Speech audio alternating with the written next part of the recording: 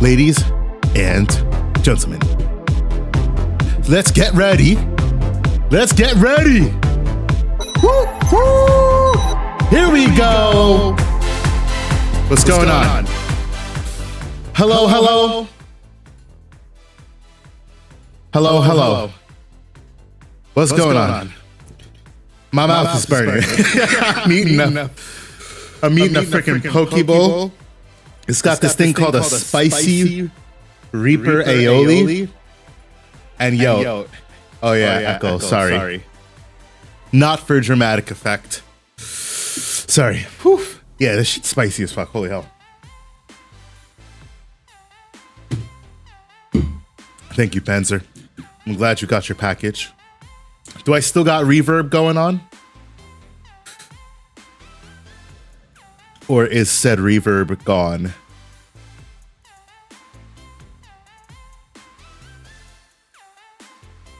All right, bet. Holy hell. Will it arrive after the post office closes? They're taunting me. Oh, that's what you mean. I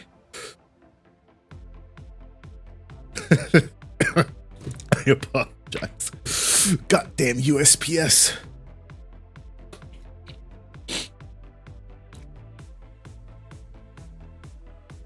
Spicy Reaper aioli is just as hot as it fucking sounds, okay?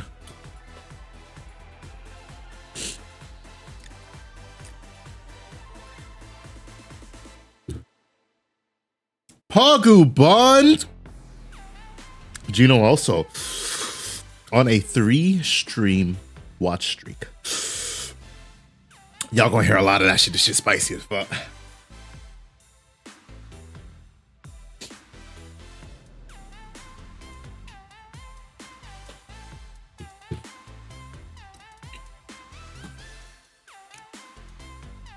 Is it snack time? It is most definitely smacking and snacking time. What kind of music we feeling? Let's see here.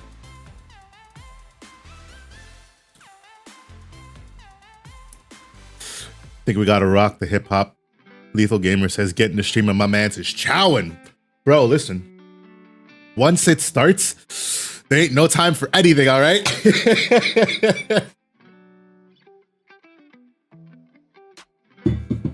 Oh man, and this shit's hot as hell. Let me tell you, hot as hell.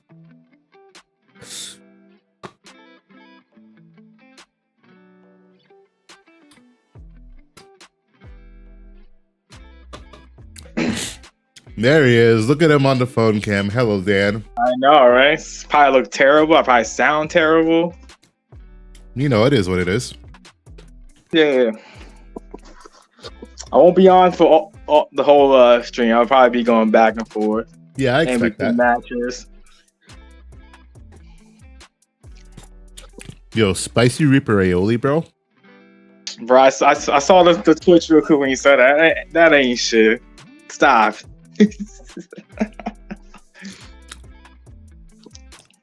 You try this and then you come talk to me.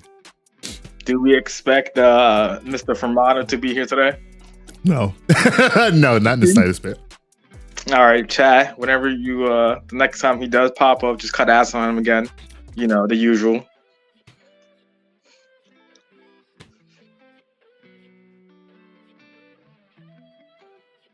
All right, here we go.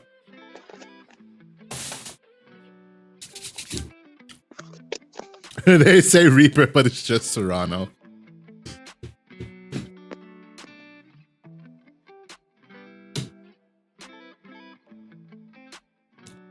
Oh man, I need some fucking milk.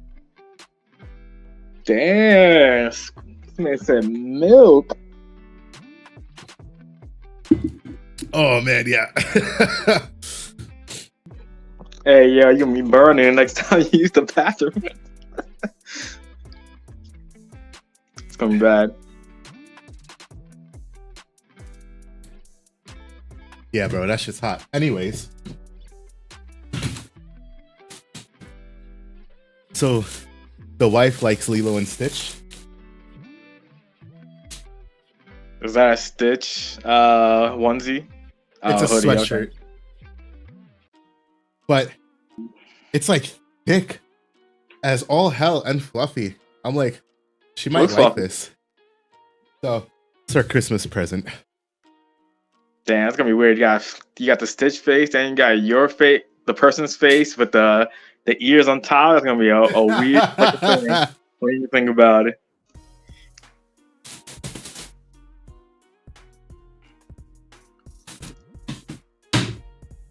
Holy fuck. Had a thought today. How does Luga and D-Police enter a gatekeeper?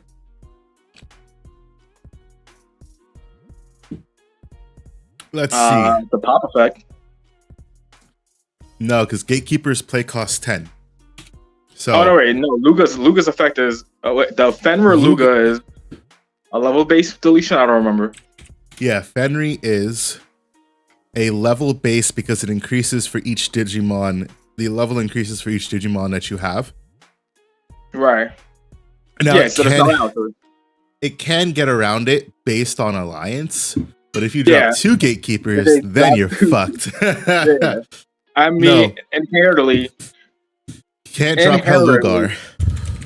yeah, because that's also level based too. Deletion. Yeah, it's level based because it increases for each card you trash. Yeah, so I mean, inherently, purple always loses to Reaper. Right. And I don't think any Omnimon that digivolves in purple can delete. Oh, Zwart can delete Gatekeeper, but you have to swing. And it also has to be unsuspended. So you also have to hope to die. So Zwart ain't the answer.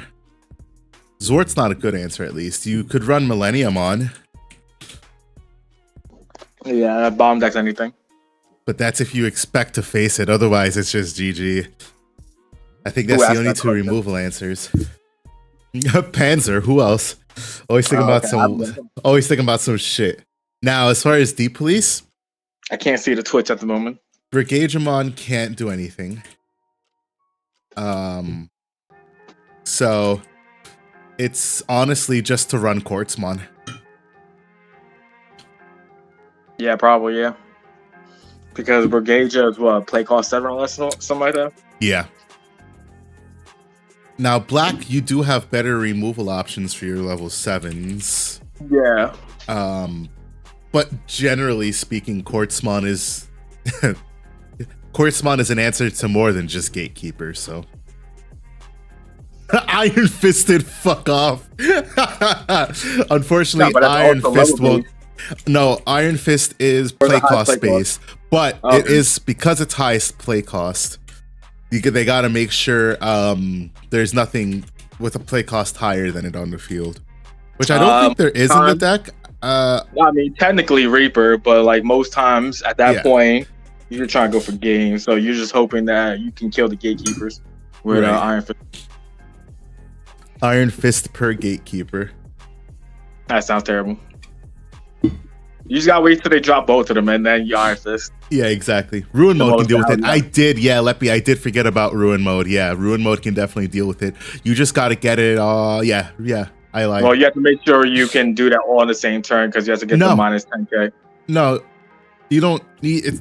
It's not the minus 10k. I mean, that does matter. It's really more about his on delete. His end of attack is what procs his delete one of your opponent's Digimon. Yeah, that's what I'm saying. So you have to make sure you turn with the Ruin mode. I mean, you could do it like the next turn, obviously, but you might be too late. Get what I'm saying? Yeah.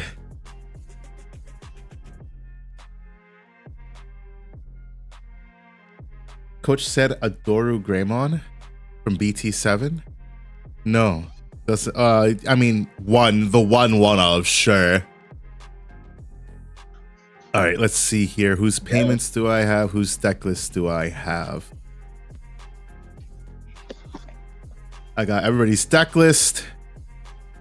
And I believe I have, this is a payment. All right, cool.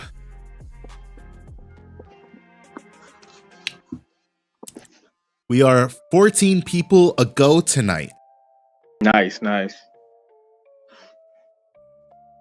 We've got some season 1 Infamous in here. What the hell is? Oh, I'm in the wrong server.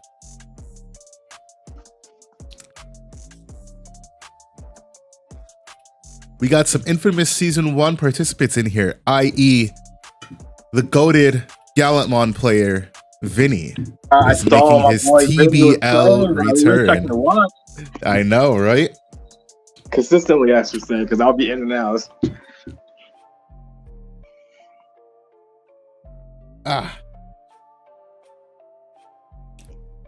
The one time I want to do the half screen on my phone, it's not working. Of course. All right, let me close. Double things, I can't pull it up if it won't let me. Because of course, why would it when I want to? Never. All right, so all that's closed off. We got registrations, and we are almost good to go. We've got 2 minutes till start time. Everybody in chat, get hype. We've got payments on time. We've got deck list on time. It is time for week 3 of the Tamers Battle League. Someone get this man an iPad stat, right? Yeah, right. All right, hold on. Let me put on my epic voice.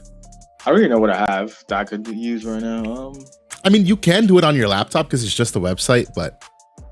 Yeah, but last time I tried to do something with my laptop, I mean, I could try again, right? But last time I tried something, I think they updated like the Chrome shit, so like it like blocked the website. It was like of course something basic too, so I don't know. I'll try it like in a bit.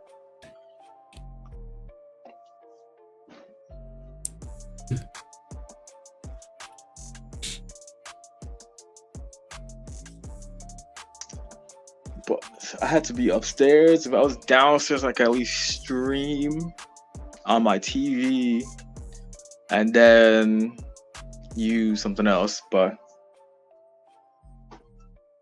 hey, chat, is anybody having issues with Discord before we start this? Yeah, I was. I don't know if anybody else was. I was having like it show like 26 servers not working, something like that. Outages. Is Chrome in chat right now? Chrome is not in chat, but Chrome's also not participating.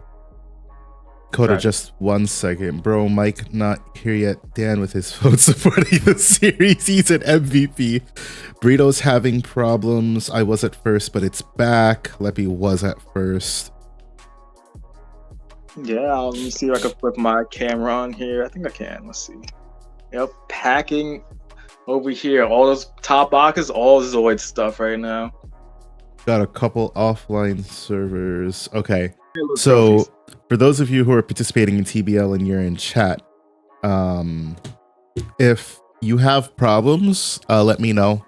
We'll flex time a little bit. Because I was also having problems earlier. I had chats that weren't sending. Yeah, I haven't went into any other Discord, so I don't know if anybody else is down, but I know some people are having. Yeah, like I said, I had it was telling me like 26 servers are down before. Mine says 10 are down, but they're slowly loading right now. Okay. Yeah, same. Yeah. Similar ones are down, but not this one. All right, so yeah, if you have problems, let me know either in chat or well, obviously, let me know in chat. Somehow. Let me also ping everybody. Just somehow. Yeah, let me know somehow.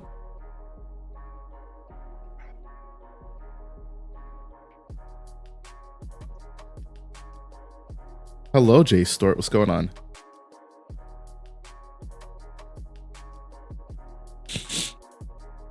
Yeah, so if you have problems, just let me know. We're gonna get tournament started.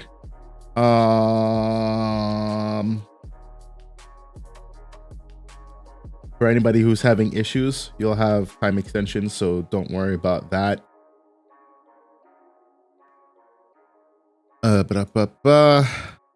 Let me give my thematic entrance. Hold on 1 second. Ladies and gentlemen, welcome to week 3 of the Tamers Battle League, presented by yours truly, DigiGuard United. I'm your boy Varney. I got my co-host Dan, and unfortunately, no Mike today. But who? Who? You got the boys. We are your host, and we hope you guys have a good night tonight. A reminder that if you need a judge, please tag the Judge Roll or the Judge Dramon account, and we will be with you as soon as possible. Outside of that, let's have a fun night. 14 people, LFG, let's fucking go. The tournament is started. Your round 1 pairings are up.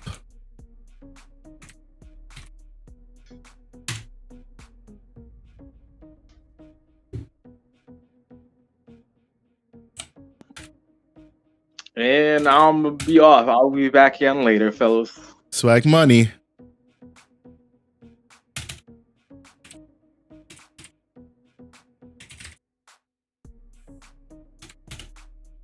All right, let's roll the die.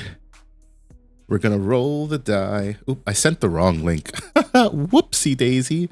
Pairings is this link. There we go. All right, we got 7 tables. Let me grab a dice.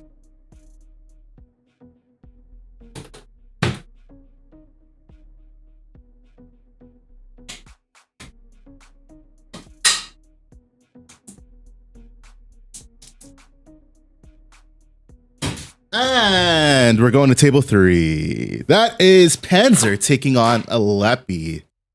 Let's get her done.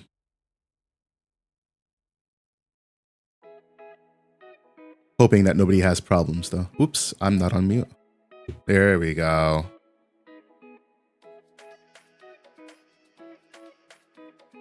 Yo, E-Hero, what's going on?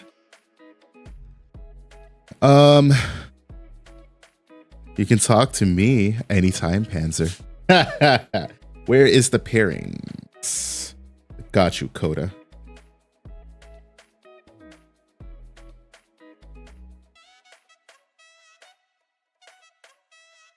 Yep, okay, that's the right link now. I still got time. I just started tournament, Adachi, rip. I just started the tournament. Sadness.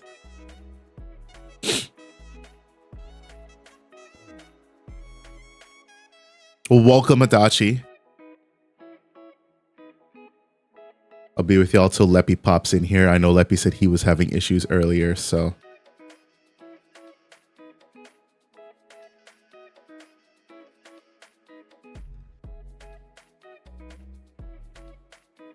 How is y'all's Friday night going?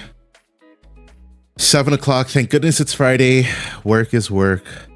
I just have 4 days next week, then I'm on vacation. Praise the Lord Jesus Christ, because I'm so tired of working. And I got so much shit I need to catch up on. I also am on my quest to find the One Piece. So, yeah. We are most definitely going to find the One Piece at some point. My deck is... It's not even halfway done. I don't even know who I'm kidding. Although, speaking of, I did get paid for my All Force deck, so I have to go pick up the cards for said One Piece deck. All right, Leppy's in here. Let's get her done.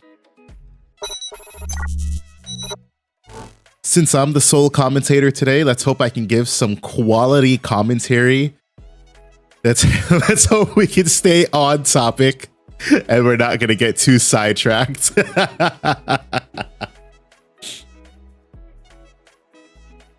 Also, Brito, I don't know like why I didn't respond before, but like, hello, what's going on? I totally like saw your message, and for some reason I was like, all right, hey Brito, but I never actually said anything out loud. We got Panzer rockin' the Tamers Battle League Series 1 mats, which are still available on the website if you guys are wanting a Series 1 mat. Of course, they are still available for prizing, but for this season of prizing, we do have Series 2 playmats available soon. Playmats still being designed along with sleeves. That's one thing I'm hoping to key in on over the Christmas break so that I can finally get those finished, to get them sent off to be printed and have them in time for the new, well, not necessarily the new year, but sometime in January. That's the goal, at least. If you need Would like a second on comms. I am free. E-Hero, I got you. Let's see how Varney does in the solo commentary game. I'm trying to see if I can stand up to the Eggman levels of commentary. I'm gonna give you all the play-by-play. I don't have Dan here to distract me. That's right, Dan, you're a distraction. No, I'm kidding. All right, so you see Panzer hatches the Bukamon. So the question is, what blue deck are we playing here today? Are we playing All Force? Are we playing Blue Hybrid? Are we playing Vmon Armor Rush? Yeah, so this is looking like Panzer shenanigans. Vmon Armor, oop. Oh, and there it goes, Discord. Yeah. There goes Discord.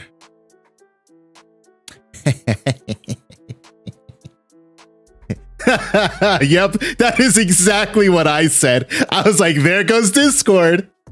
How fantastic. Yep, server is currently dead.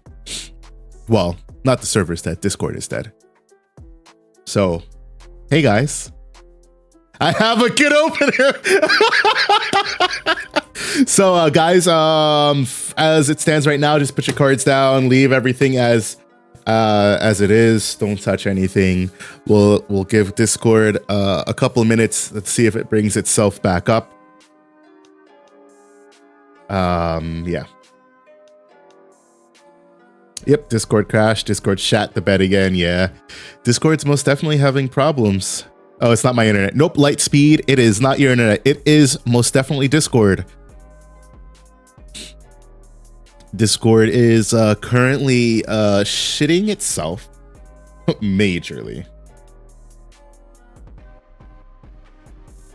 Although I can still access the server on my phone, but it kicked you all out of the tables.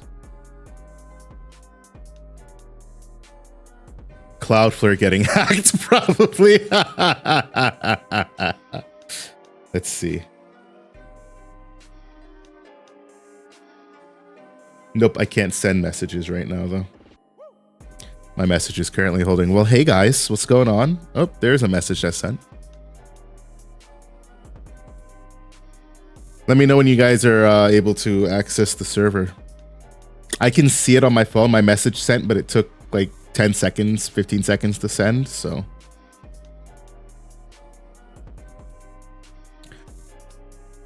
In the meantime, let's talk about, I don't know.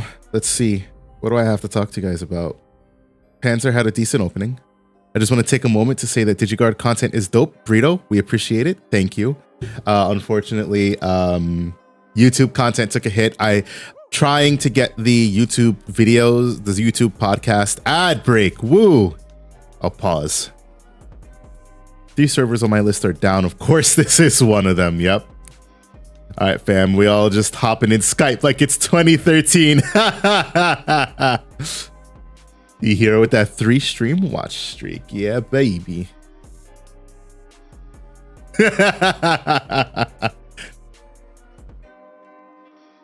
Yeah, I'll wait till y'all come back from ad break. Yeah, big sad, of course. Or, of course, this would be a night where everybody has Discord problems. Let me open my Google Meet. Back in my day, we played Yu-Gi-Oh! Over Yahoo Messenger via typing? Bro. Y'all on a different level for that one. That one's kind of wild.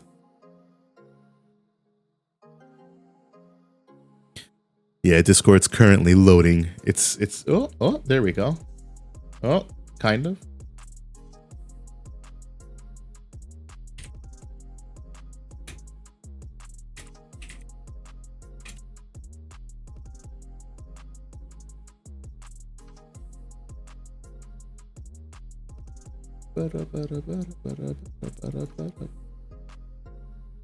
Damn, bro.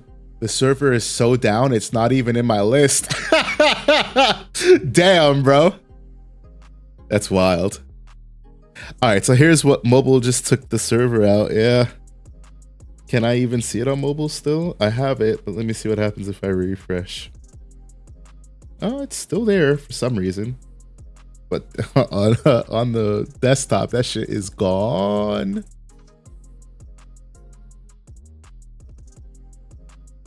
Let's see, what did Discord say about this? Or are they not actually saying anything right now?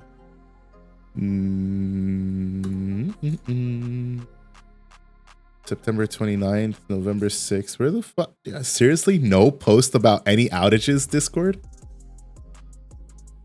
What's in the Thanos snap with Discord is going on? All of my non-Nitro servers are working. Ha! Ha! Ha! That's funny as shit. Varney forgot to pay the bill, right? Imagine that. All the non-Nitro Discord servers are working. What if I start a call? I mean, as long as, you know, Discord might still shit itself.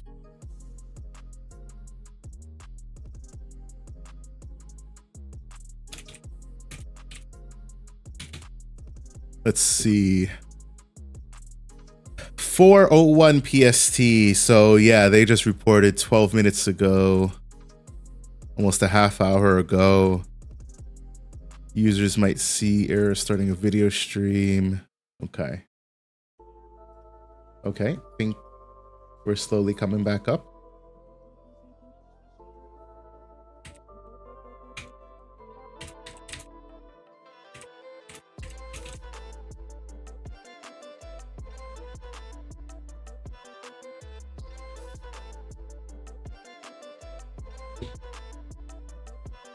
Well, time to go get food at least. Looks like they're all coming back up now, at least for the time being.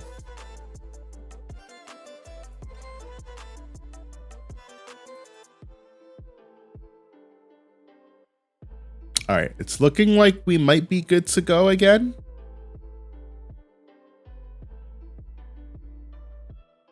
Possibly. All right. Let's hope it doesn't crash on us again. How the fuck does a judge handle this shit? Do they just do they just have everybody pause, or do they reshuffle state, or what do they do? I guess I would just tell everybody to resume their games and hope that everybody has the goodwill of not having touched their cards. I guess in a major tournament it's different than our little small time TBL, but we are kindly waiting for you. Don't want anyone to miss the show. Yeah, I'm watching all the tables as well. I see, yep, Nam just popped back into his table, and Brady is waiting on Kid Cat. Let me ping him real quick.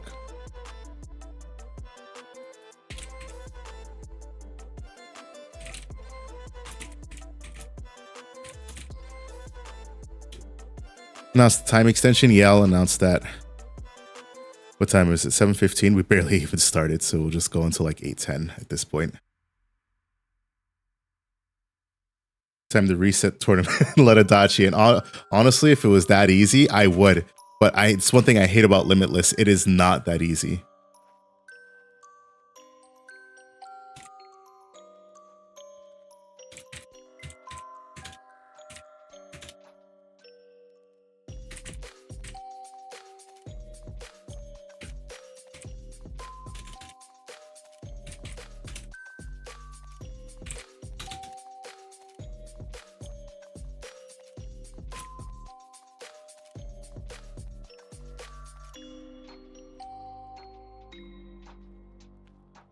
$807.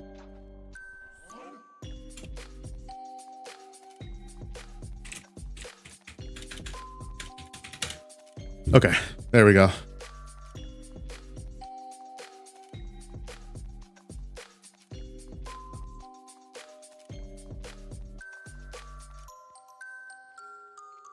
Too bad I couldn't join no work, but it's because I have an appointment in a half hour. Are you on Pacific Coast time, Grey Knight? Also, let's pop back over now that we seem to not be having issues.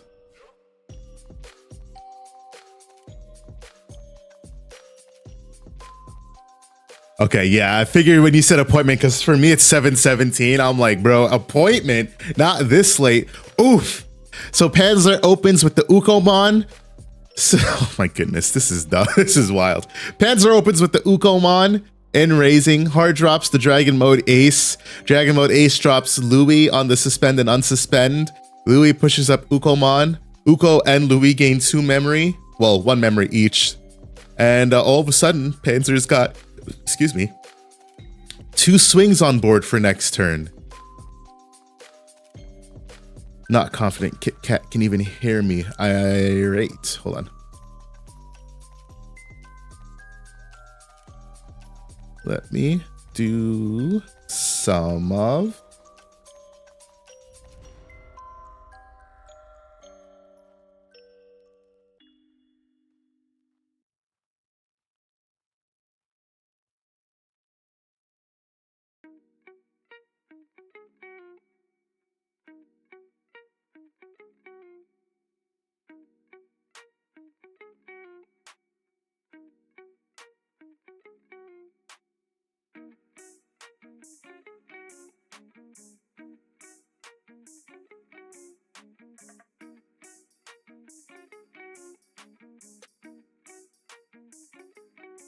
All right, I am back.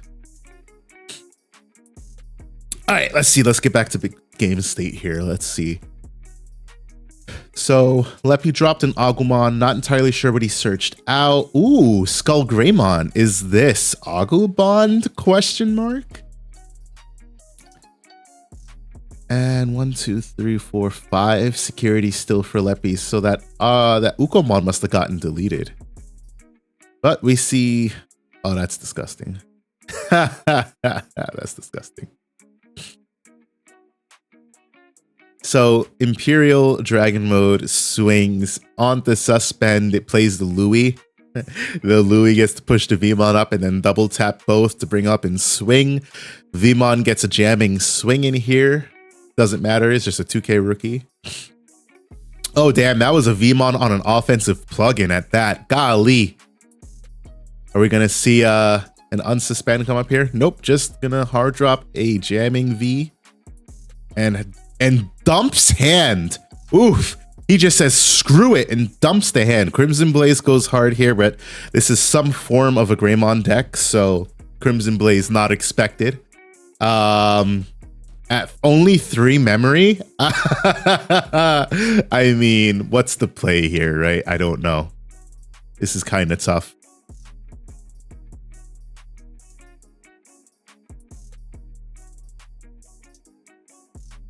Too bad Metal Gray Ace just isn't that good to play, because in a situation like this, like, yeah, you'd love to have it because you could Digivolve into a level 4, take a swing, you get rid of one, and then you can blast and delete the other, but it's just, it doesn't warrant a space in the deck. So Leppy opts to play Tie. Tie's on play, gives 1k and, ooh! Gives 1k and it gives blocker, but then gets to warp into the BT14 War Greymon, which has a slew of keywords, mind you. So the secret War Grey, it warps when your opponent has a level or a 10k DP or higher. It gains raid for the turn, so it can go into the Imperial. Well, it can't raid into the Imperial, but you definitely want to swing over that because you get the overflow, which is super important. And then it also gets Sec +1 and piercing. The only problem is that it doesn't get reboot, which is the only unfortunate thing. Oof, offensive plugin. So gets to search top 3 for a Tamer and then adds the plugin to hand. So whiffs, but does have a plugin. So definitely don't want to see him at more than 1 memory, if at all possible. Ooh, what's coming down here? What's coming down here? Is this, Woo! Woo! Woo! Golly! That's it! What a play! Goes straight into the Omni X from BT10. And sorry, is this Omni X from BT10? Yes, this is. This Omni X says, on Digivolve, bot deck all of your opponent's highest level Digimon in any order. Golly. Well, that is most certainly an answer to that wide board state that Panzer put down on board. So, I mean, we we know that Panzer hand dumped there, and it seems like Panzer just said, screw it. I only have an offensive plugin and whatever bullshit card I just drew, and passes turn. So, Leppy takes this swing, bottom decks the War Gray, gets to look at security and trash a card from security. So you can think of this as sec +1. So let's see what it is. Yeah, so that, I mean, that might as well be, it's look at security, trash one, and then do the check. But for all intents and purposes, this game is over. Panzer hand dumped on the earlier Vmon, and yep, and says, fuck it, we scoop it up. On to game 2. Yeah, that was quite the power play from Leppy. Honestly, I did not know how he was going to make it out of that one. That was wild. That really was when Panzer hand dumped. I swore that was game. I was like, golly, how the hell are you dealing with an Imperial Ace and 3 rookies without a Crimson Blaze? But Leppy definitely had the answer. So hard playing that, I mean, it doesn't, the Agumon hard play doesn't matter because you could have just raised next turn, but having the secret War Gray has proven to be clutch, and being able to get into a mega for a cost of 3 with that BT 12 tie. So definitely very clutch, very essential. I personally think that, like, in a War Gray deck, I think that secret War Gray is worth running at 2. Like, Raid War Gray is nice, but this secret War Gray for the warp, and then its slew of keywords with Raid, Suedo, Blitz, Sec +1, Piercing. This is the comeback potential. I mean, Greymon didn't necessarily need the comeback potential, but it's appreciated, it's welcome. The next set, BT15, we get the same sort of card in the BT15 Metal Garurumon, which also warps from a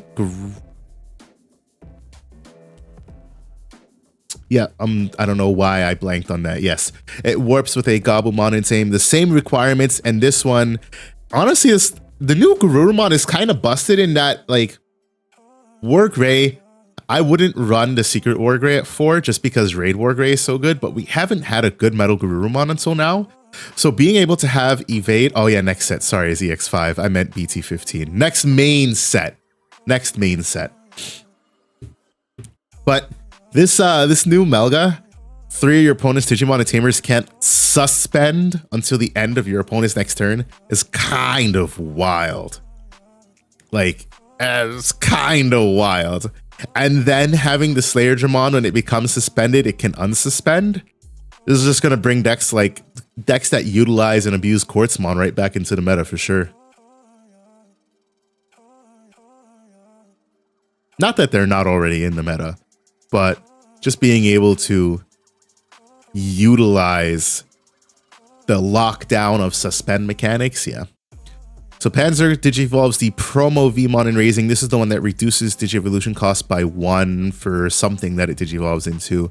And then hard drops the Jamming V, so we know for sure 2 swings next turn, both with jamming because of the Bukamon.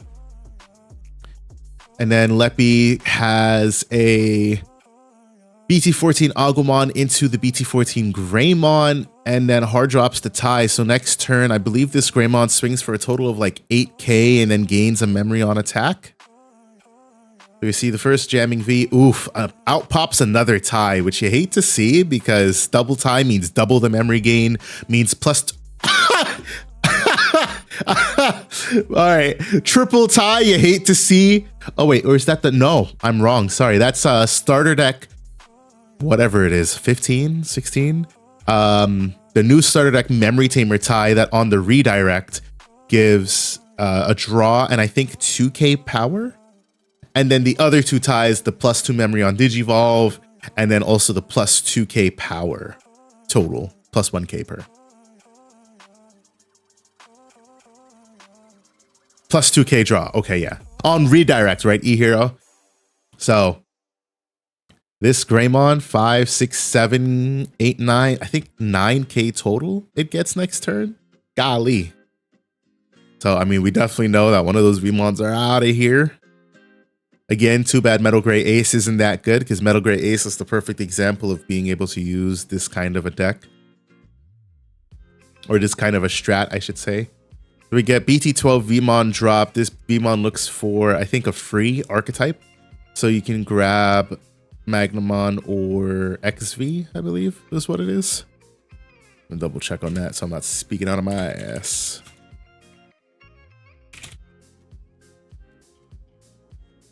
So reveal top 3, take a free trait, Davis. Yeah, the Magnamon comes, gets the unsuspend. That's just a 7k blocker there. So comes up, attaches the X antibody. So Leppy is about to utilize the power of X. If an attack is redirected, suspend plus 2k plus draw till the end of turn. Okay, yeah, nice. Yeah, this is definitely swinging over Magnamon. If Magnamon blocks, I mean, it's swinging over it regardless, but gets the memory gain. Gets to take the swing, uses the X antibody, goes straight into Metal X. So what are we at? 8, 11, 12, 13, 14, 15. 15k on 2 checks here.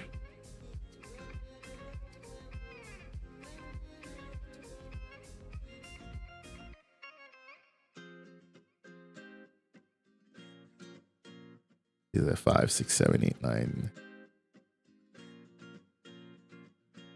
11, 12, 13, 14. Yeah, 14k. There we go. 14k on 2 checks. So measly checks nonetheless. And then what's the move here?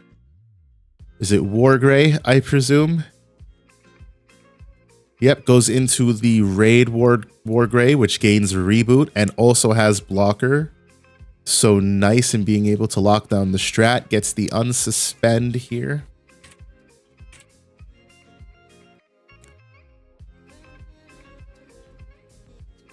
And this boy is big. He is what, 11, 14, 17, 19k. So nothing's getting past this boy.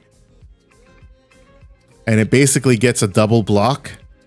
Because when an attack target is switched, you unsuspend it. So it gets a double block. So there's the block. Unsuspends, gets a plus 2k and the draw, because that's all turns, man. That black tie, this Raid Wargray are just super nice combos for this deck. So Armor Purge on the Magnamon.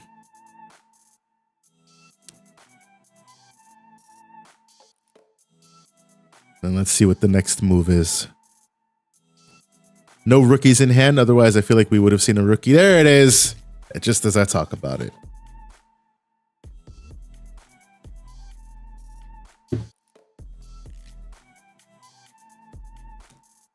So here we see one singular stack oppressing the board, because we get another block here, which you definitely block. You get rid of that jamming boy for sure. Hands are at 1 memory, not able to do much. Wait a second, did he let him check security off that? I don't believe so. But I could be wrong, because I may not entirely have been paying attention. So Digivolves into jamming XV, and I assume XV is going to take a swing at security here. Yep.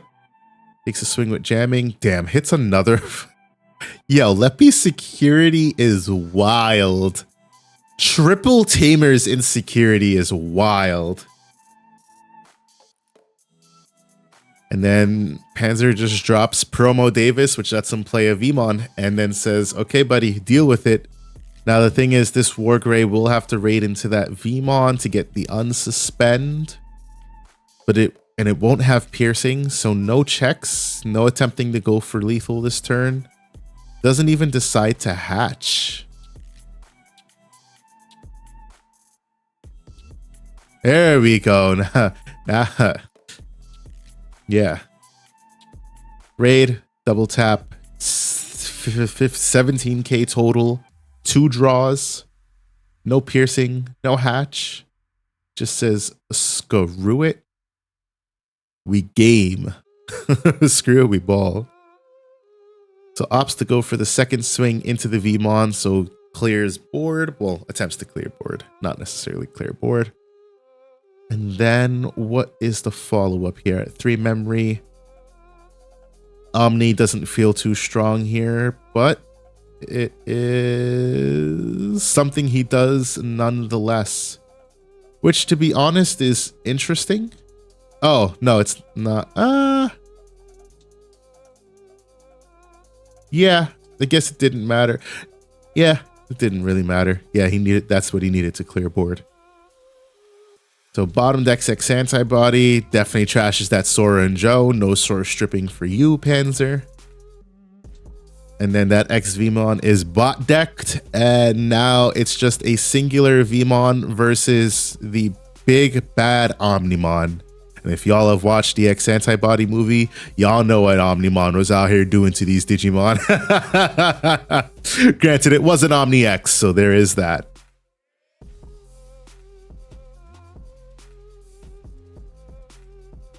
So Panzer takes the draw and promotes, gains a memory from the Davis, and I assume is going to take a swing. I mean, maybe not yet, because he doesn't have jamming. Oh, says screw it. Yep, takes the swing. Dies on the first check. It was a gamble, it was a risk, and it did not pay off, unfortunately. And Panzer says, all right, that's it, GG. Scoops it up.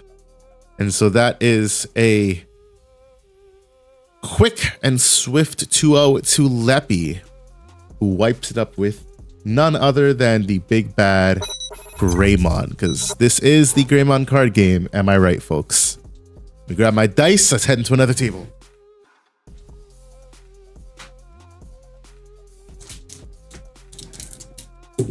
We got a 6. We're heading over to watch Coda versus Tessero.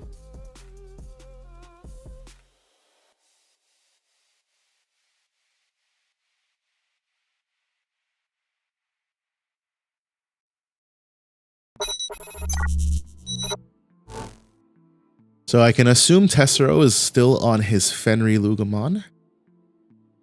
The question is, what is Coda playing? Coda has that very nice, what is that? I forget what the movie is called. Oh man, it's the Diaboromon movie. I can't even remember what it's called. E-Hero says, nope, Tessero is not on Fenry. Okay. So let's see what Tessero decided to bring today and against Coda. Let's see what Coda decided to bring with the deck on the playmat that I can't remember what the name of it is. Ooh, spicy deck versus spicy deck. Okay. It's ready. I just checked out the deck list. Spicy deck versus spicy deck. Tessero said, I am choosing to shirk my purple title, and I'm going all red today, baby. I'm going all, well, red with a little bit of spice. That's what I'll say.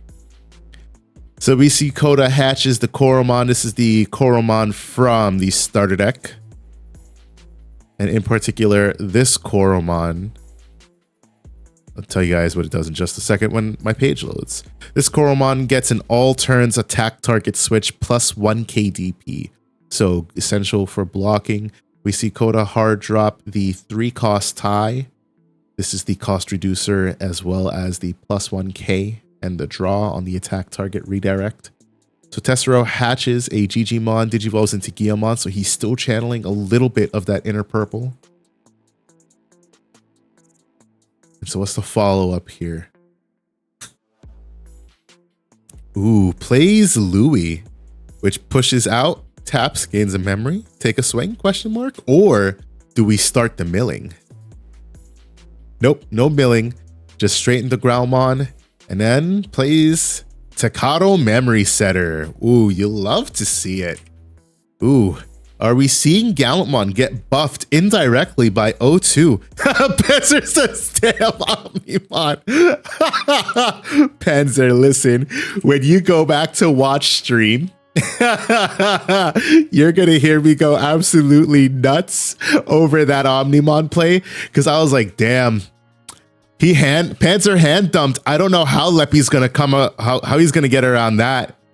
And then that Omnimon came down, and I was like, there's no fucking way. There's no fucking way. Oh man. Omnimon out here doing what Omnimon does best, slaughtering the little Digimon. All right, so Coda gets the Digivolve into the Greymon, which already has a time place, so no tie. Can't catch a break. First DG dimension now, Omnimons. Oof, so this one kind of hurts. Yeah, so this one kind of hurts. Not like a big hurt, but this is why I'm curious to see what the deck list is here. Let's see. 2 and 3. So yeah, that's exactly what I run. But this is why, like, I'm nothing against Coda. I love the way he built the deck, and that's because this is exactly how I'd build it. But this is like this exact situation is why I love BT8 Metal Gray, because being able to get the delete or the Digivolve on the Groundmon, then pop the Guillemon, knowing that that's a level 4 that's just chilling on board, it's definitely why I would want to run that BT8 Metal Gray, and instead we get the War Growl Digivolve. Both players mill 3. Unfortunately, War Growl only looks at if a player has 5 or more in trash and not the cumulative amount, which is total ass to me, to tell you the truth. I hate that, but it is what it is. Omnimon really said fuck Vmon. Bro, Omnimon wasn't having none of it, bro. Yo, when you did the warp, I was like, okay, cool, you get rid of the Dragon Mode Ace. How the fuck does he deal with 3 rookies? There ain't no Crimson Blaze in that deck. Then you dropped the Omni X. I was like, yeah, that is most certainly a play. So Tessero now debating. Bro, he didn't even see my other spice choices. You didn't let him get that far. Also, Leppy, glad to see you were able to skirt your work appointment. I never drew them. Oh no.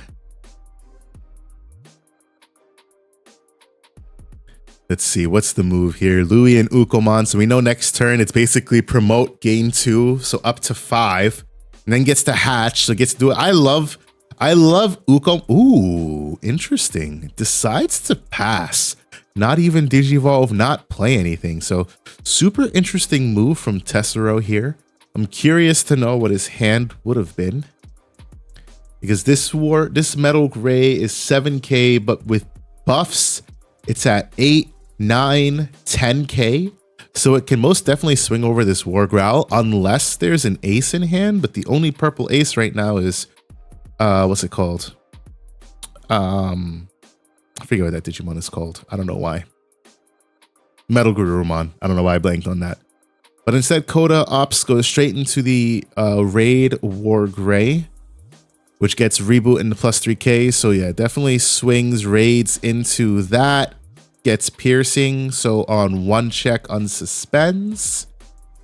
Hits into an offensive training. This man better be giving Omnimon the sloppy. He saved him from certain death. Hey yo. Oh man. So at 1 memory, what's the move here from Coda? Interesting. Plays a defense training, so search top 2, take 1. So I assume take the BT8. All those cards in hand and no rookie feels bad. Definitely is a War Gray. Definitely is a Greymon deck if I've ever seen one. Listen, War Gray is my first Digimon deck. Man, never leaving my side. You say that, Leppy, but I told you that I sold Ulforce and Ulforce helped me finish some of my Greymon collection. You were like, oh, it's lame Greymon. All right, so Ukomon Raise gains 2 memory, hatches a new Digi-Egg, so we get to build up a new stack. So it gets another Guillemon in Raising. Nah, Black War Gray is not War Greymon. For what it's worth, I have them both. I bought all 4 of my regional participant stamps for War Gray because I find that the participant stamps are so much more badass than the, what's it called? I find the regional arts are so much more badass than the actual alternate art personally. So I picked those up. And I also picked up one of the alternate arts from BT14. So I just got one more to pick up. And then, well, I technically have 3 more to pick up for my play set. And then, yeah, that's... Oh, I got Wargrey X's to pick up, but I'm not focusing on that just yet. Focusing on Black Wargrey. This is more my style. Although these Wargrey X ults are pretty badass. Honestly, I just feel like the main reason I'm picking stuff up is because BT9 is, what? 10, 11, 12, 13, 14. That's 5. It's like 7, almost 8 sets old. So I think alts are just like BT9 is already in poor circulation as it stands. So I think just all of the arts from BT9 are just going to become more of a pain in the ass to get over time. So I'm trying to pick up everything now while they're still decent before things get out of fucking hand. If it's Wargrey as support, not Black Wargrey. Dan, actually, I wonder which one Dan likes more. I'd probably guess he likes Wargrey more than he likes Black Wargrey.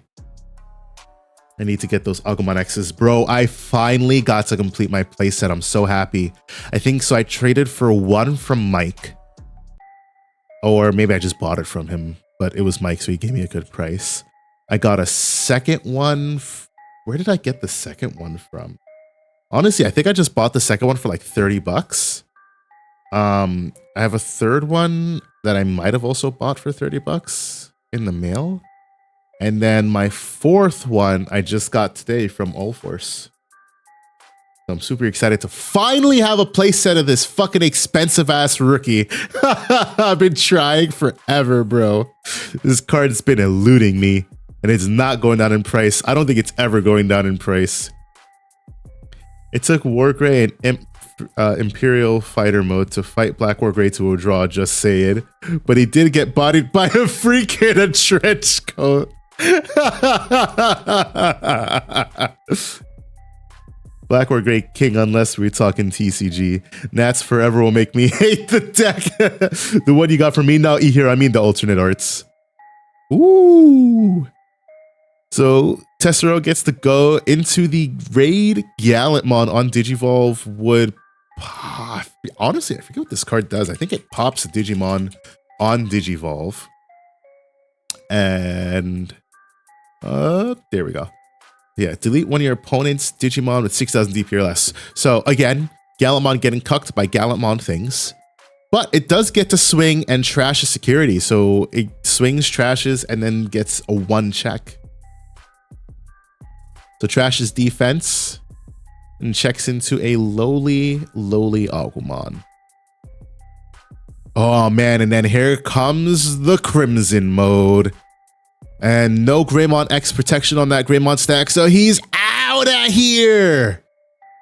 So unless there's a deletion to come for Coda, this is game next turn. Because on swing, trash 1, then trash 1 additional for every 10 cards in your opponent's trash, which there is most definitely 2. And I believe there's 2 security left. Sorry, there's definitely 10 cards in trash, and there's 2 security left. So both cards getting trashed and then swinging for game.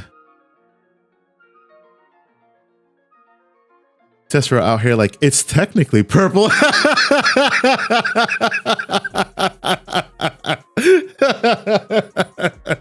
That's straight facts, Brady. That is straight facts. All right, so we see the defense training pop. So Digivolves for a reduced cost of 2 into the Metal Greymon, which gets to de-Digivolve this, which is good. That means that there is no possibility of swinging for game this turn.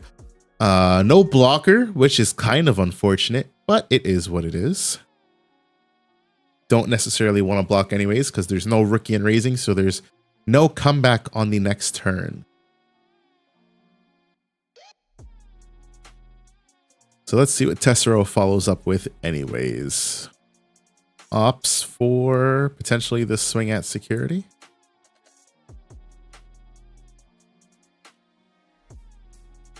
Yep. Definitely debating it. Yeah, opts for the swing at security. War Growl is going to give him 2 memory back at the end of the attack. It's a shame that War Growl doesn't have like a fantastic art because the Ultimate Cup art is mid.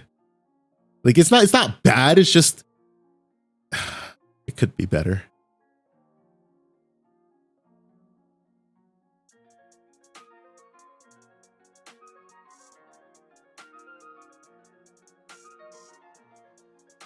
Huh, what interaction just happened there? Oh, right, using Raid. I completely forgot this. Gallimon has Raid. So swings into the Metal Gray and then trashes the security.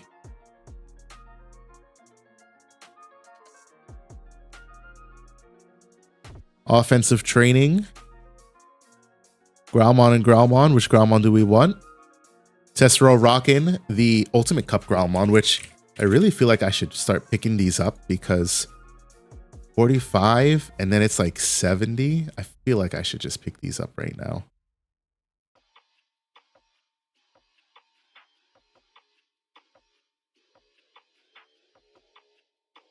All right, so back across to Coda, who finally gets the rookie and raising, but maybe too little too late as there might be no follow-up.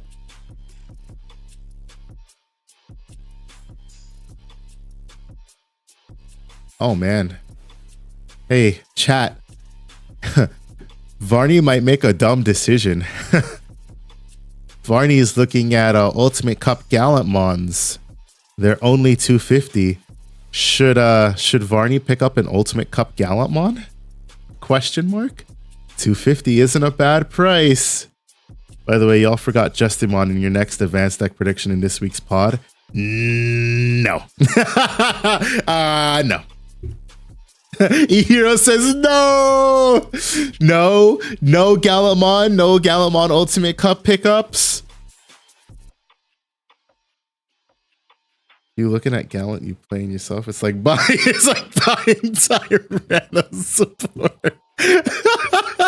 Listen, don't get me started. I know. I know.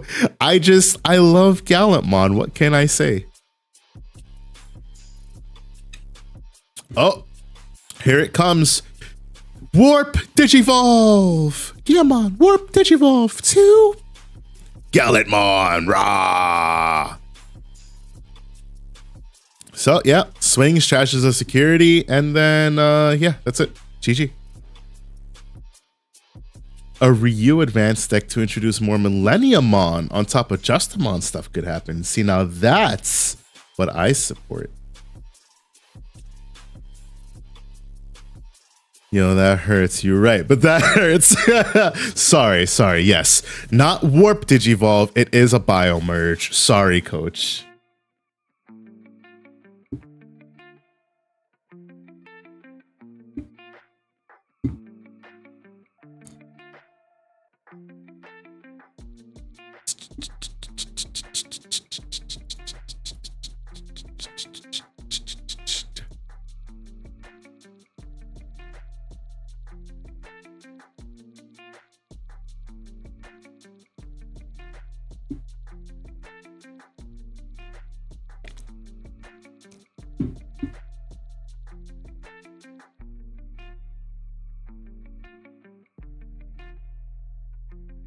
All right, but real talk. This Gallantmon looking kind of spicy to me at 250 right now. Although, I'll be honest, as much as I do like the Ultimate Cup stamp, I'm not that much of a max rarity whore that like I would play this over what I consider to be a really fucking hot ass art in just the regional participant one. Like, it's kind of badass. I think it's definitely kind of badass. The regional one is also kind of badass. You want to throw away 250 that bad? I need ruin modes. Hey, Panzer, are you looking for alt art ruin modes? I may or may not have alt art ruin modes. Just buy me my D-Boys alts instead. Better investment. Damn. Y'all out here shitting on Gallantmon. You know what? That's it. Instead of that, I'm just going to go buy my Katakuri alts. I'm just going to go buy One Piece alts. That's it. That's what I should have done from the door. All right, so Tessero on the play here. Guillemon, and then offensive training into, ooh, Takato most likely, right? Yep, definitely takes the Takato. That's why I absolutely love the training cards. No, burn the money instead. Oh man, y'all are funny.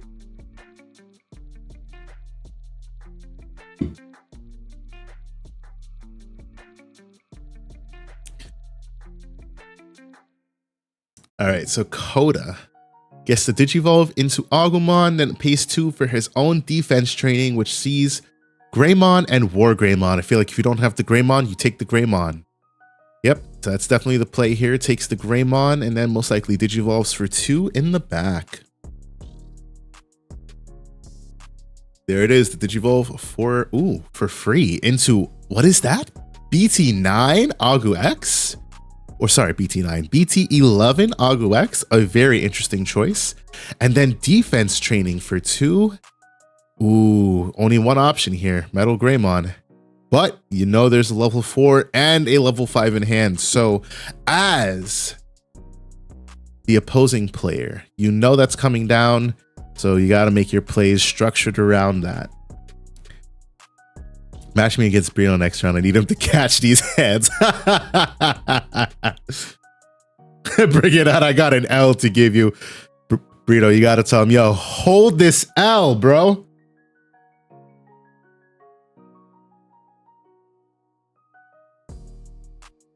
So opts to use the offensive training Digivolves into Growlmon, which we know plays down a Takato.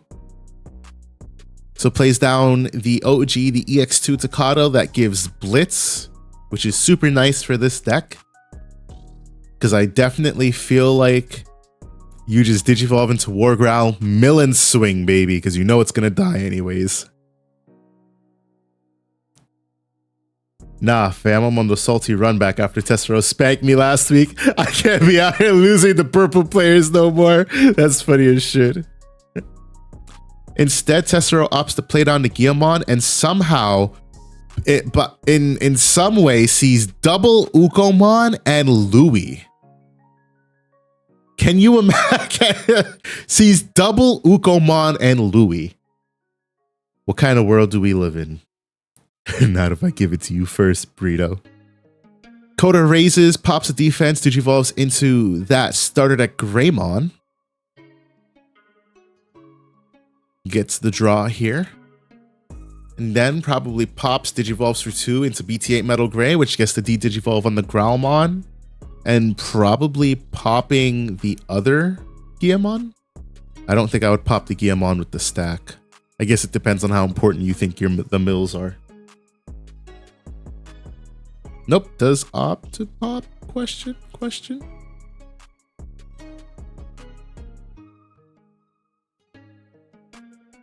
Yeah, I mean, I'd probably pop the other one just because I don't care about. I would just rather not getting. At this point, while I'm trying to set up, I don't want to get milled. After I get set up, that's a topic for a different day. Can we just take the time to notice how Tessero is playing with his DigiX still in the packages? I mean, they're sleeves, right? So gets the Digivolve on the Ukomon. And then, yeah, screw it, swing. So Guillemon swing at security. Ooh, hits blocker, or yeah, I mean, I guess I can call it blocker tie. Oh my gosh, that's amazing. Bro is keeping the value. Wow, I guess those are sleeves. They're just non-opaque sleeves. They are transparent sleeves. Is legal if they all have the package. I don't know, I just noticed why people ain't valuing that package much more.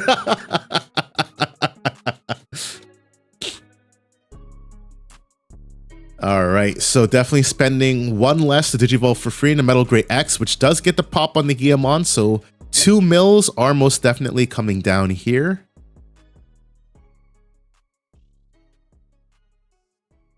All right, not too bad for Coda. my dude rocking the inferior egg just to flex.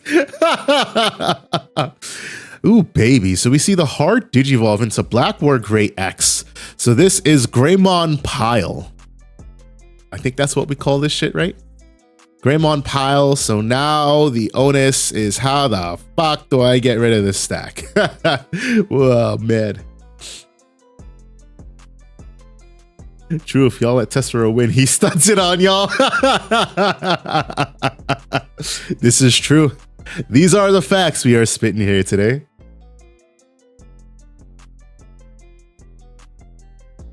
So Ukamon raised, gained the memory, got to hatch and digivolve into the Guillemon.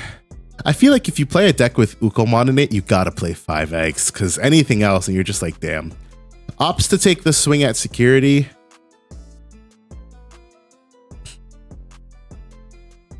I don't know where I went wrong, but I deserved it. If I get paired against Tessero and he wins, I deserve it.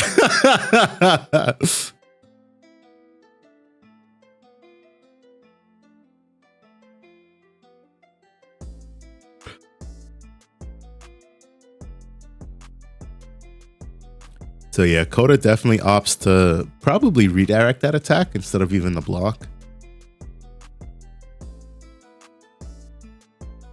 Ooh. Ooh. So I'm not sure how many cards, but it looks like it comes down for a cost of 9. Yeah, 10 cards total. Yeah, so 10 cards comes down for a cost of 9. Attempts to pop the Black War Gray X, but of course the Ago X is in source. So I believe it bottom decks, yeah. Ago X bottom decks the X antibody to prevent the deletion, and Black War Gray lives to see another day. That being said, definitely got to take a swing, but the problem is, if I'm remembering my cards correctly, this Black War Gray X will only pop something if it has Black War Gray in its source. Let's see. When opponent's Digimon, yeah, so no Black War Gray and no X antibody, no pop.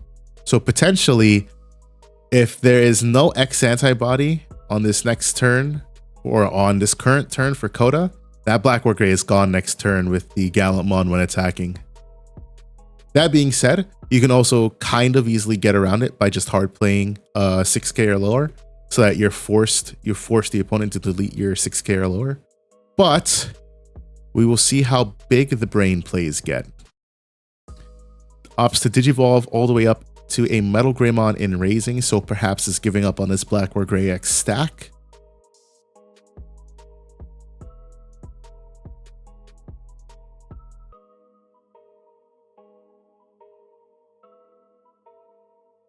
Let's see what the move is.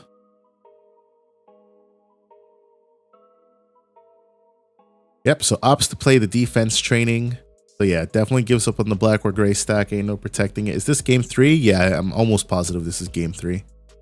Hades Force is pretty strong here. Yep, I would definitely take the Hades Force. You know that's there. So Tessero, it's like, you know, you know some shit's getting deleted next turn. So the question is, do you bring this Guillemon out of raising? Boy might want to start moving a bit faster if he doesn't want to draw. This is true. Although, to be honest, because of the issues we were having earlier, I'm probably not going to be too stringent on time here. What time did I say it ends? 8:07? We got 6 minutes. So yeah, Tessero opts to leave the Guillemon in raising, takes the swing with Gallantmon, and Gallantmon will pop the Black War Gray. And that boy is out of here. And then double tap on the Takados to gain. I almost called it I don't remember what I was about to call it. But double tap gains 2 memory and connects on 1 check. 1k. And then hard drops Memory Tamer Takado and says, deal with it. Yep, that's definitely the way I would do it. At 7 play cost, you know, a Hades Force is only going to delete 2 things. You can't get rid of that Gallantmon. 2 Tamers, I mean. Can't get rid of the Gallantmon. So as a defense training, you can digivolve for 1 into the War Gray, which will get you up to what, 7, 8, 9, 10, 11, at least 11K.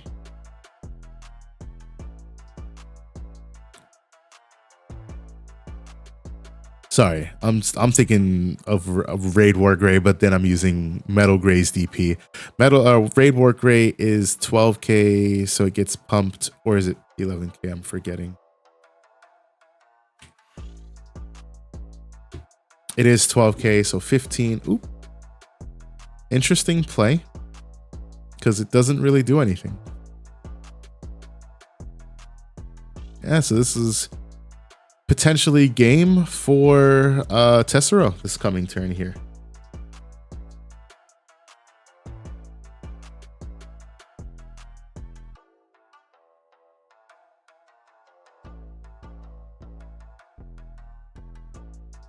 So I can't tell if that's 1 or 2 cards in security. I feel like it's 2. All it takes is a Crimson mode, but I guess that's the biggest thing, getting into the Crimson mode. But at a whole whopping 7 memory, I mean, there's a lot that can happen for sure. Gallantmon swings, deletes Dexmon. So yeah, correct. There was 2 security, but at least 2. That too thick. Okay, yeah, that's what I figured. Offensive training. Takato and Wargrowl. So takes the Wargrowl, bot Dex Takato. And then just says, fuck it, we ball, and hard drops the Wargrowl. Yeah, that's most definitely a play. Yeah, that Dexmon really was a... I'm curious to know what the hand was, because that Dexmon was just a... To me, that was like, yeah, whatever. It is what it is. Play. That choke that 1 memory again with just a defense training. You do have 1 cost reduction on no tie, but if there's no level 6 in hand, what does it even matter?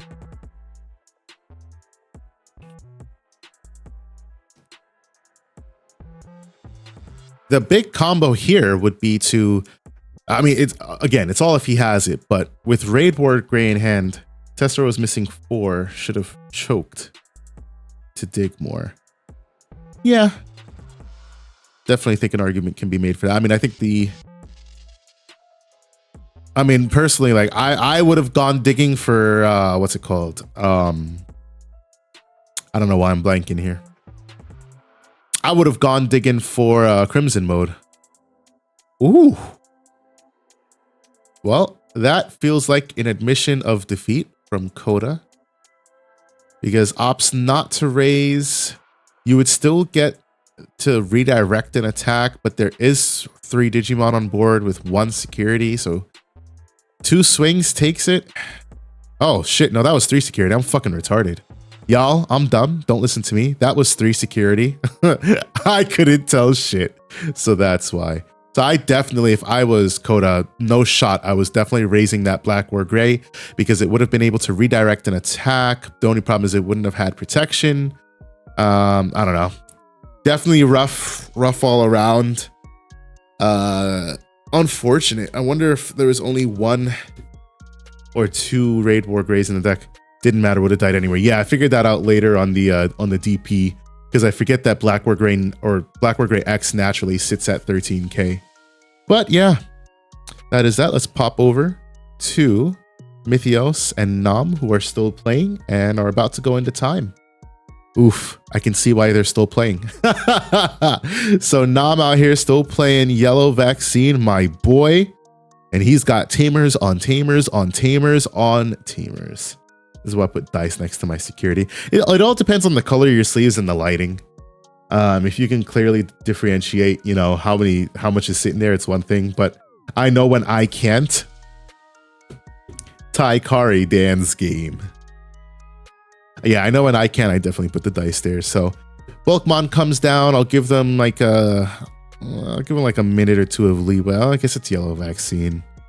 I'll give it like a minute of leeway here before I call time. Because I know Nam popped in a little late as one of the tables I was waiting on in the beginning. So yeah, I'll give them like a minute or 2 Let's see. I'll pop in and find out what round we're sitting on anyways. 1 sec, I'll be back.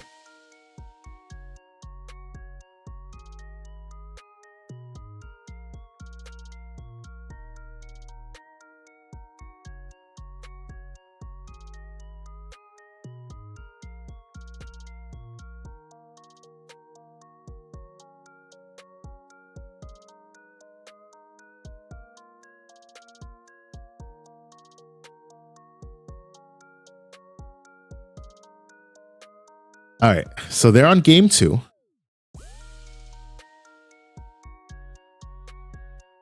So they will have until 8:09 for time, and then it'll be time at 8:09.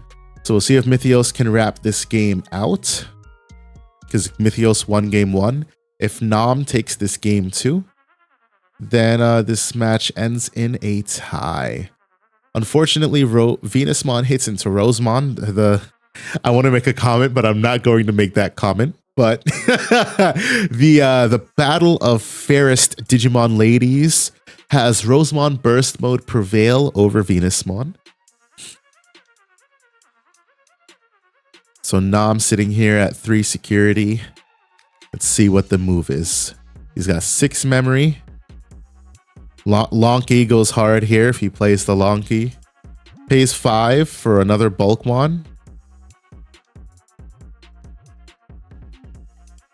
Pays 1 for the Emissary of Hope. So the question really here is, what is in security? Ooh, Magna Ace. So strong play there. Gets the Digivolve. Recover 1. Gains like 3 memory. And then it's a minus 3k? 4k? Probably inflicted on the Blossomon, depending on what he's trying to delete here.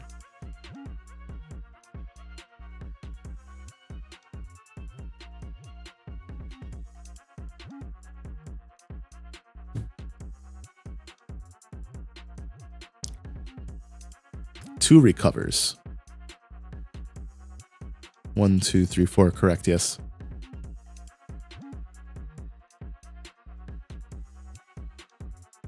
And now he opts to play the Lonky,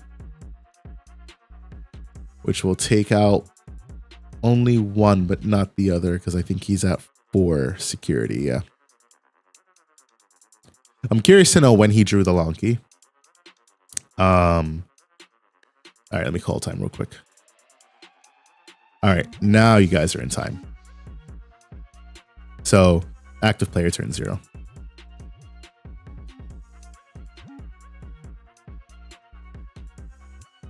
So yeah, I'm curious to know when he drew into that, because I definitely would have played that while I was at 3 security and I would have taken out both bodies.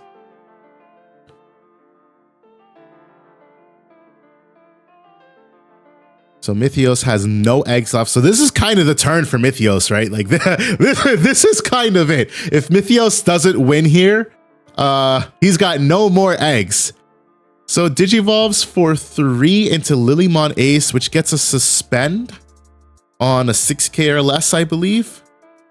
Or does it? Oh, it's able to suspend Magna. Okay.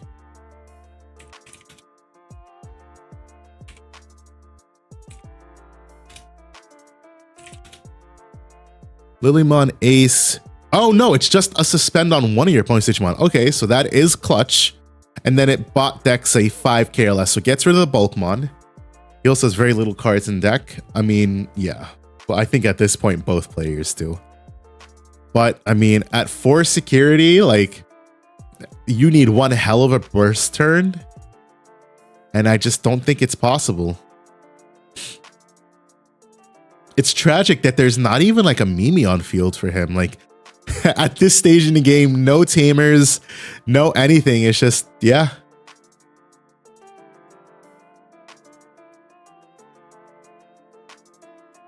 So Lily Ace swings and crashes and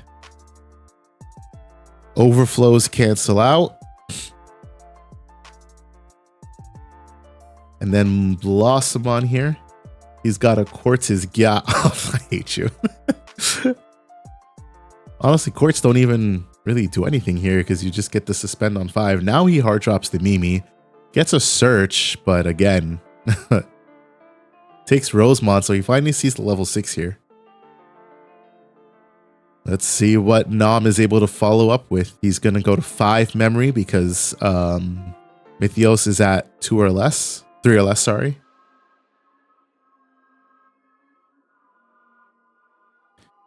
Now we also see that Nom has no eggs.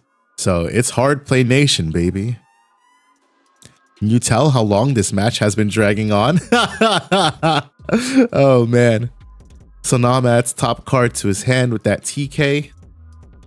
Mind you, this was turn 1, so it's going to go back to Mythios for turn 2. Slots a card underneath, which that card would have to be revealed because it does have to be a vaccine type.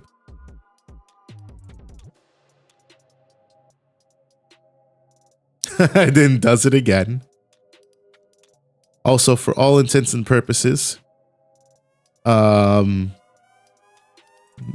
hands would have to be shown on screen, but we're not, you know, we are trusting player integrity here and hoping that neither player is cheating because we don't like cheaters here. We don't like cheaters in the TBL. Kudamon hard play searches top 3 and finds option Geogray. Yo, is this still round 1? Yeah, Dan, it is. This is time. Currently, Nom is turn 1, and it goes back to Mythios for turn 2. We see a TK hard drop, and something is getting taken out of security.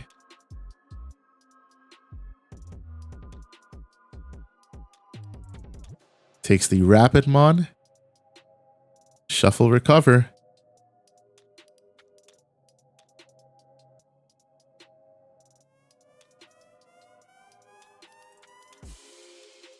And so that's it. Mythios is at 4. It is win or go home. Well, not win or go home, but it is a win now scenario for sure.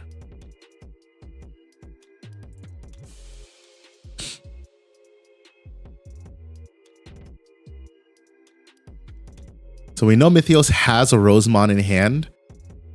The problem is,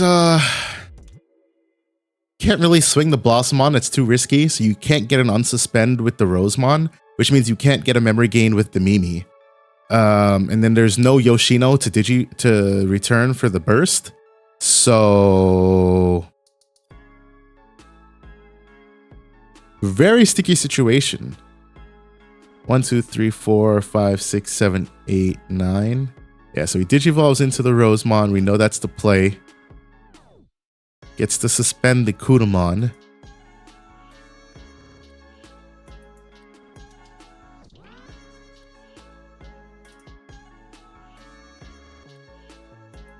Now I think, if I'm remembering correctly, 1, 2, 3, 4, 5, 6, 7, 8, 9, 10.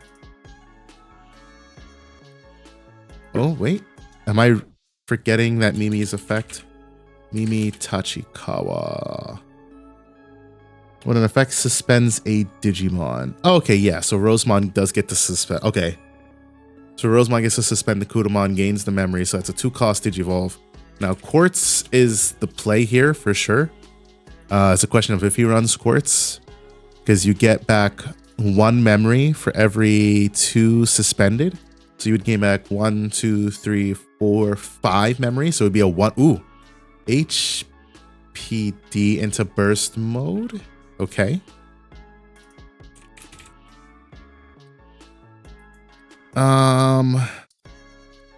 Here's the problem with burst mode. You can't swing with it. Yep, and that's it. We'll call that a tie.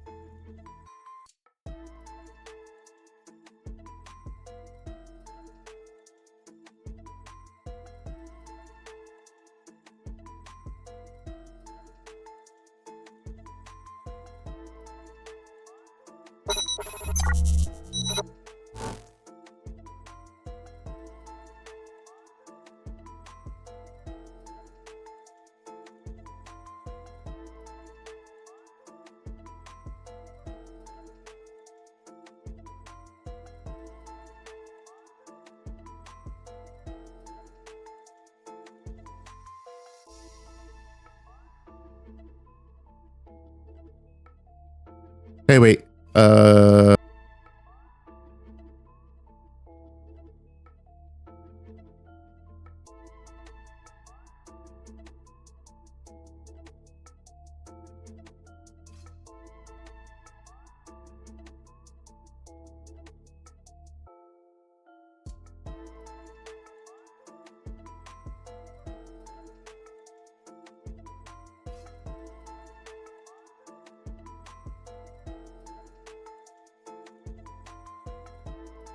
All right, I was wrong.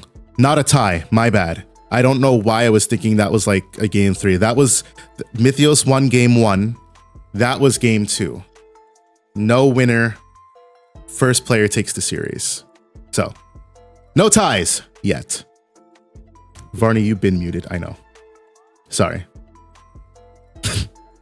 We in for a long night, fellas. Am I still muted? Mute? No, I'm not muted. Oh, I'm fucking retarded. It's those Ty and Karis holding him back. Yeah. Honestly, I dropped them promptly. All right. Everybody verify your results before I pair off this second round. There he is. Hello, Dan. Stop. How's it going? How's round 1? Do we see anything spicy? Who's playing earlier? Well, we saw... I'm sorry, Panzer. I gotta put you on blast. We saw Panzer get absolutely blown out of the fucking water by Leppy. What were the decks? It was like Leppy armor. I thought Leppy wasn't gonna play. Leppy said he skirted his work engagement. Ah, okay. Leppy was playing Wargrey, and Panzer was playing Uko Rush. Oh, light work for Wargreymon. No, Panzer had the drop on him. Okay. But Leppy warped into the BT-14 Wargrey, swung over the Imperial Ace, Overflow 4, and then went into Omni X and bottom deck 3 rookies.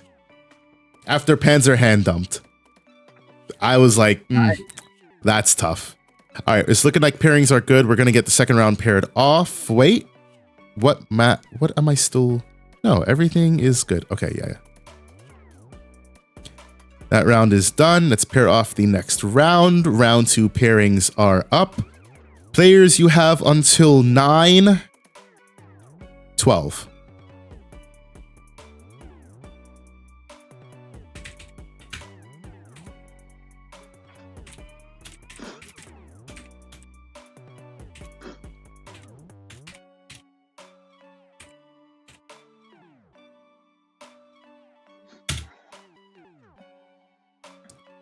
There we go. Let's see, we've got 4 viable tables to head, so we're going to roll 1 dice. We rolled a 1, of course we did. That is Leppy taking on Brady. Ooh, what's that matchup? So Wargrave versus Ulforce? Possibly? Let's find out. Let me know before I leave again. Yep, that is exactly what it is. Ooh, that's a good matchup right there. That should be a good matchup. But Leppy on some spicy shit. Leppy's deck isn't just War Grey. Leppy's deck is a true Greymon deck. It is Greymon tribal. Oh, was it Greymon toolbox type? Not even. Not even. What do you mean? Leppy's harkening back to the 01 days when Agumon's or when Ty's anger with Agumon turned him into Skull Greymon. Oh, he's running the new Skull Greymon. Yeah. Oh, he must be running that. He's probably running that combo with the Analog Youth. So he goes to Skull and you need Ty on board. No Analog Youth. Oh, okay, I guess not. And he's also channeling the power of alternative Greymons and is running the Victory.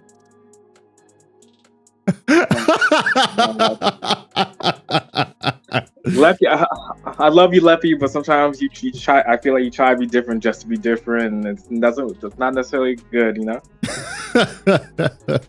Victory Greymon, oh my god! At least it's the EX4 5 one, whatever 4 one probably. So at least it's okay. Adachi says, such little value in vaccine. Rarely you're going to get them off in any meaningful way besides the minus 2k to opponent security. Yeah, that's why I like the tie-in Karis, but now with the TKs and the manipulation, it's 6 Tamers. 6 Tamers all day, 3 of each TK. That's all I need. I don't need anything more. Yeah, the new 2K. The new 2K. The new 2K. Talking them One Piece turns. Or basketball, NBA 2K. That new TK is really, really good. That's for sure. It's more so the deck isn't that aggressive, and one of your biggest removals gives them more security. I heavily agree with that. Yeah. But it's, yeah, I mean, you don't. But I always like tie-in Kari because, yeah, it lets my stuff live, but it was also the easiest memory gain. Because it's so much easier to get somebody to 3 security than it is to constantly have to stay at less security than your opponent for tie-in Kari. No, that's TK and Kari. Sorry, TK and Kari, correct. So interesting choice from Brady here. Digivolve Zudo Ace in the back. Oh, yeah, bad hand, a bad starting hand to me. That's what it sounds like. Right, exactly. Meanwhile, Leppy's off to the races here. Takes a swing with Greymon, which is a 10k one check. Then uses the power of the X antibody. Yep. Power of the X antibody to Digivolve in the Metal Gray X. And this is now 8, 10, 12, 13k on 2 checks. God, that sounds terrible.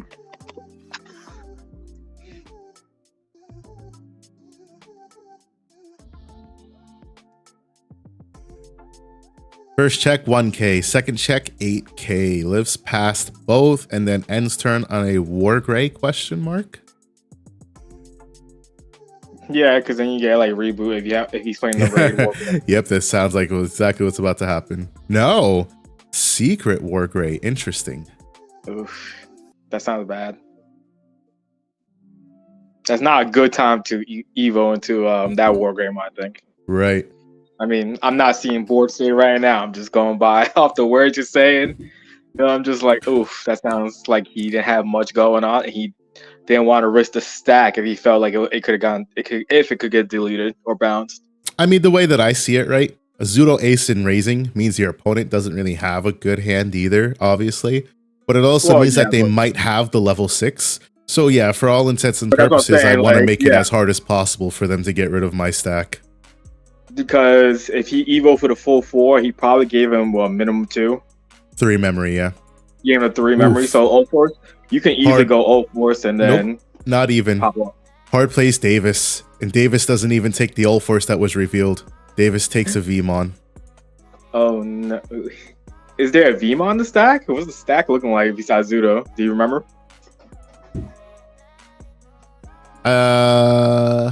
It looks like. I don't know which Vmon it is, because there looks like that orange keyword for draw 1. So I think it looks like the BT2 Vmon or whatever it was. Yeah, the old one. Or no, I think it's the Warp Vmon from the starter deck. Draw 7, draw 1 when you're at 7 or less, and then the BT11. Excuse me, the BT11 Vidramon. Okay. Looks like a good ult for stack minus the Zudo. Yeah, exactly, Adachi. That's interesting. Maybe he didn't have Renas in hand to play the ult force, because I think I would have definitely went into the ult force if I had it. 110%.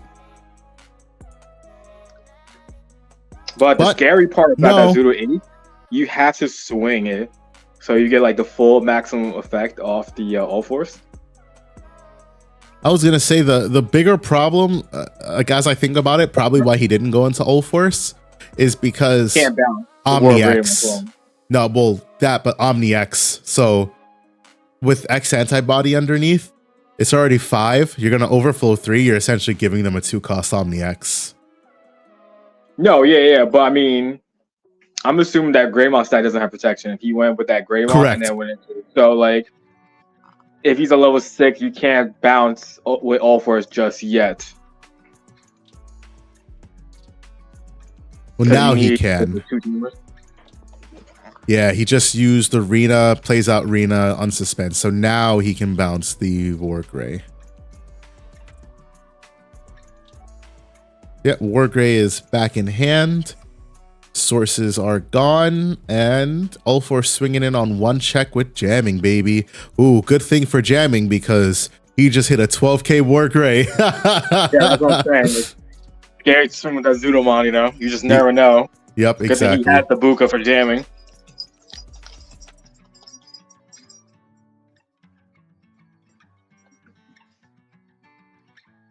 Ulforce on the second swing gets a draw, uses Rena, plays out a Jerry. Oh, Brady is playing Leoto Force. Leoto Force Tribal. Leoto? Leoto Force. Leoto Force. Oh my god. That's funny. Or maybe Leoma Force. Because I think Brady plays the Gomamon, yeah. Damn, this man got mad packages in that All-Force deck. He got the Goma and the Zudo package, but the Leo and Jerry package. Yeah, he's got the Joe Kitos in here too. So it's Leogo Force, like, baby. I feel like that works, but at the same time, probably at times you just get like weird clunky hands that just don't work well together. I mean, considering there was a hard Digivolve in the Zudo Ace. Yeah, that's what I'm saying. I'm assuming he probably has like what 4 the BT11 Arrow and then like 3 Zudo Ace. Possibly, like yeah. When I was potentially going to play this deck, I was running I think 4-2-2, just 2 Zudo Ace. Should have swung the old force. Not much point here to do otherwise unless Sleppy suicides X anti into Metal X here. Yeah. Never mind, I forget that one of exists. As he sees the one of.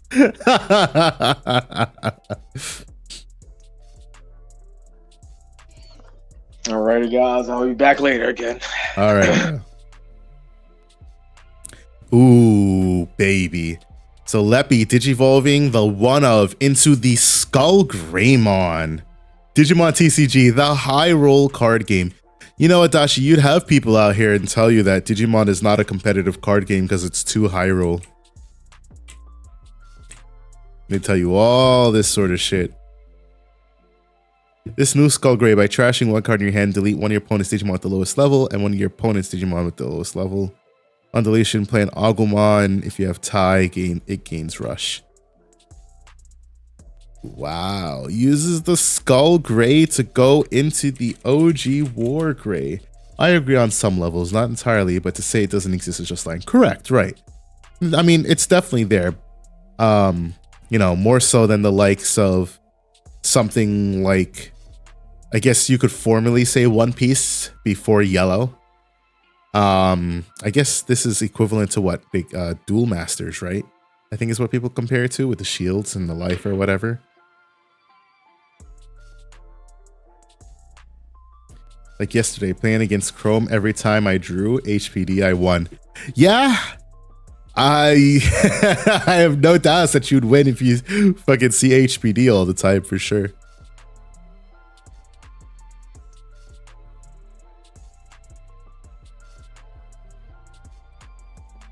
So Brady gets the Vmon Digivolve in the back. Same starter deck Vmon. Swings all force, uses Rena, plays out Witch Tamer. Joe Keto. Unfortunately, no. Oh, you get to target one. Okay, cool. So you can tap both Joes and gain 2 memory. And then that boy is out of here. And it's looking like this is about to be game for all force. As Leo go Force. Go Leo Force. There we go. That's what we're calling it. Go Leo Force. Go Leo Force takes the win. Goddamn Joe putting the hard work for this specific matchup. Sheesh. I know, right? Useless ass Joe. Good old reliable Joe. Bitch ass Joe, that's what I call him.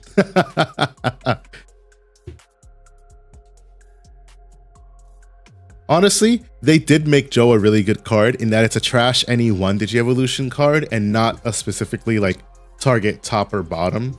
Because that does, for me, that makes it, that warrants play for sure.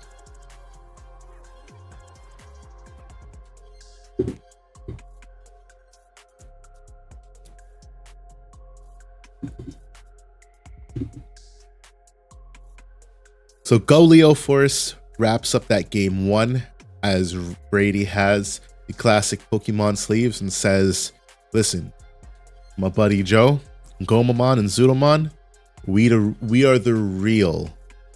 We are the real All-Force. I assume he runs Joe instead of Tai. I'm too much of a V-Tamer simp to swap. I agree with you, Adachi. In my iteration of the deck, I did run the Zudomons. I thought about the Gomas, or the Gomas, but I love tribal decks. So I'm too much of a whore. Like, even playing the Zudomon, it was just too good to not play. But like, I was like, nah, my entire rookie lineup is going to be all V-Mons. I'm not playing anything else but V-Mons. And then the same thing with my Tamers. The only Tamer I play that's obviously not related is Davis, because Davis is just good. But being able to play V-Tamer and Rena, yeah, we all four stands out here. B-Boy Dan the Man says, those Pokemon sleeves, I know, right? Them classic pocket monster, putting it on blast, saying, yo, it's not just digital monsters, there's pocket monsters. I threw Goma and Zudo in as much as it hurt me. Goma's so nice. I know, being able to be unblockable and then spit the Goma out on deletion, yeah, it is really good. Don't worry, Adachi. Soon you'll be playing the Joes too. Honestly, I think if Goma had a inheritable to trash a source, I'm not saying that's good. I don't necessarily care for that, and I kind of like what Goma does. But I think like Goma and Joe by themselves are kind of like meh. Comboing in with Zudo obviously does make them a lot better. Although but what's his name? Joe being only a your turn instead of an all turns. Dashi says, no, I know. You never want to do it, but you know it's going to happen. You're going to be like, damn, how do I make this deck better? And it's just going to happen. Goma Inherit is nuts if your opponent can't punish it. Free strip, unblockable rookie next turn that could potentially ladder up. Yeah, the main effect for sure. The start of main phase I like. I'm not saying I dislike the on deletion either. I kind of do like the on deletion. I'm just saying, like, if he had a source strip on attack or something like that, like, it would synergize a little bit more with the Joe. But I guess the start of main phase synergizes enough.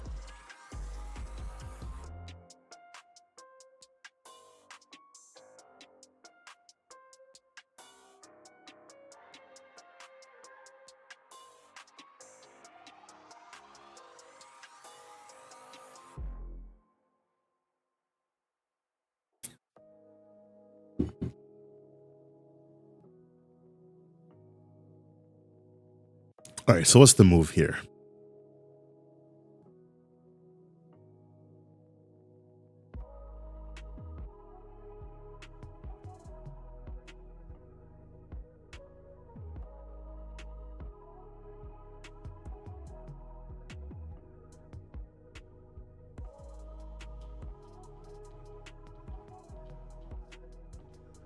Yeah, big decisions being made here for sure.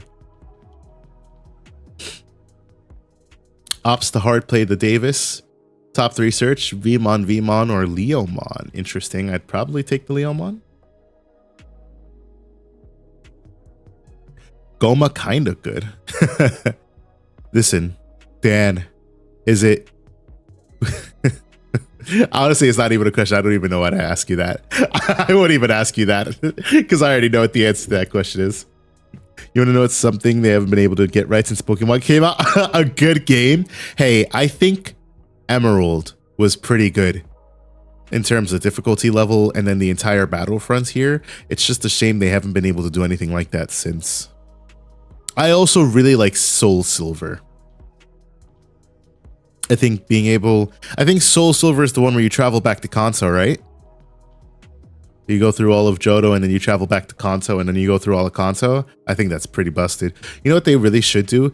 I'm not gonna lie, I would probably pay like $100 for this game if what they did was create like just a Pokemon mega game and you combine like all of Kanto, Johto, Hoenn, and Sinnoh. Maybe the other regions, I don't care, but the OG4 for me at least. You combine those into a game and then you put the entire Pokédex in it, and then you got to run through all the regions and get all the badges, and you can choose any region to start in, but whatever region you start in, like the next region gets progressively harder, and you get to go to the battle frontier and all that shit. Like just take the games and just combine them. I would love that. All right, in the last 10 years for my statement, to be fair. Okay, yeah, that's good. Yeah, because even Scarlet and Violet, as much as I like the game, it does have its issues, unfortunately. Sword and Shield, I don't even need to talk about Sword and Shield. Ooh, Joe coming out here and is going to pinpoint target that Agu X. Nah. Strips the Greymon X source, so Leppy's just got to double swing the stack and not even worry about it.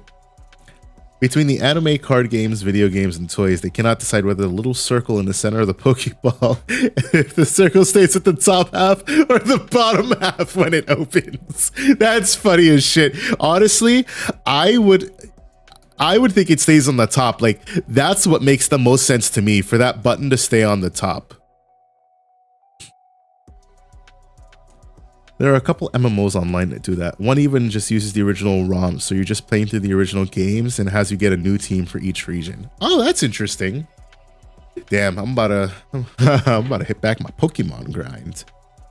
Wait, Pokemon MMOs. Is it Poke MMO? Is that the one that I'm thinking of, Adachi? Poke MMO? Meanwhile, Agumon passes on its Greymon Digivolve for free, opts for the Agu X Digivolve instead.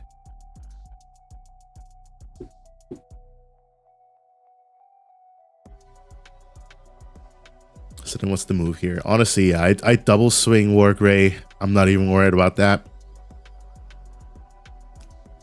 Poke MMO uses the ROMs, then the other is PRO, which is similar, but it is a bit less of the true Pokemon journey. Interesting. Okay. Yep, Wargrey takes his first swing at security here on 15K. Hits a 2K. DP didn't matter there. And then, ooh, busted Greymon X Digivolve for 3, but taps tie. Digivolves for 1 less, so Digivolves for 2. Interesting choice. What's going on, Rima? Rima601, hello and welcome in. Welcome to week 3 of the Tamers Battle League. We've got an all-force match, or, well, yeah, all-force versus Wargrey match. All-force on the top, taking on Wargreymon on the bottom. And then Leppy hard drops the 4-cost memory taming tie, which is interesting.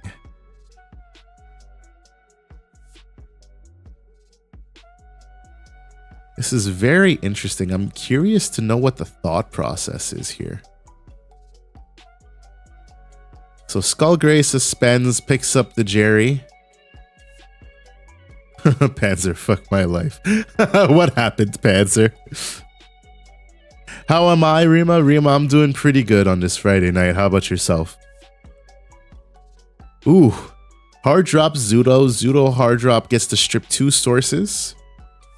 So, yep. Pinpoint strips that Agu X and that Agu X, because that's not busted.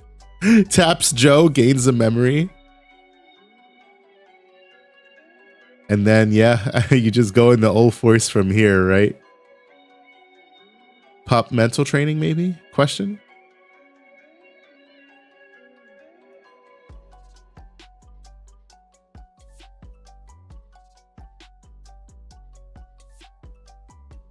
That is the big question.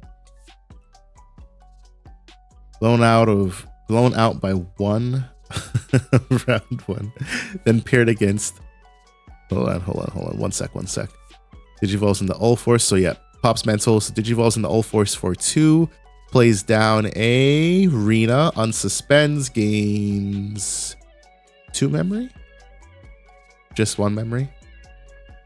Should have been 2 memory, I think. Yeah. And yep, that boy gets bounced and he's out of here. All right, blown out by 1 in round 1, then paired against mono removal deck. And every time I draw the fill-in card for what I'm missing from mail, just tilts me because the correct rookie would have done so much work. Which rookie are you missing? Is it the...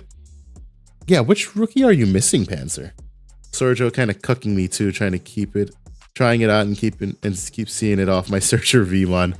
Red Vmon. What are you playing Red Vmon for? Interesting. Is it just the draw?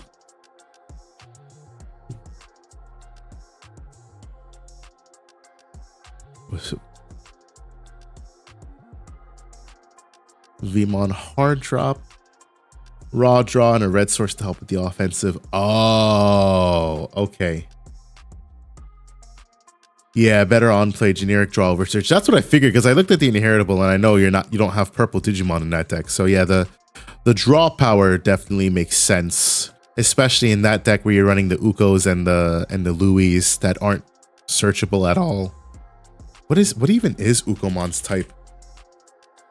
Ukomon is it is free. Okay, that's nice at least. So it's partially searchable. Louis is not searchable though. All right, so Busted Greymon X lives, and Busted Greymon X allows the free Digievolution into Metal Greymon with Raid, which is 789k currently. We're probably going to see the Digivolve into Raid War Gray.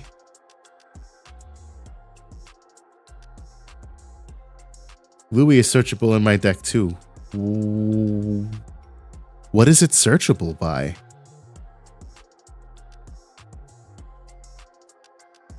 Ooh, War Gray X comes down, so strong play for sure. Plug-in? Oh, yeah. I guess you're not wrong. Yeah, exactly. The plug-in, correct. Me over here. What card do you play that searches it? Panzer. Out of security, it's searchable. Yep, so here it is. Raid War Gray Digivolve for 3. This boy is now sitting at 17k with 2 swings. So the first swing definitely into the All Force unsuspends. Now that All Force does have evade. And then, yep, the tie for the draw and the plus 2k. Now, the big question here is, do you really want to get rid of the All Force? Do you want overflow from Zudo? That's a question I just don't have an answer to. I mean, it's a nasty combo. Plug-in plus Louis to hand. Yeah, you're not wrong, as long as it's in security. So War Gray takes the swing over Zudo Ace. Yep, overflow 3. I feel like that's what I would have done for sure. And then that should have done 1 check because it does have piercing.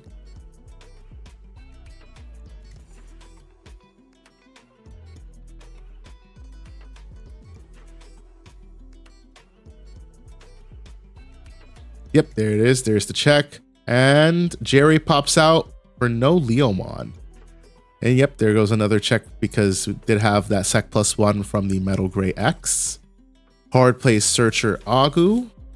The top 4 search. Greymon. Oh, Hades Force would have been real nice right now. That Hades Force would have been real nice. Oh, damn. What a shame. Blowout card gone to the bottom. You hate to see it. Although I will say it's not a blowout card like right now because there's just so much value on board. Like, what do you get rid of? Do you get rid of the Joe, the Rena, and the Jerry? 4, 8, 9. or 4-7-10, do you get rid of, you know, obviously Rena, but then do you get rid of like Davis and Soren Joe? Do you get rid of do you just say fuck it and get rid of the All Force? Like it's just tough.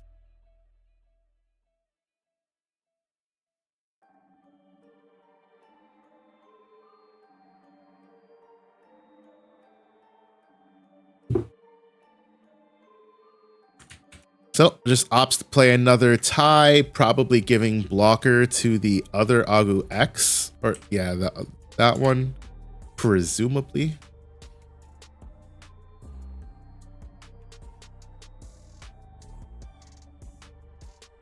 Yep, and then that boy is out of here.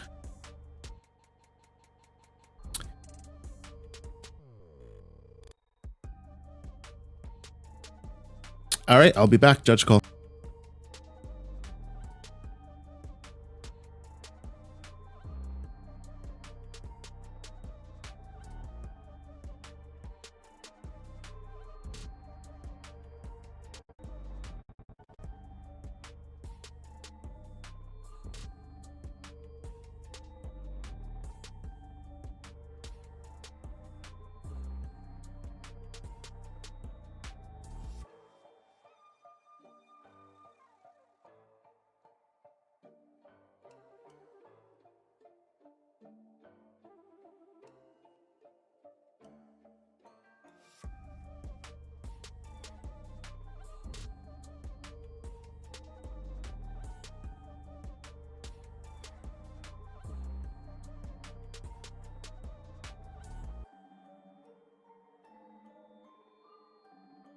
Alrighty, I'm back.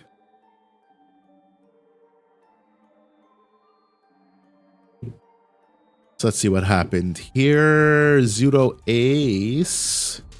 Oof. Oh man. Wow, how rough. Tap Joe, gain a memory. And then All Force is just about to go off to the races at this point, right? I mean, you have at least 2 swings, but potentially more as long as there's a tamer in hand.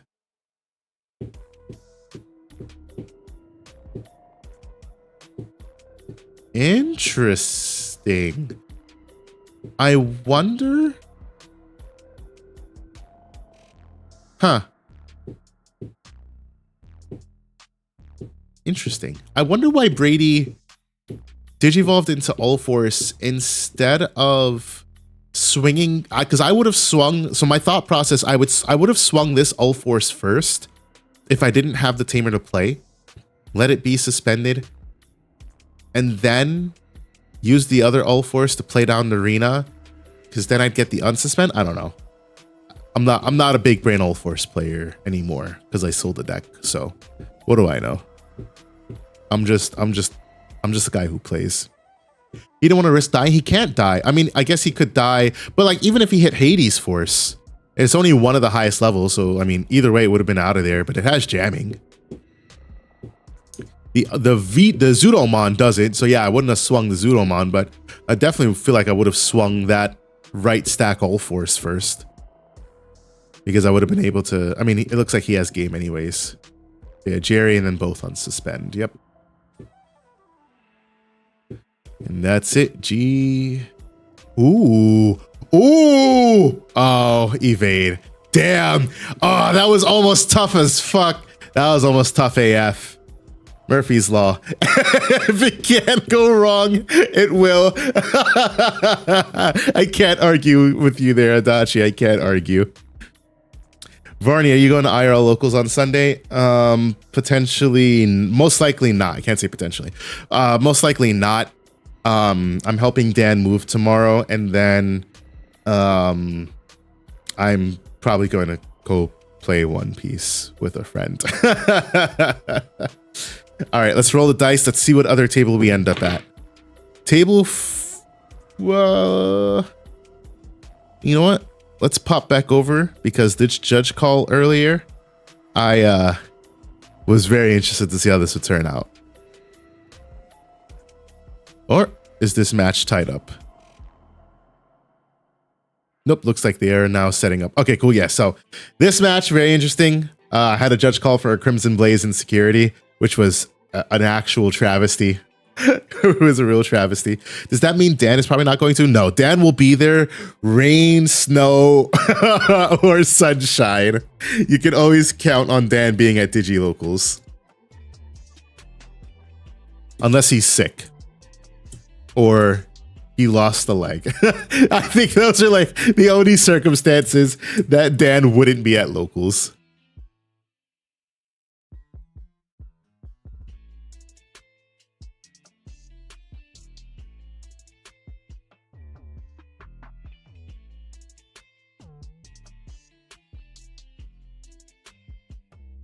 All right, so let's see here. Ooh, tough ask. Guillemon searches, and you gotta take the War Growl because you need the climb, but the Crimson Moat does get bottom decked.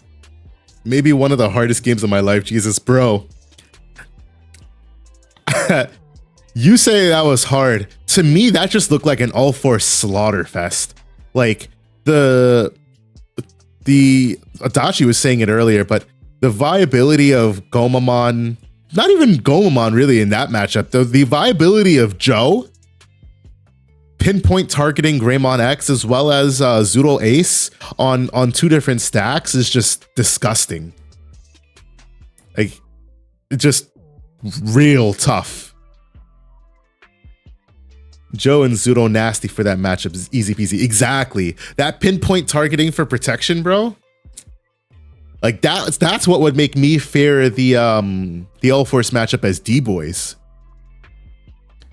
That's also why, like, it's reasons like that I don't just play Iron Fist and I'm like, maybe I should play 5 removal. I'll play some Ultimate Flares, DG, and IFOs so I can de-digivolve and delete. Because you have evade. So Guillemon takes the swing, hits Satsuki in security. So double Satsuki on field now for the D-Police player. D-Boy says, fuck you, D-Digi my board, a big ass fuck, say something. Yeah, unless you hit Crimson Blaze in security. They're good, but most of the time against Greymon decks, I feel like I'm playing from behind. I have to start mathing out memory real hard. Yeah, I mean, you're not wrong, but I will tell you, Brady, that matchup, you definitely, outside of Zoodlemon Ace hard Digivolve and Raising, which was really fucking tough, like, that was like, goddamn, like, what's in his hand? Outside of that, everything else fairly looked like it was in your favor, like a 65-35, 60-40 match.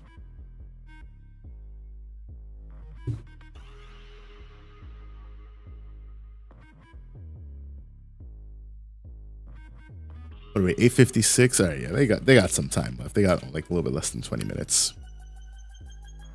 Bro had the hands. Bro, Leppy, I'm saying. And I don't think Leppy ran the BT8 Metal Gray, so Gucci. Yeah, exactly.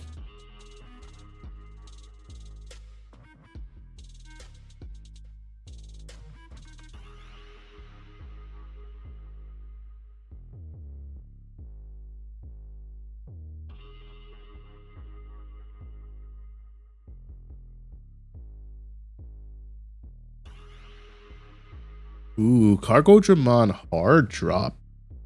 So Cargo Dramon has his backup call, definitely gets something to play out, and he's got options. Yep, so I would think you play, yep, that Commandramon, and then look at your top 5, and then let's see what you position it. Ooh, yeah. Yeah, I'm definitely putting Brigadramon to the top. And then I'm going to draw into that high Commandramon. Bottom decks it. Interesting. Okay. All right. So he takes the high Commandramon to hand and bottom decks an Ultimate Flare, 2 decoy Commandramons, and a Brigadramon. Oh gosh, this gives me bad memories. Hard drop Cargo yesterday, then it hit Gaia first check against Gallant. Oof. Big oof.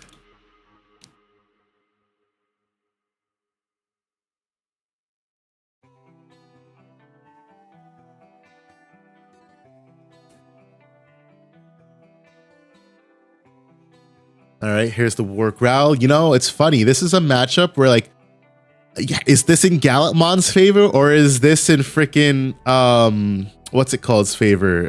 D-Boy's favor, because you're milling them, but they recur. and you're kind of giving them a second hand, you know? It's kind of like that purple strat. So it's interesting to see how this matchup will go on. D-Boy still got it unless you let the game go on too long. Yeah, that sounds about right. If you don't let Gallantmon kill off your bodies, and you also don't hit Crimson Blaze in security, we see one Crimson Blaze bottom decked.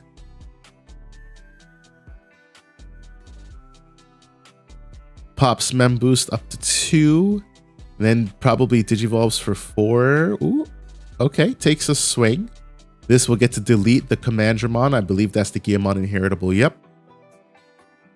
And then checks into 12k, and it's out of here.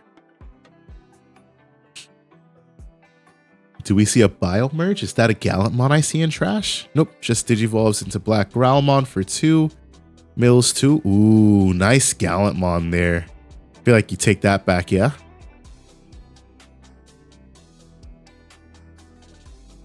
Unless you need the War Growl.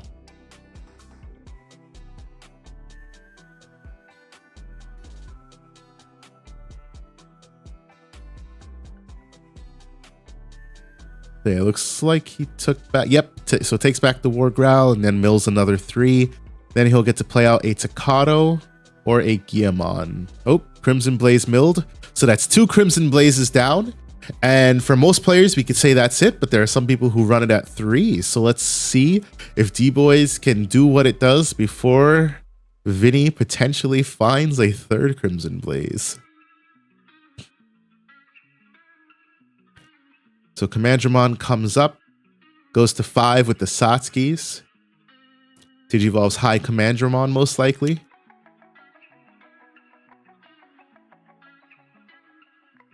Lots of cards in trash, so like literally like he's got options. Because all you got to do is stick Satsuki under for jamming, miss Imon. Crimson Blaze ain't even that bad, just annoying. Maybe like in a war grade that could be worse. Nah, so the only reason I'm talking about Crimson Blaze that much, Adachi, is because when they called me in for the judge call earlier, they were the D Brigade player was asking if the Crimson Blaze meant that like he couldn't do anything until the end of his next turn, and I was like, yeah, so you can't play anything by effects this turn and next turn. So like you essentially went through 3 turns, his turn, his opponent's turn, and then his turn again without being able to play anything by effects. Codus with the Prime subscription. Listen, bro, we appreciate the love.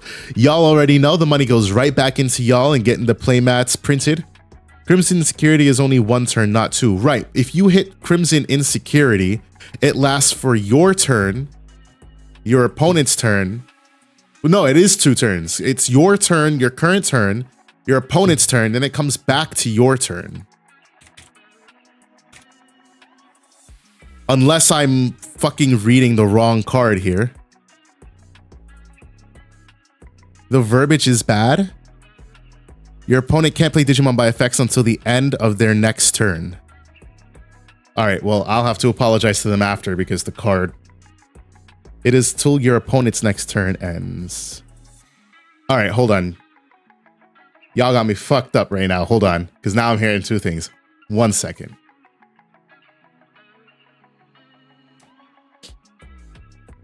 Not y'all, just me. But...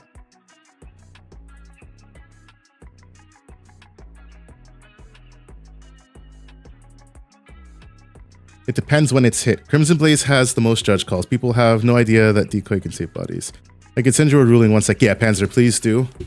Security or played from hand? Security. It's in the Q&A. Of course it's in the Q&A. Fucking Q&As. Hold on.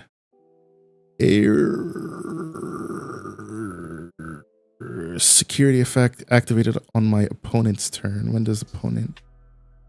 It ends when the current turn. When does opponent cannot play cards due to effects? Effect end. Yeah, that is worded super fucking poorly. Is there an errata? Why the fuck is the card worded like that? That is retarded. No, you're right. It's worded extremely fucking bad. I read the card. I'm like, yeah, end of your opponent's next turn. Yeah, that sounds about right. That is That is a Bandai fuck up if I've ever seen one. Hold on, I'll be right back.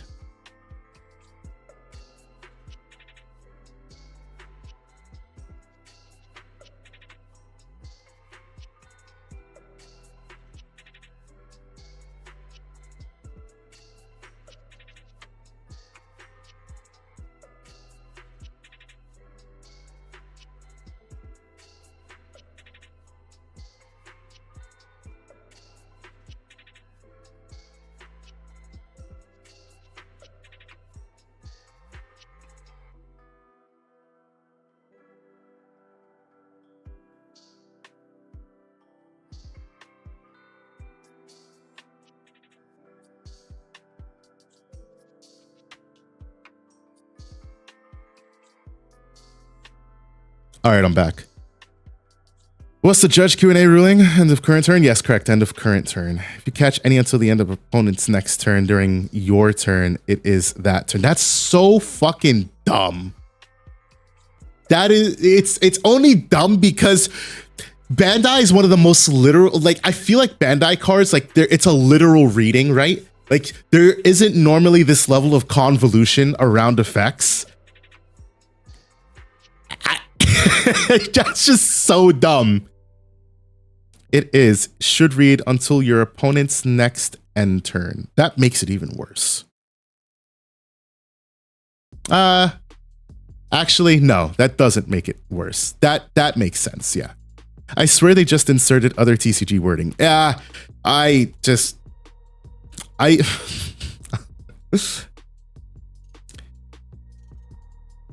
yeah, I see what you mean, Adachi and Panzer, yeah. If it said until your opponent's next end of turn. You know what, Bandai, this is why you should have more steps, right? Because when they initially made the game, it was, what, hatching and then draw phase? No, it was draw phase, then hatching, or no, I'm getting it fucked up. It's unsuspend, then it's breeding. No, nope, I got it this time. It's breeding, then it's draw, then it's unsuspend. I'm fucking retarded, y'all. I'm just gonna type it out. Hold on. Unsuspend to draw to breeding. There we go. It works when we type things out. Unsuspend to draw to breeding to main. Oh, it was eroded? No, there's no way. Why am I looking at the gold card? Why am I looking at the gold card? No, you're right. It was eroded. I don't feel like the errata was right, maybe?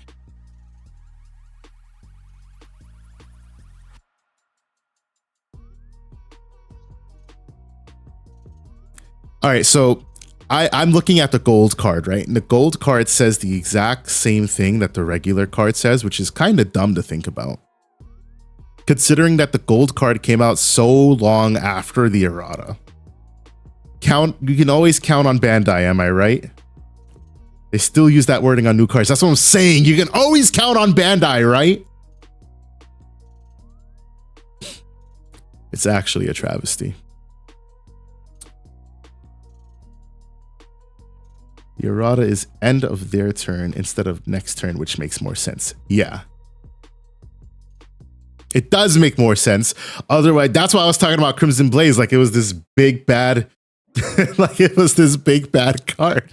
Because I was like, yeah, that's kind of cracked if you hit it in security. Fucking hell.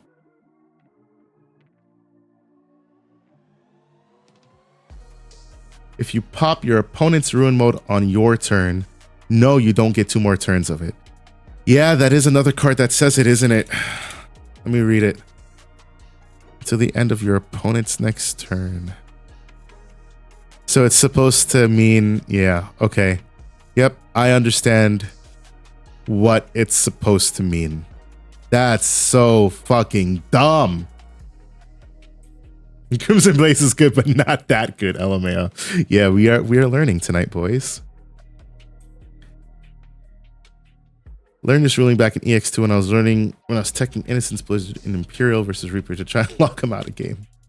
My copies say end of opponent's next turn. Another errata to remember. Yeah.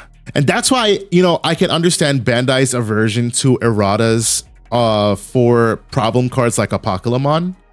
But at the same time, like, they reprinted a card with the same text. Like, they reprinted a card so much longer later, and it has the same text pre-errata. It makes no sense.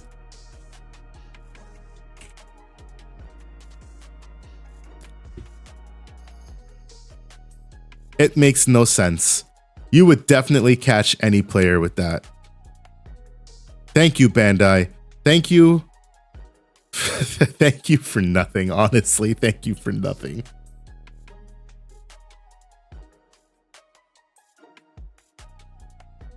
All right, so unfortunately I wasn't paying attention to that match because I was bitching about Bandai and their shitty wordings and erratas. So I'm not sure who won that match. I'm gonna pop it and ask. I'll be right back.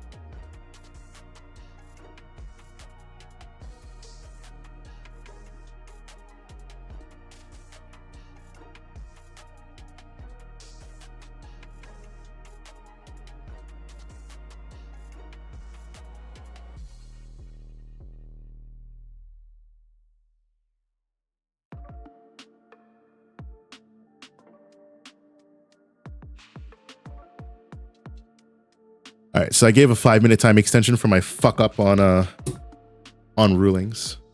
So they will enter time approximately 9:17. I know that doesn't make up for it, but Gallant won, but how? Nani? Yeah. The errata version just moves the end of turn line before the destroy effect. No, but it also says end of their turn. It just, that's why it blows my mind that they printed the gold store championship cards with end of their next turn. You would think, you're like, oh, this is the most updated version of the card. Aha, this is the correct text. No, it's not.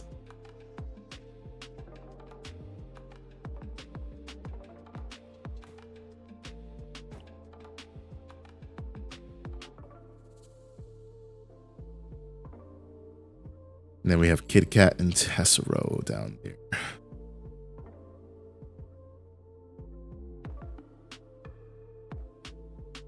Ad break.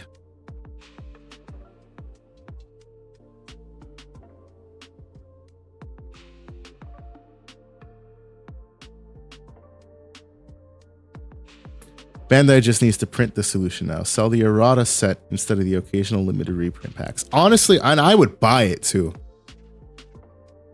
That revision pack predates Ruin Mode by how much? He still has the fucked phrasing. Yeah, yeah, Panzer. That's facts. That's straight facts. That is straight facts, bro. Wow. I was already concerned about the timing when we had to pause, but the extension, I worry I may not have time for my last round. Yeah. That Discord crash was most definitely we would have been on round 3 by now. That Discord crash was definitely a fucked thing. Even worse if this may be 4 rounds. I do think it'll be 4 rounds, but you know, you never know. It could always not be.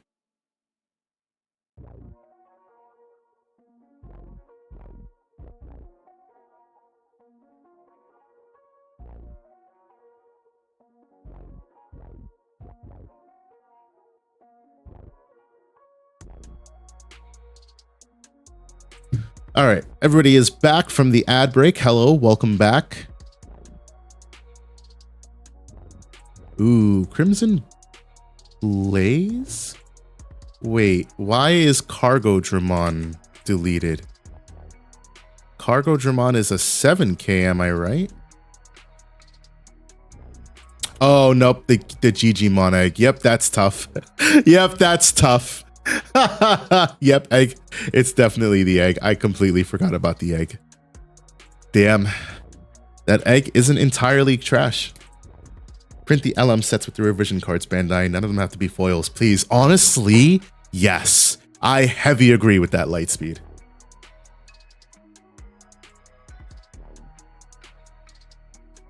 It's just a travesty as card game players. Like, I don't care as like a player myself, but like I should, right? Because like that's a ruling that definitely would have fucked me over. Because, you know, read the card. Is it what the card says, right? But like I just worry more for newer players. I'm like, for newer players, how difficult is it for them to get into the game? Give me a sec, hold on.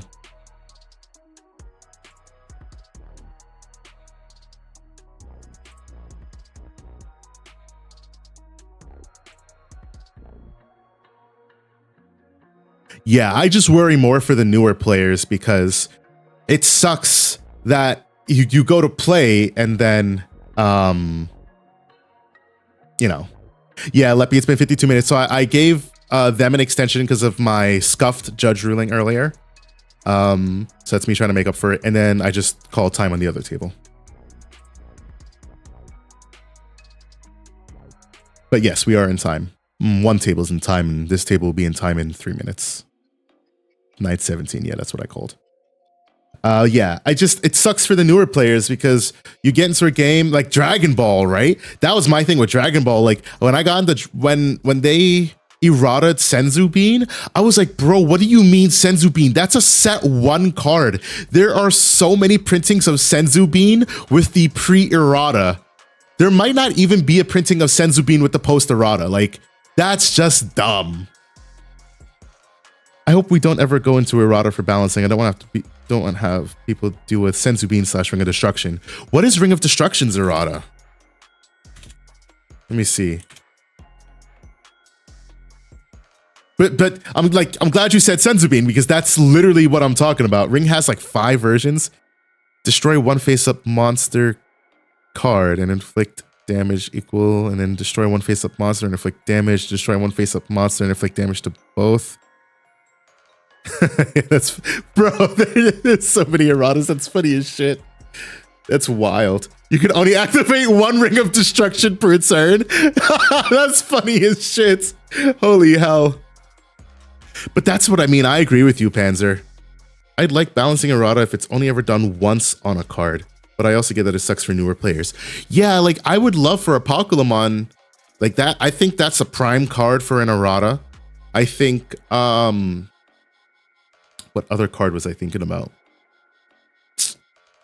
I don't even remember the other card at this point in time, but there's another card that like, I'm like, yeah, you could just errata it, but yeah, for the existing players, it's whatever. Because, you know, you see it, you remember it, whatever, but when you're getting into the game, you have to explain to a newer player, hey, this card is errata and it looks really good, but it's really not. You know, i.e. Senzu Bean?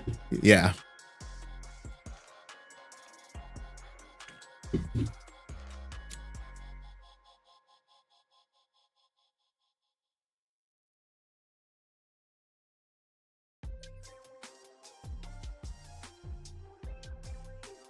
Typo errata is already a pain. If I had a cracked Uemano, I didn't know about the errata, I'd think he was trash. Yeah, exactly, Panzer.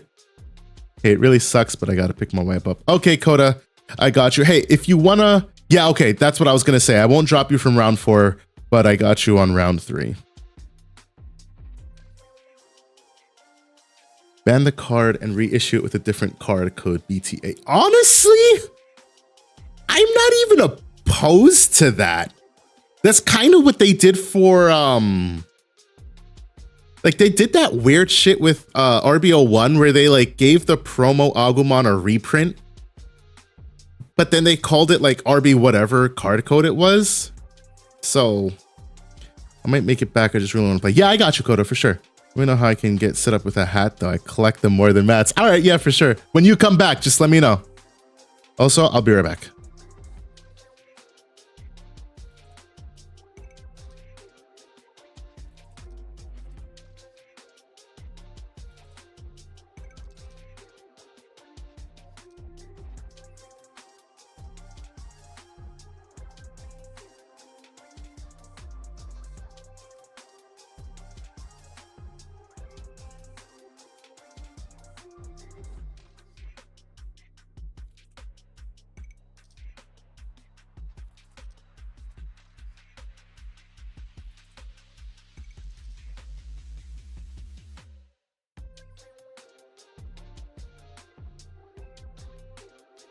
And back. All right, Brigadiamon, High Commandramon, Numamon, and Commandramon. 1, 2, 3. Oof. I love when Brigadiamon sees a Cargo Dramon. Oh, it makes me so happy. Oh man, what a setup. What a setup. Gallantmon's definitely got a lot of shit to deal with here. Yeah, I would eject that Mind Link 10 out of 10. I was not leaving that for Pops.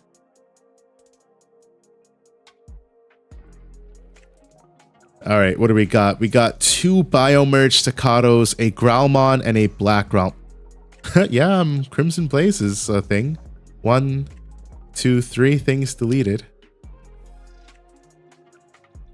Now, and can't play Digimon by effects. Yep, that is for sure a thing. I'm curious to know what the inheritable on the High Commandramon was. Yep, you've got to do it, but unfortunately you trash everything.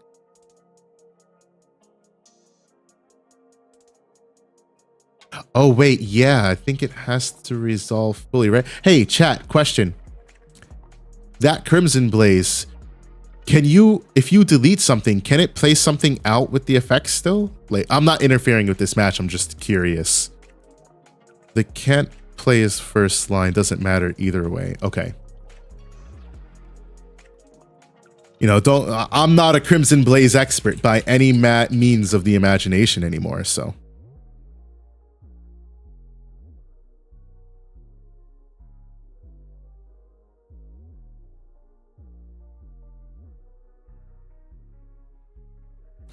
Something I actually don't know though. Off the Commander, does whatever you pick get trashed? Or else go to the bottom? BT, this BT 2 or 3 Commandramon, whatever it is, the on deletion, they get bottom decked. I've just played it as it goes to the bottom. Yeah, it goes to the bottom. I think the only cards that trash are the level 5s, right? The level 5s plus. As a purple player, I've become a Crimson Blaze expert. Crimson Blaze means I cry. Oh man. Yeah, can we agree that revealing the top of your deck not being considered in the deck still is some dumb shit?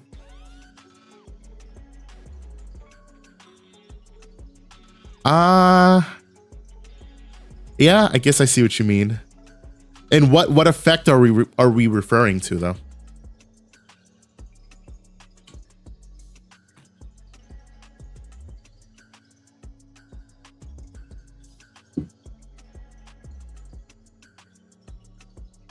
Probably mill effects.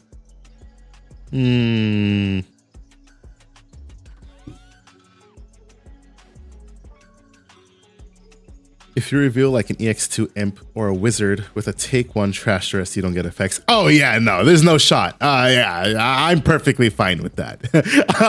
I'm perfectly fine with that. No, I feel like Mill would be even more busted than it already can be with stuff like that. And before we don't get Mill support for another like 5 sets, like cards that trigger from deck Mill.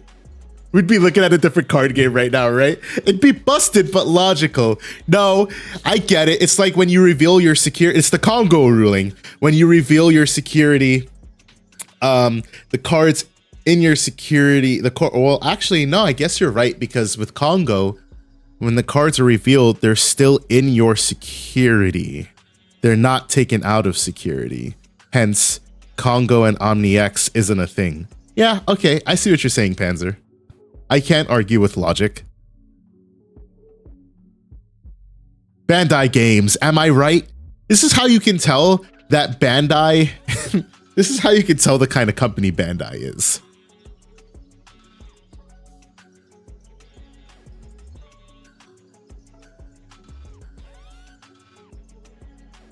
All right. 9:23, that is it. I'll be back.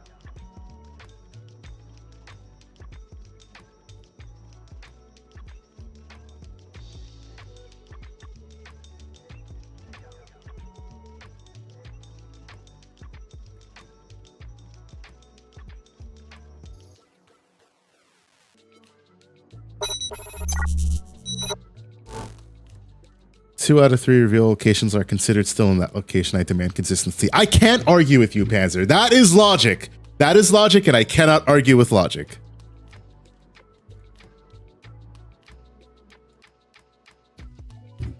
We enter a phantom realm where nothing is as it seems. The reveal zone.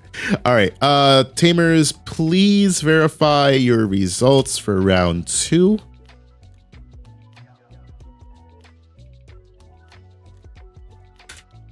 Nine, 10, 25,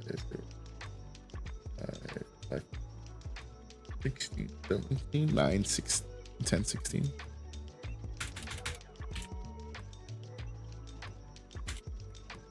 Is this a remix of Lethal Company? I have no clue. I don't think it is. I think it's an original song. Yami Mera can piss off. This is Digimon. All right, we're going to be pairing off the next round.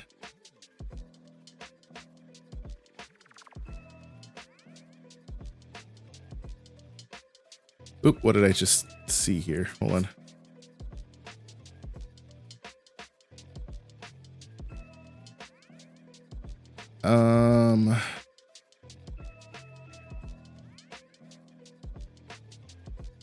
Your pairings for round 3. Let's see, hold on. Let me just verify something real quick.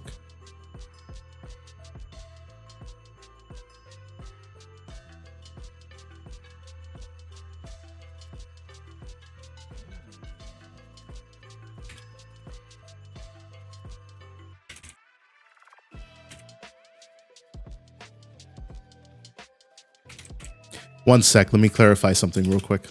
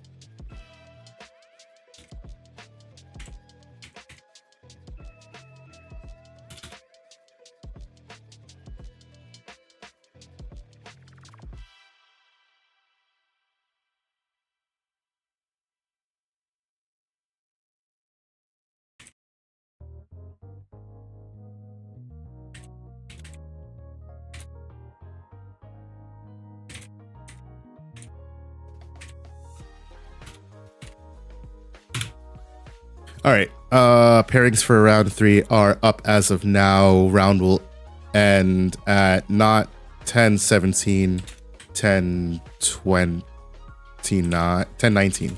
There we go. Time is hard. 10, 19.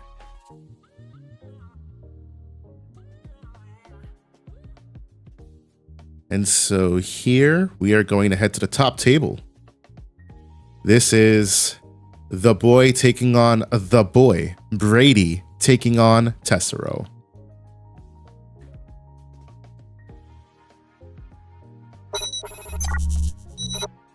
So this is potentially the last match. Oh, wait, hold on. Let me pop in. Hold on. Right here, table 5. I'll be right back. Hold on.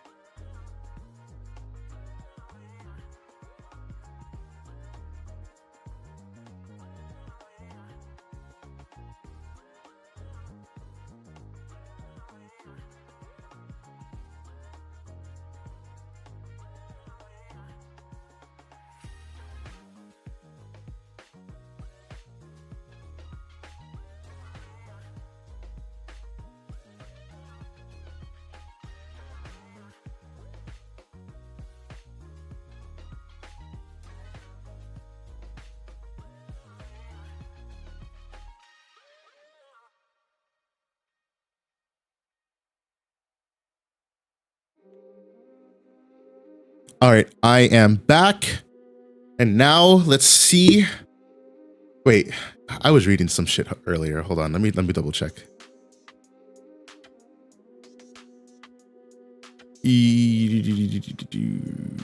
Today I found out I'm a purple player. Brady, I'm not trying to hear it. Ulforce versus Millant. It's Millantmon.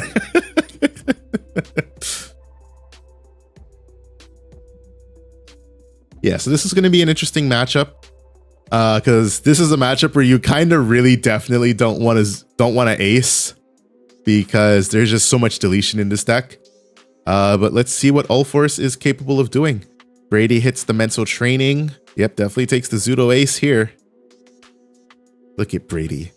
Look at him side stack. Ah, now he fixes the stack. Does he run Ulforce X? Feel like it's so good for this matchup. Thinking about it, I have not seen an Ulforce X all day. He does run it. He only runs 2 though. So Guillemon takes the swing, hits into Lanamon, dies. Both players mill 2. Okay.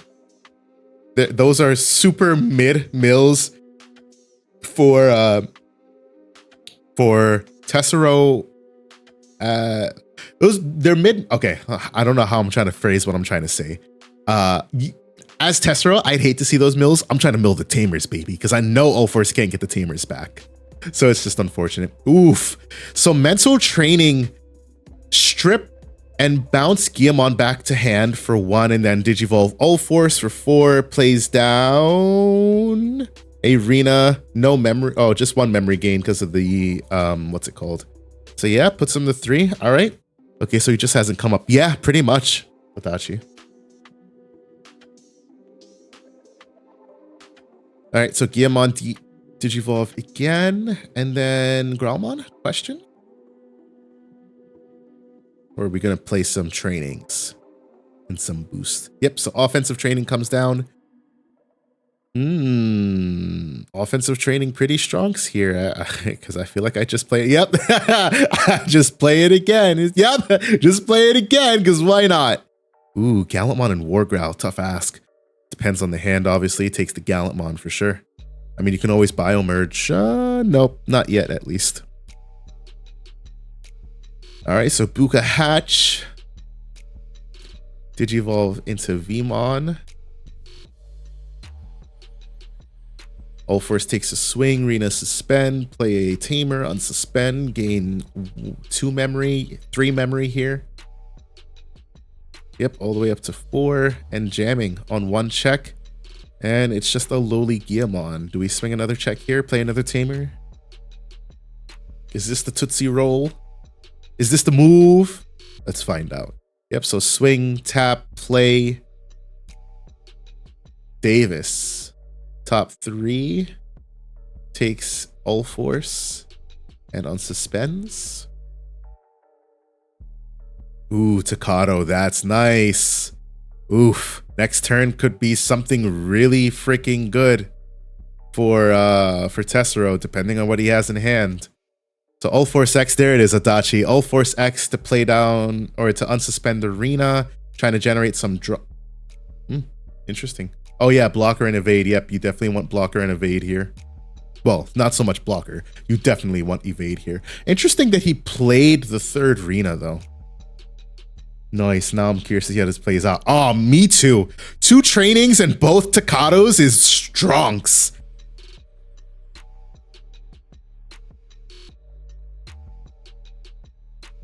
Here's the big decisions. Because how can he bounce if he doesn't get a Guillemon off Mill or Growl? Right. Yeah. True. Oh, now he can bounce. Yeah, right. Well, he will, because there's 2 Guillemons in trash. So the big thing is just the line itself. So free Digivolve into Growlmon, and then a 1-cost Digivolve into Wargrowl, most likely. EX3 Wargrowl coming out.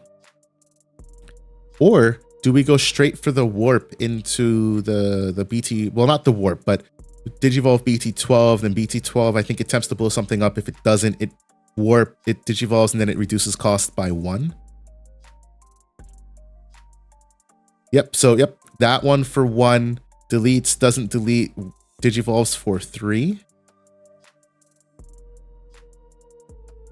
Because I think almost all the Gallantmons cost.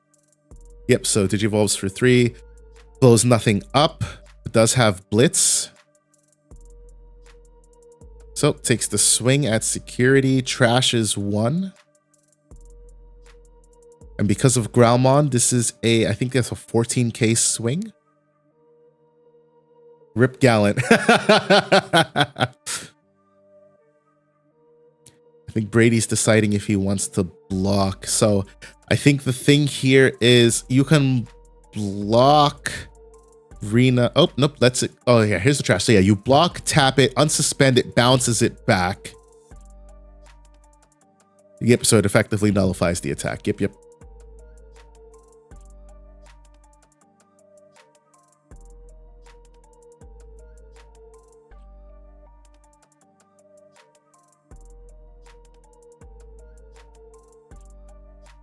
So I hate these pesky 12k megas, only because like I understand like it would have been too strong if BT13 Gallant was a deletion on 12k, but damn, oh damn, double Louis, that sucks to see.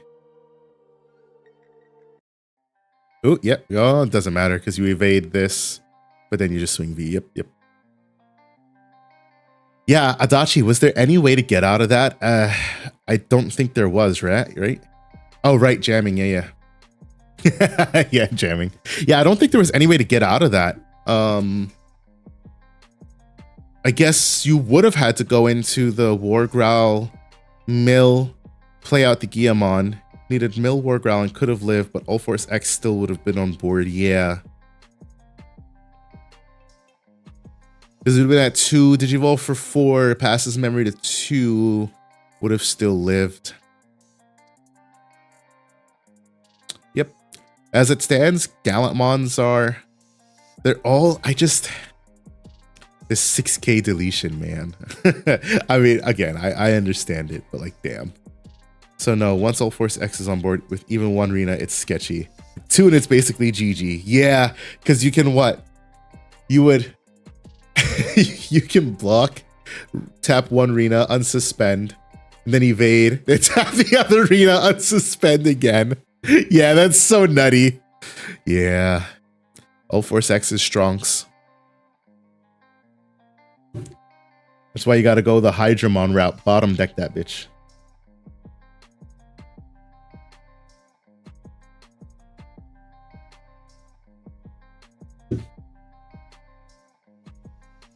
It's so cool that he has that big ass shield and he doesn't do a damn thing. Yeah. Let's not get started on Digimon and appearances that do nothing for their effects. I would honestly, if Gallantmon, I mean, I think Gallantmon is like a Megidramon is purple, obviously fits. Gallantmon is red. I hate that they made Gallantmon red though, because it's DP deletion. It's red. So let's make it, you know, red. I do feel like it would have been better if Gallantmon was... Would it have been better if Gallantmon was black? Yeah. And just done some kind of blocker shit. Gallantmon now available in black, red blocker, right? Shield of the Just Scoop.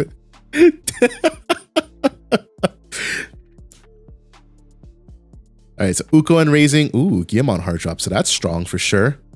So yeah, takes a swing, hits into... Guillemon dies, Digivolves. Ooh, Davis. It's a lot of memory. We see Arena bot decked. Yeah, it takes the Vidramon. Rena is gone. That's 1 down, 3 to go. So, yep.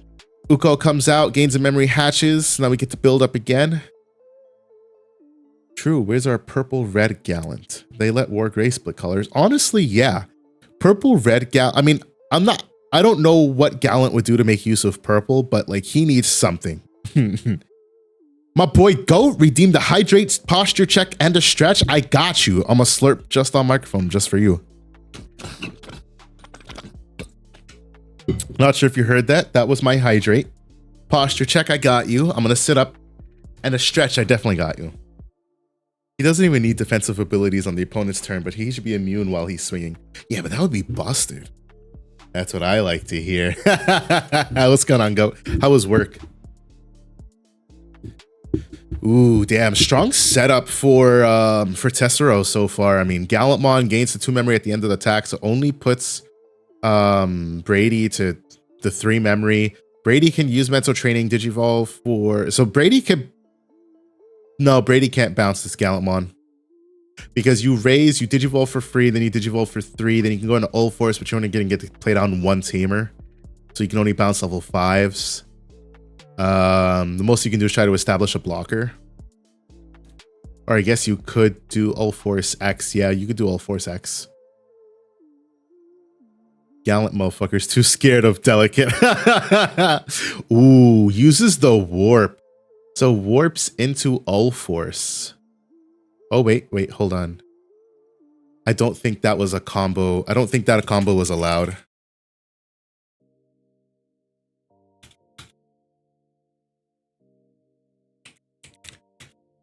Because that was in effect, right? If your opponent, or wait, nope, I lied. That was allowed. Can Digivolve for a memory cost of 4, ignoring his Digivolution requirement. Oh, wait, or is that in effect? Hey, chat, question. As long as it's from hand, it should be good. Okay, gotcha. I was curious, because does that qualify as an effect? But no, because the hybrids specifically say like you treat it for that Digievolution, but this one isn't really an effect. It just seems like it would have been like one of those alt Digievolution requirements.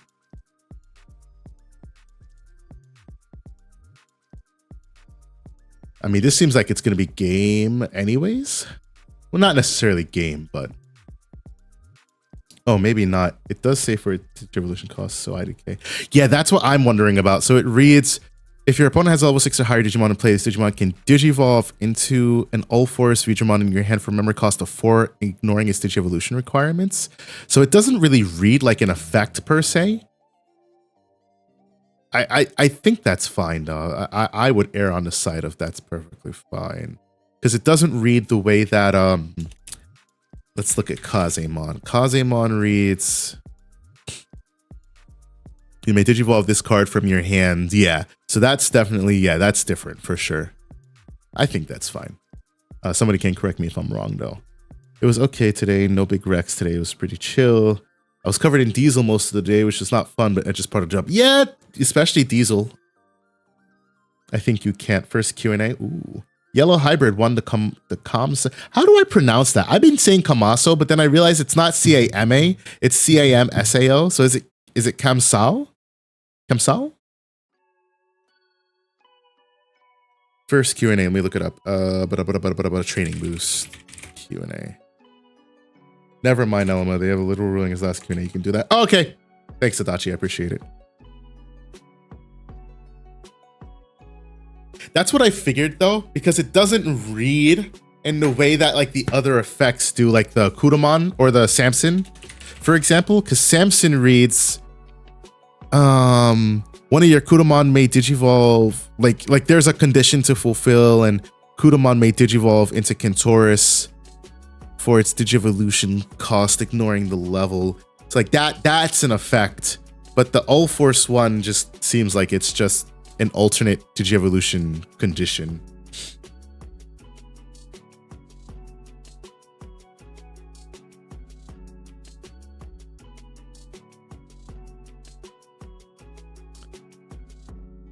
Also, I didn't say it earlier, I don't know why. King Tamersian, hello and welcome in to week 3 of the Tamers Battle League. We are watching potentially the finals match. I say potentially because there are technically there's 5 undefeateds, but realistically there are 3 undefeateds and 2 tied. And so one of the undefeateds has the pair down. So if the pair down wins, then this will be the final match.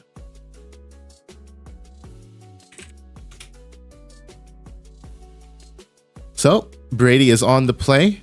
Digivolves into Vmon. And then offensive training and takes Goma. Did you get a new mic? Bro, your audio sounds amazing. So it's a combination of things. This is a new microphone. I just don't know when the last time you heard me was. I've had this microphone for a while, but the bigger thing is that I took my setup upstairs. So I'm in a completely different room. It's not sound treated. I guess it kind of is. Like, there's a lot of stuff in here, so some of the sound is getting absorbed, but it's not really sound treated. There's like some hard walls, and then there's the hardwood floors. But I'm also like right in front of the microphone because I have the room to actually put the microphone right in front of me. So I toned down the, I believe, I always forget the difference between dynamic and condenser mics. I think this is a dynamic microphone. So like the decibels are turned like all the way down, and I'm basically right in front of it talking to it. So it, like, that alone makes for good audio quality, I think.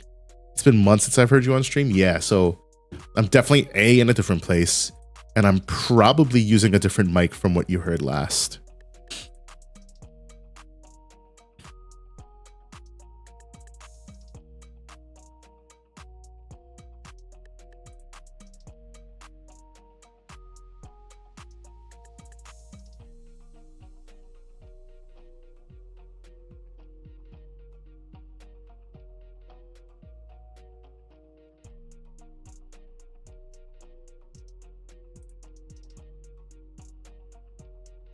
So let's see what the play here is.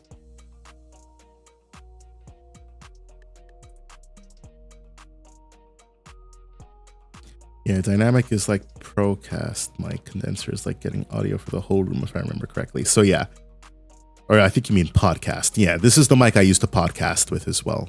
So, oof.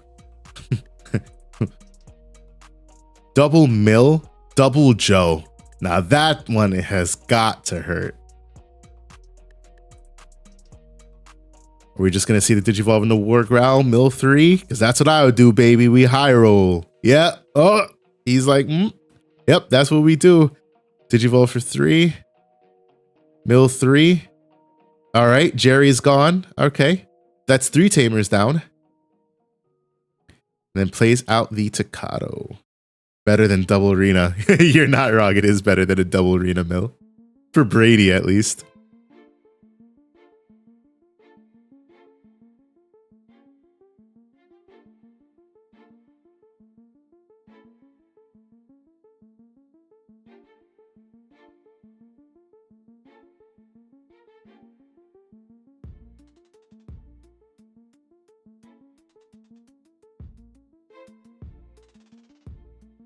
All right, so Zudo, yep, bounces that back to hand.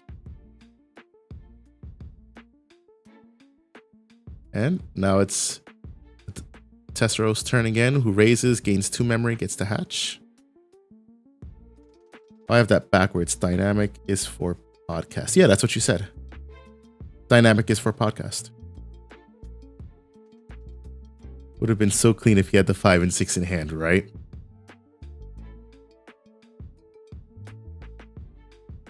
Also, you know what I feel like is gonna happen?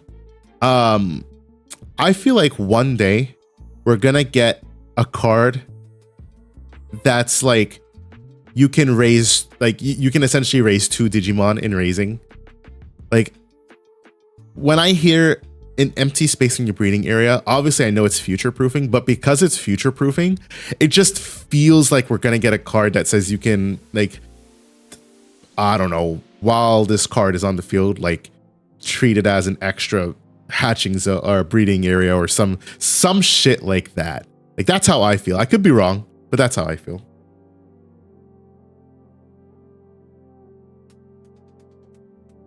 One day we'll get a nursery deck, I'm sure. It'll be like Reaper and Galactic one. Run 50 eggs. Wait, no, not Galactic one. I don't know why I'm blanking out now.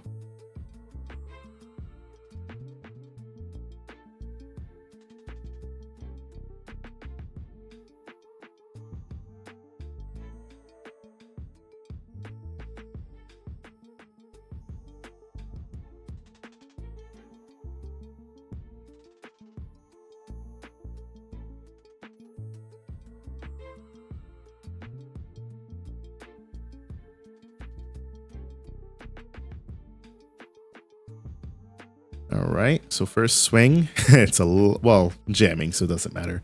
Triple Ukomon means next turn, LOL. It's sad, Rena has not got a reprint. At one point, I wanted to try her in Armor Rush with Gold Digimon. Huh. Interesting.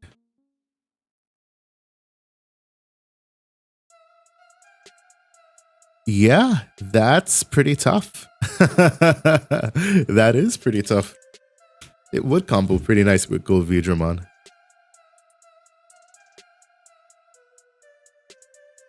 Too early. Well, not too early, but like if Bandai, obviously Bandai's like, they're not entirely averse to reprints, but like they're averse to giving the English player base better,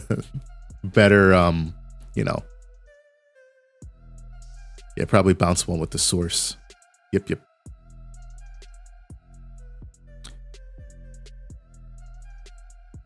They've reprinted like what, 2 secrets so far? Only 1 for the West. Yeah, Omni Dwart Defeat and Lucamon.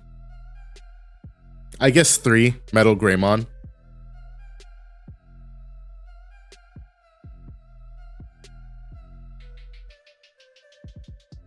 Ooh, Louis. He could push out if he wanted to, which I'm curious. Would I push out? I think I would have pushed out, or maybe you don't get the yeah, it doesn't matter anyways. That's it. Brady takes home the dub here. Then like 4 to 5. I was thinking Narada Machine Jumon. Oh right, yeah, that is a secret as well. Yep. You know, fingers crossed, but I don't think there's any world I get back for round 4. Well, I will tell you, Coda, in just a second if we have a round 4. Because what we're about to do is we're about to pop down to table 2. As soon as I get to refresh here. Yep, we're about to pop down to table 2 where we got our pair down matchup. So here we've got Mochi with D Police taking on Burrito with Beelzemon. Tessero drew too many Uko. Amazing card, but pretty shit for the deck if it's the only rookies you have on board. Yeah, that's why like even in what's it called, Fenry, I'm like it is such a good card, but I'm like I think 2 is more than enough. Just because like I would love to see it like in my first 2 turns, but I also don't want to see it that often.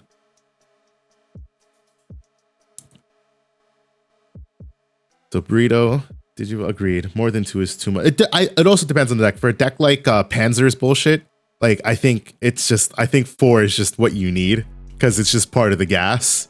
But in a deck like if you're using it as a support engine for another deck, well, of course that deck lives and dies by Ukuma. Yeah, exactly. But like if it's used as a support engine, like yeah, I think just 2 is fine. I'm not even trying any Louis, although I am interested to try like also 2 Louis, see how it works. I'm honestly just being hard-headed with Fenry, and I just don't want to play Analog Youth. That's to tell you the truth. That's what it is.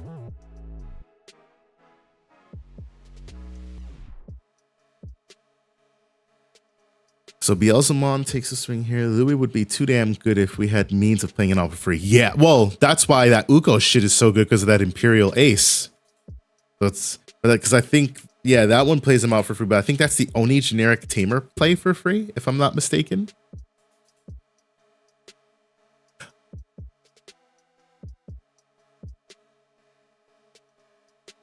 How many rounds are we doing today? I'm not sure. So this is the pair down round. So if Burrito wins, we get 4 rounds. If Mochi wins, that's it.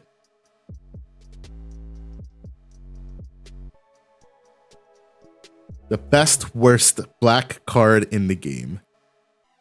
Which one are you talking about? Oh, Mamemon? Oh, right. Yeah. Yeah, Mamemon does play him. This is true.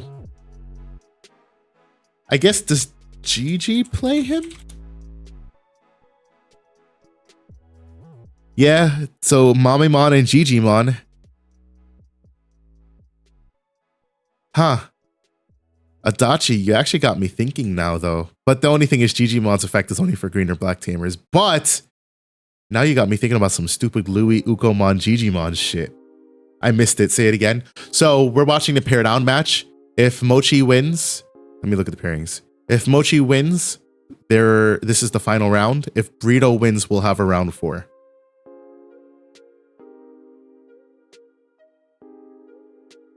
How much are Digimon alts? Oh my goodness, they're like $2. I'm buying 4. Yep, let me get my Digimons.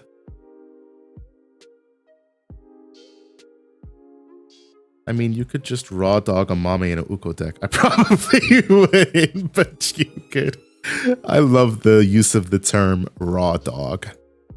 We out here raw dogging it, you know?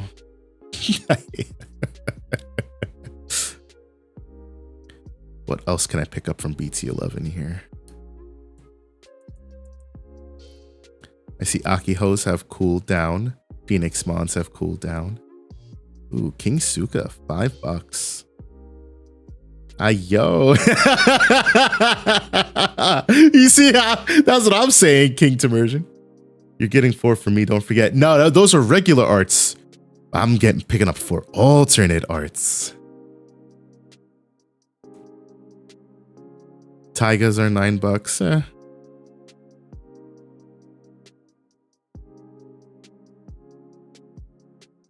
Bro, Mame Mons are like $4. That's wild. Every change I made to the deck served to just annoy me and make it worse. I'm so sorry to hear that, Panzer. It's tragic.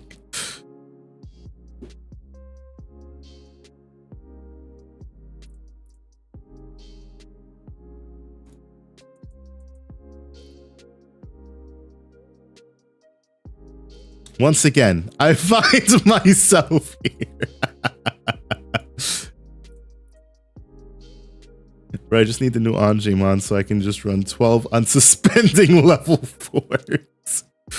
Yep, that's pretty tough. Panzer, why are you working on this deck? What are you trying to gain? Do you just want that feeling of, yes, turn 1 OTK? Is that what you're aiming for? You're aiming for that turn 1 OTK? Some, what do they call it? That turtle in Yu-Gi-Oh! I saw somebody on Master Duel pull off an FTK once. Not against me. Or maybe it was against me. No, I think I was watching it against somebody else. Well, I was going to play Luga or Police tonight, but... No, you don't... Hey. You know you like your deck. Catapult Turtle, right. They comboed Catapult Turtle with some monster that they pumped up to 8,000 attack and then used Catapult Turtle to FTK. I just don't remember like what exactly they did. Luga ZZ. BT15, I'm gonna Ultra S the shit out of TBL. I draw all the OTKs and test never in TBL. You know how it is. You know what the moves are.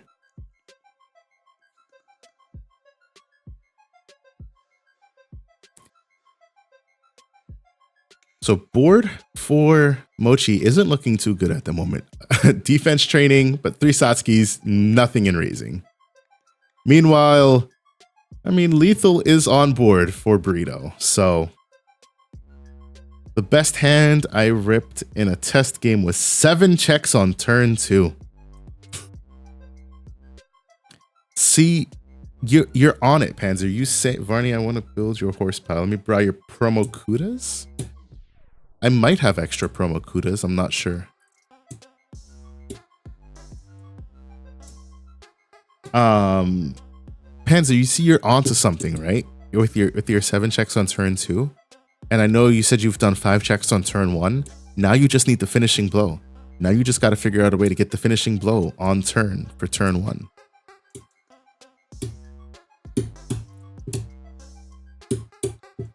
Horsepower is probably the good definition of raw dog. Oh, man.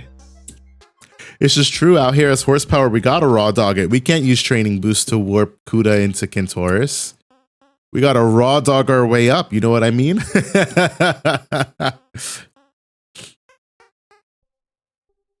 Ooh, DCD bomb. Interesting move. I don't know if I would have DCD bombed here.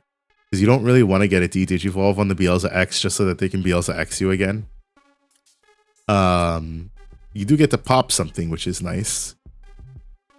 But I don't know. The Dex boys out here gonna show you. Just watch. Sure. Oh, did he target? Okay, good. So he didn't target the Beelza X for D-Digivolve, which is good. Oh, they D-Digivolve Witchmon. Thanks, Treasure Eyes. Also, Treasure Eyes, hello. Hello, Treasure Eyes.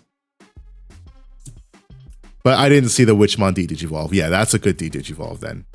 So get the Witchmon D-Digivolve, which just for what it's worth, you could also target the rookie for D-Digivolve. There's nothing that stops you from targeting it, which is what I would have done in that situation. Because I damn sure was not D-Digivolving that Beelza X. There's no way in hell. Hello. I just woke up from falling asleep in my chair 3 hours ago. I hope it wasn't too uncomfortable a nap for you. I hope you were in a nice, comfy, lazy boy.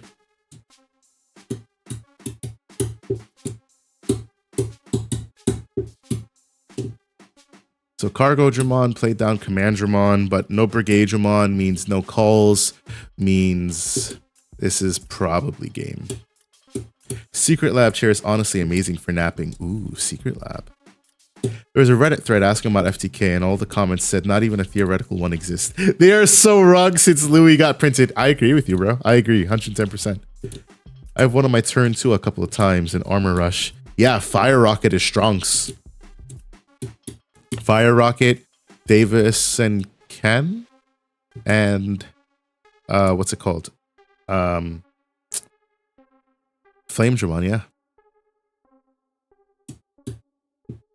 Theoretical FTK, yes. Remotely possible in 1,000 years? No. Hey, you say that, but. Alright, so this Beelzemon is going to connect on one check, which is just a lowly Command Dramon. Dorbeck Ragna exists too, so there are already plenty theoreticals. Right, exactly. Yep, Beelza X trash last card swing for game GG. Yep.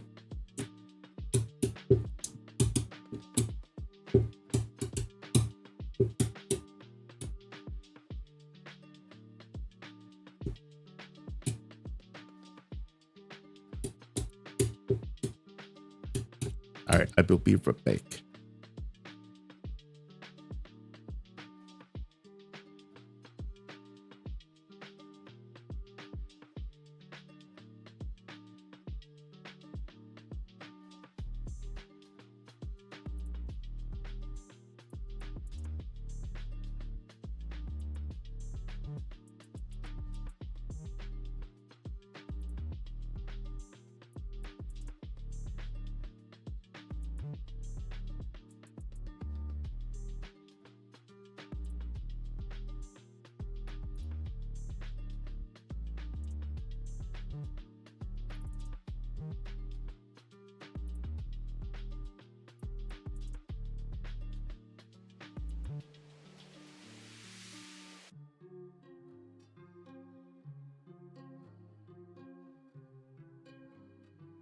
Okay, so that was the last game. So we will have a round 4, Mythios, if you're in chat.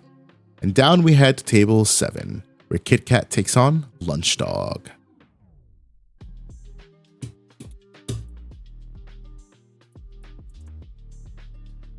Can Dorbeck do it with 5 cards on turn 1 of the game, though? Louis can.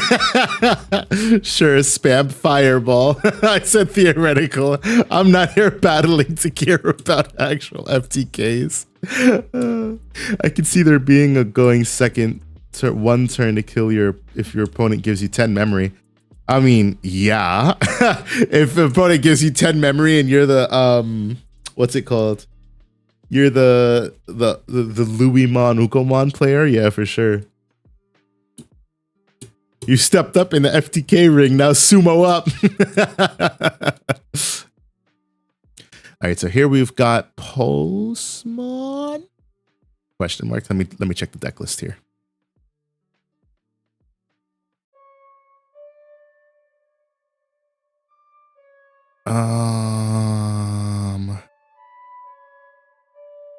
All right, so here we have a deck taking on, hold on. we have A deck taking on Gamamon. And I say A deck because looking at this deck list, it seems like it's like a rush, like yellow rush. We've got Pulsemon, Clear. What the hell is Clear Agumon? Oh, it's the toy. It's Lego Agumon. We got Pulsemon, Clear Agumon, Pulsemon, Vemon. A Vemon. Interesting. Okay. And then we've got a bunch of one-offs for options. Blade of the True, Eden's Javelin, Code Cracking, Megalo Spark. Testament? What the hell is Testament? I didn't even realize Testament was a card. I thought they meant Holy Testament. What am I looking at? Sala X? Toy Agu? Yeah. This means there's another round, right? Yes, Mythios, there is. I already figured out how to get all 7 color Chimera turn 2. I'll let somebody else figure out the FTK vibes. Yellow, green, Rookie Rush vibes. Let's go. That's what it seems like, especially with all these one-ups like Eden's Javelin, which honestly is still a card that I love.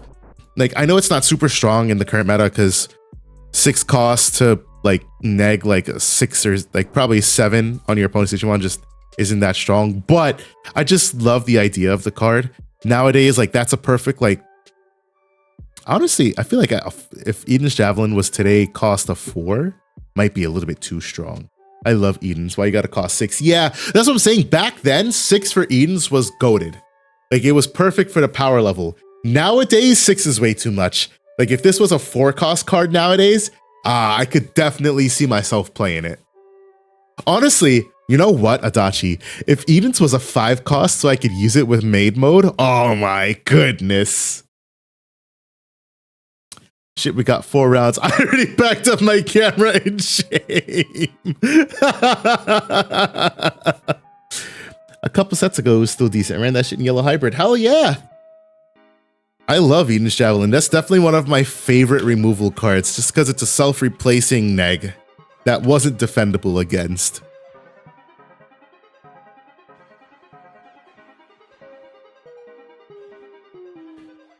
All right, so let's see. Gamma. We've got Tai. We've got, is that promo? I don't even know. I'll be honest. I don't know anything about Gamamon. Gamamon is a deck that still, it still eludes me to what the deck does. Playing Titamon round 4, you can't stop me. Honestly, Panzer. With your record, I'm really not going to argue with you. Bandai got scared, stopped printing us good yellow options and said Apocalypse Purple Cooper. Bro, I keep saying that ever since they limited Jet Sophie. Well, because they released Venusmon and then BT11. What the hell did we get in BT11 for yellow? Let's see, BT11. Dimensional Phase.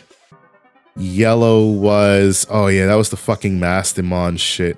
Literal Mastemon shit that we didn't even get a new Mastemon for, which granted we didn't need a new Mastemon, but like 5 cost Mireille, woo. Damn, you didn't have to say it like that. I'm back to running Wyverns again, for fuck's sake. That's what, BT6? Yeah, Wyverns is good. So, some decks just don't out it. Dorumon, rah. All right, so we see Impulse, what is this? Impulse Memory Boost, which plays a Pulsemon from your hand and then delays for 2 memory. Bro, I'm so upset. Speaking of Pulsemon, I was getting ready to like buy my Pulsemons from BT7, the Ultimate Arts, and then they like spiked up in price. They used to be like $3. I should have picked them up while they were $3, and of course now they're like $10 fucking dollars. Coach, redeem the stretch. Coach, I got you. I am stretching. Oh, yeah.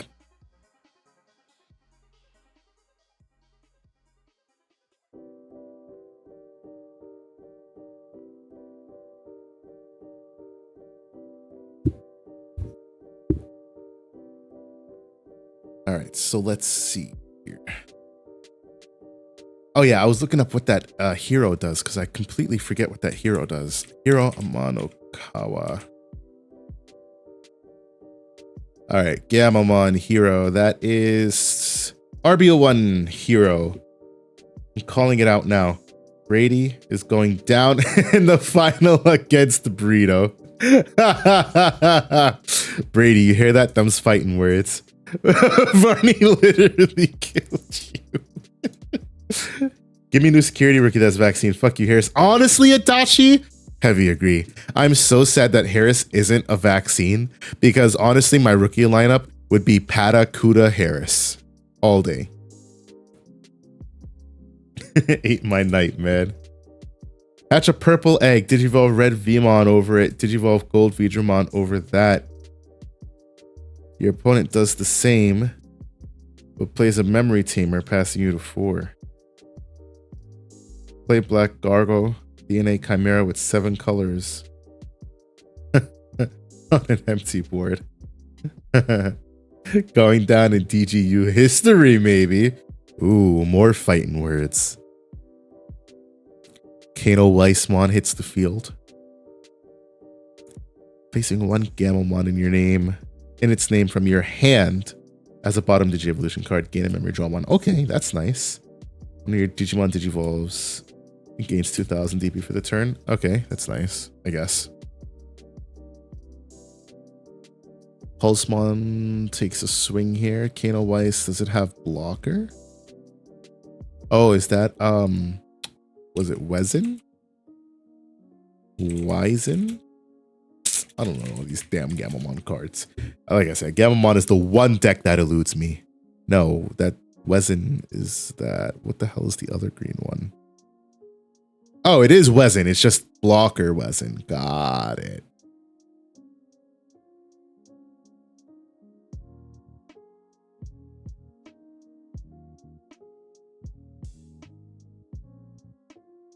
Yeah, I thought Wezen was the green one, but then I looked at one and it only had piercing, and I was like, okay, maybe it's not Wezen. But I forgot there was a new green Wezen that has blocker.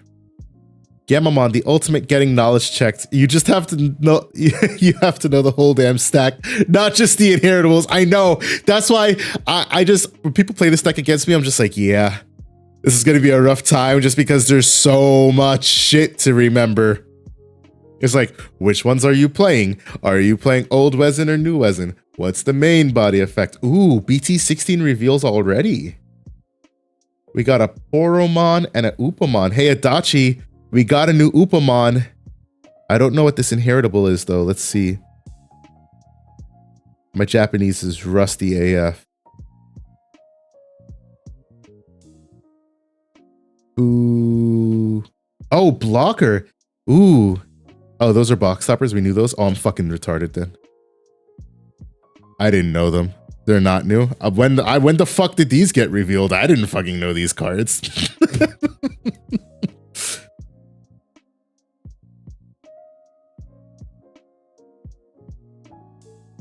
Oh, that's what it is. Oh, sorry. I'm thinking they're BT17. Yeah, sorry. I don't know why. I don't know why my first thought was like, oh, cool. BT17 reveals are here. Woo. Oh yeah, fuck the dumb O2 support. Did you read the combo? Yes, I read. Are you talking about the combo with the purple egg red Vmon and gold Vidramon? We gotta get EX6 first. Slow down there, Sparky. Hold the hell up. We get EX6 first, and I need my Masty stuff revealed. Imagine we don't get any Mastamon stuff. I got an ad side not here. Yeah, I read the combo.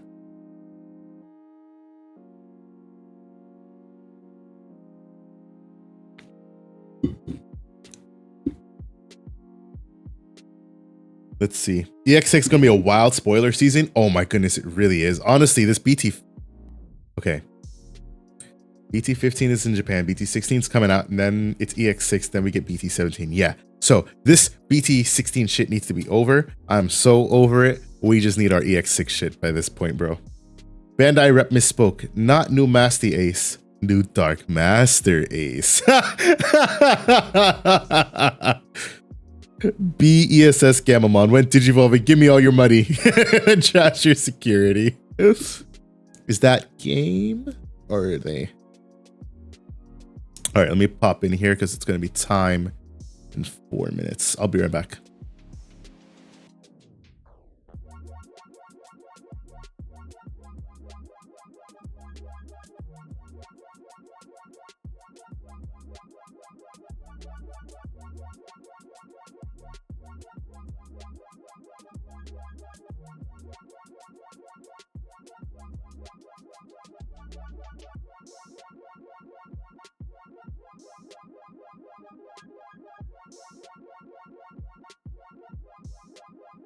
I just wanna Dimension Scissor the new Achilles Mon. You know what I can't wait to play with though, to tell you the truth? I can't wait to play with Shroudmon. I feel like Shroudmon's gonna be so dirty disgusting. Shroudmon, Shroud. Yeah, I feel like this card is gonna be so fun to play with. You're swinging over everything and getting 2 memory each, swinging, trashing a security. Yeah, that's true. Ooh, it's not once per turn. I want a good pulse deck. Hey, I'll see what I can come up with come BT15. Oh, wow. Yeah, that's not once per turn. You just got to get yourself to 3 security. When will there be a... What the hell is a Patroclus? I've never watched Ghost Game, so I don't even know what in tarnation a Patroclus Mon is. I tried Vaccine with Kazuchi this format and it didn't do it for me. Yeah, sounds about right. If we can somehow get Dynas and Shroud out.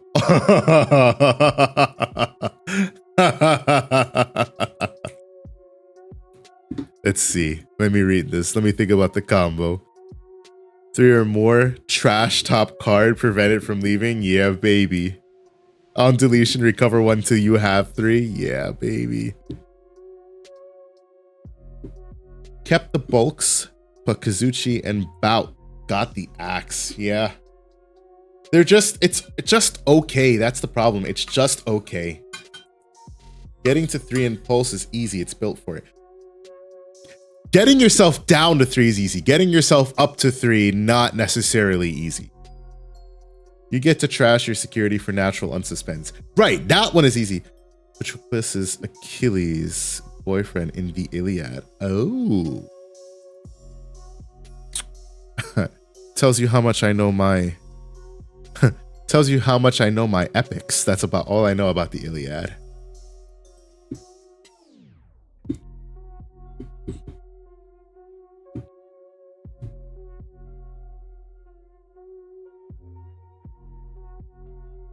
Shroudmon does look fun though, and his alternate art is insane. Well, not okay, I take it back. It's not like insane, but I also really do like his alternate art.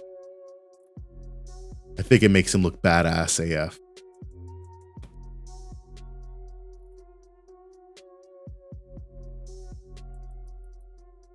Yeah, that Shroudmon alt is pretty good.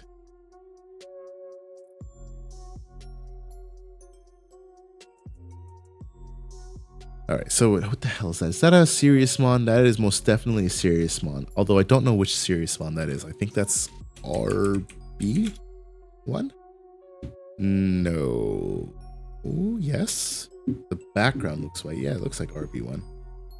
I'm calling RB1 serious mon. Okay. Place Gammamon from hand as source. Delete Digimon with DP less than or equal. And then unsuspend. Okay, so it's basically a double swing. So I guess you swing Kano. And then we have 3 Kanos now. So this one gets 12k, or this one gets sec +1 at 12k or more. This one is the alternate art. Oh, that's the same exact one. Okay, so it's just 2 Kanos. One of your Gammamon that has the Digivolution card with Gammamon may... Okay, so this warps into Kano and then it gains effect. Okay, simple enough. Simple enough, okay.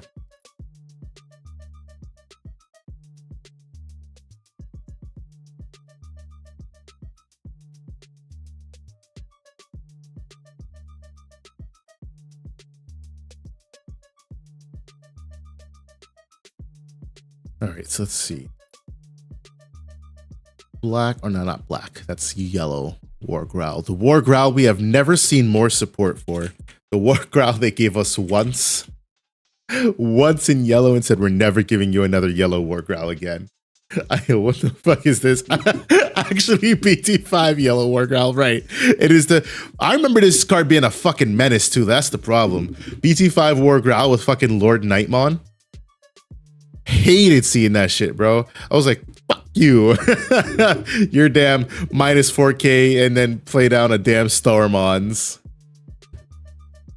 Yeah, that shit was a menace.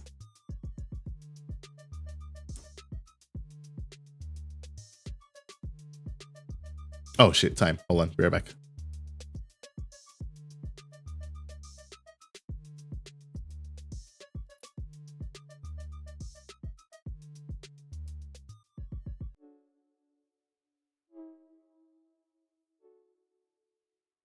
All right, there we go.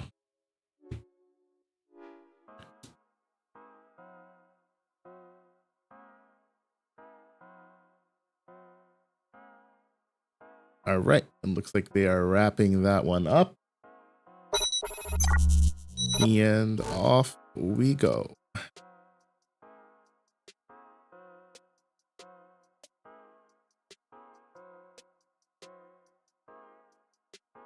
All right. Players, please check your round pairing. For not your pairing, sorry, your results.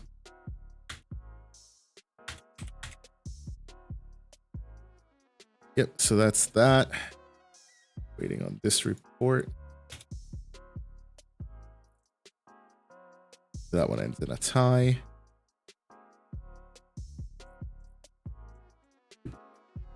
And we will start round 4, the final round, in just a second.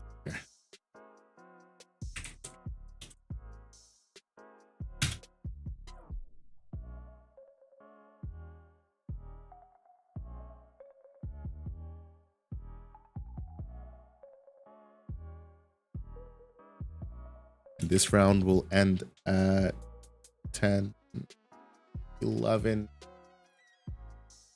Math is so hard, bro.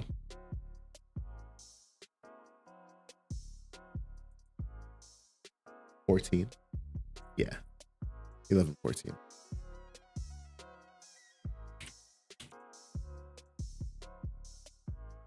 All right. Looks like nobody has any complaints. And off we go. End round. Pair next round. Your pairings for round 4 are up. You have until 11:14. Good luck. Where's the third musketeer at? Nobody knows.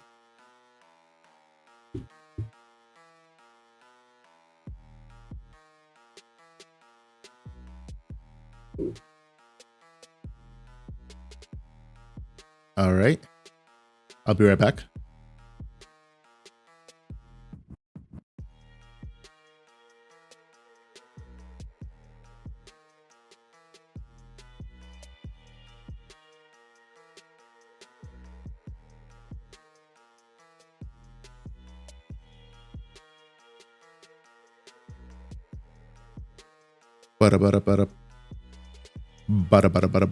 All right, cool. Off to table 1 we go.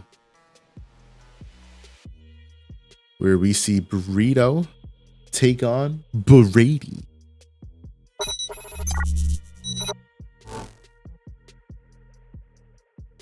So now we got Allforce versus Beelzemon. 2 big bads. You got a Demon Lord taking on a Royal Knight.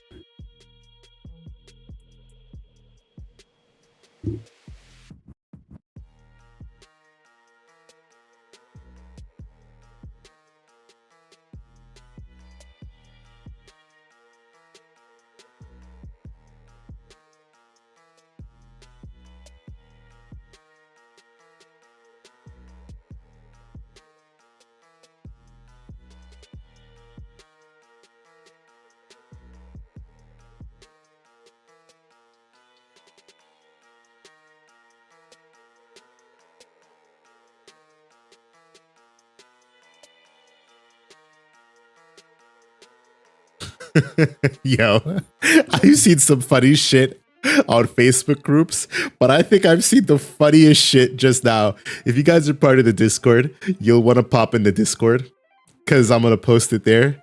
This is so funny. So like in One Piece, They just had set 5, which is like their the Gear 5 set. So everybody's trying to pull it because everybody wants to pull a Gear 5 Luffy, blah, blah, blah.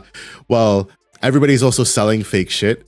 So this person posted, obviously that they're selling packs. And a person called them out for a sus-looking timestamp. But it's the way they said it and what they wrote. It's just absolutely hilarious.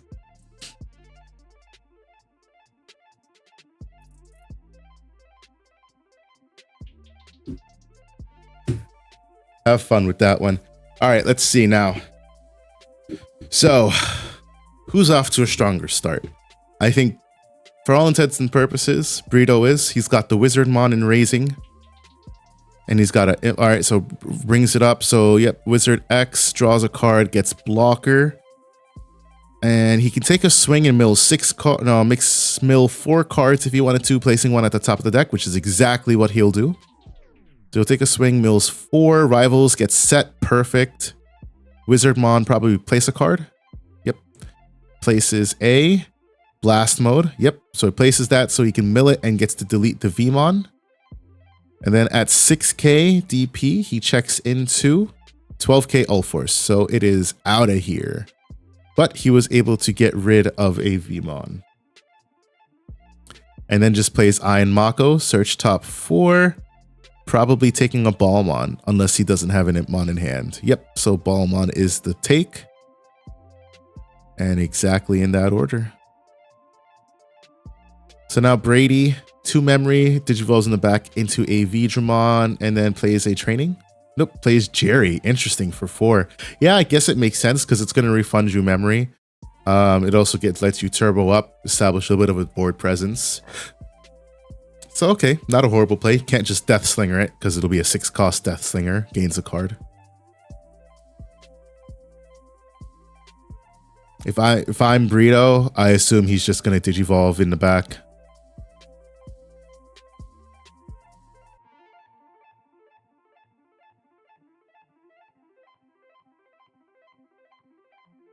Because we know, yep, he has the Balmon in hand, so Digivolves. Oop, doesn't go to 3, just goes to 1.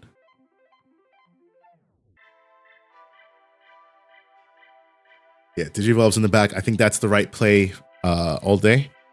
Because you can raise, swing. You're getting to mill 5 cards. You get to place 1 from hand. Now you're at 2 memory. So now the real question is here is, do you push? Okay, he does push. Because you know what's coming down next turn if it's in Brady's hand. So mills 3, so Ruin Mode milled. Double Balmon mill. Wizardmon's going to place. Rivals Barrage, Mills Rivals, and then another Balmon from the Yaman. And so that's 7k. Yep, blocks, takes the 2 memory and the card draw. And then, what's the move here?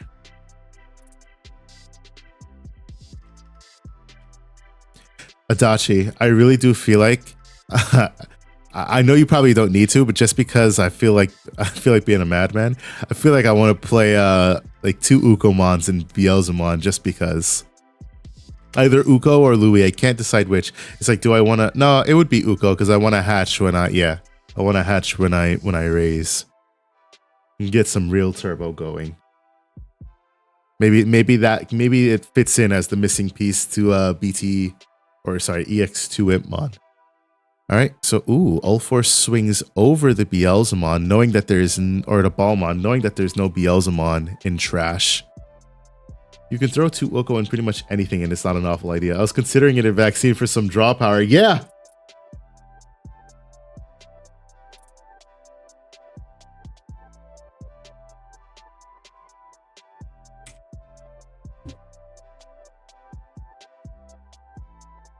Yeah, that's how I feel.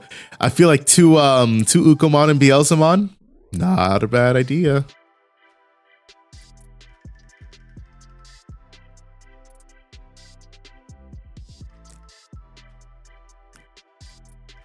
Wizardmon, and then perhaps another Balmon. I know there was like 3 total bottom decked. Ops for the Iron Mako. Searches for.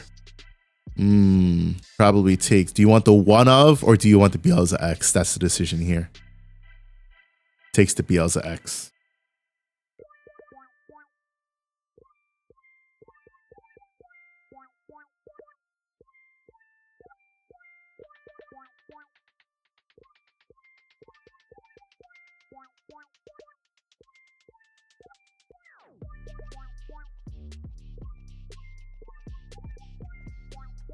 All right, Vmon hard drop.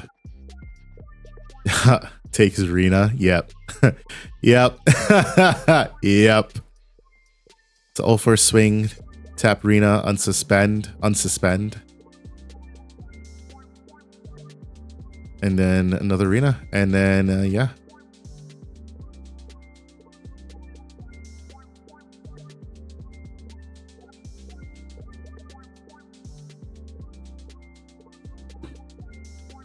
All right, Burrito, what's the move here?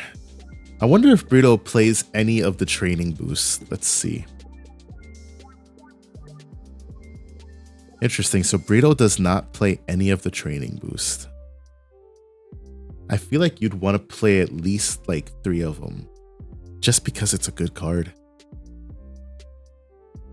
He doesn't. He hates the boost. Really? Hates the boost in Beelzemon or hates the boosts in general? I love training in Beelzemon. That's how I feel. I feel like I would love it in Beelzemon. There's another matchup where once All Force X and Rena is out, what do you even do? Ruin mode? I mean, not that it really does much, but in Beelzemon, I mean, I kind of get it, right? Like, I'm on the same wavelength of like, I only want things that give me value on mill. He just sucks. It's okay. Oh man. No, I mean I get it, right? Like on the one hand, you only want things that give you value on mill. That's why I never liked boost in the deck in the first place. But I just feel like the training boosts are just so inherently good that their value outweighs their non-mill value. Can't mill if you don't find your pieces in the first place. Yeah, exactly. Ruin mode, pass turn. Next turn, swing, jamming, and bounce through. Yeah, I mean, you can't go in the ruin mode and pass turn. It's got to be a same turn ruin mode. But even then, it doesn't matter because you're only necking 10k, and All Force X it'll still be 2k. Let's go, Burrito. Gotham Knights. Hello, welcome in. But I also prefer going straight up into Beelzemon versus ending turn on Balmon. Fair. I think the trainings and Memboost together still work great for Bielsa. Yeah, I don't disagree. I mean, I think especially in the absence of 4 EX2 Entmon, you definitely like something to turbo you a little bit to help you accelerate your game plan, which is why I would play them at the bare minimum. Like I'd probably play 3 Iron Mako. Ew, Full Metal Blaze. Oh lord. Oh, Full Metal Blaze. I don't think it has enough to trigger the second effect, right? Let me check Full Metal Blaze. Full Metal Blaze. Return to your opponent's level 4 lower deck. Hands. If your opponent has 8 or more cards in hand, return level 6 or higher. Okay, so it doesn't even hit the ball one. Who in the hell plays Full Metal Blaze? That's our boy Brady out there with Full Metal Blaze, I guess. Mans is wild. Yeah, I mean, it's if I'm gonna run removal in Old Force, I'm running what's it called?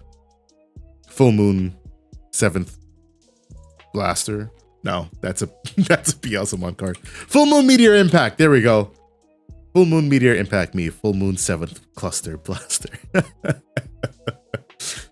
Probably for Luga. Yeah, actually, it's not that bad a tech for Luga. Yeah, actually, it's the perfect tech for Luga. But I feel like you don't even need it against Luga because you got all that evade in the arenas. Unless they get set up faster than you do. All right, so All Force X swing arena. Full. All right, hold on.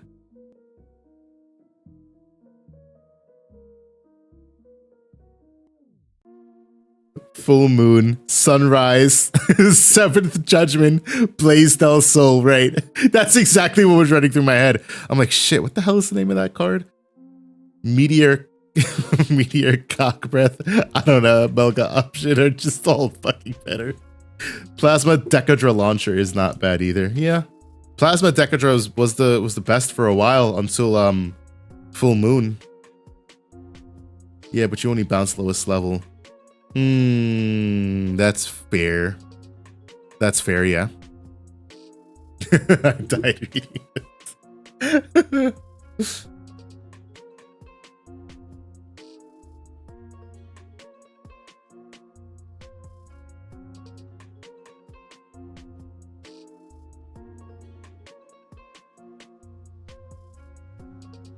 Full moon is crazy. Which full moon? We've got a couple full moons. We've got full moon blaster and then full moon meteor impacto. This one. Check your DMs. All right, hold on.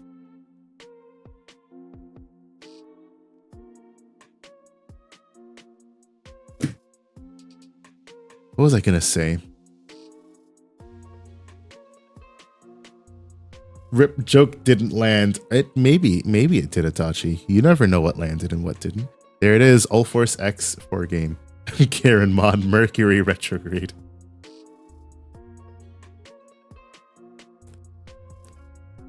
Oh. What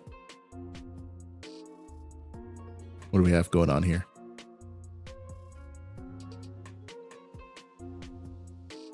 Yep. Okay, there we go. Yep, so that is game 1 for Brady, proving that blue is always strong's. Blue is very strong's. Even with, the fuck was it? Full metal blaze? Yeah, full metal blaze. Even with a full metal blaze in deck, which may have turned a little bit of the tempo of the game.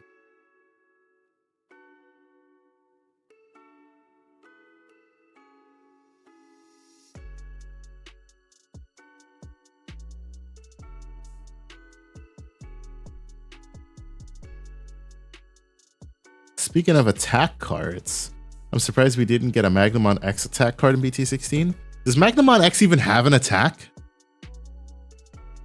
Because even in BT8, like his card was that warp card. BT8. 8.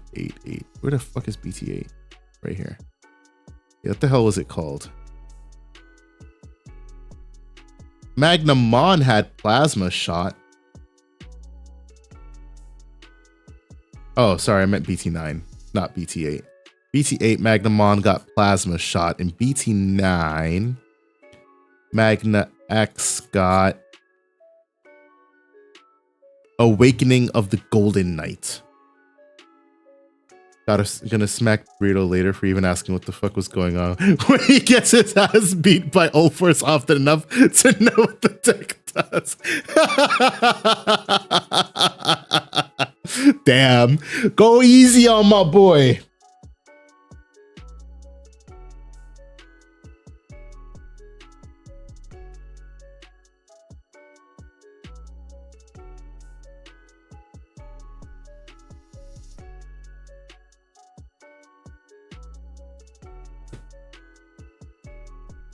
Look at that effortless shuffle.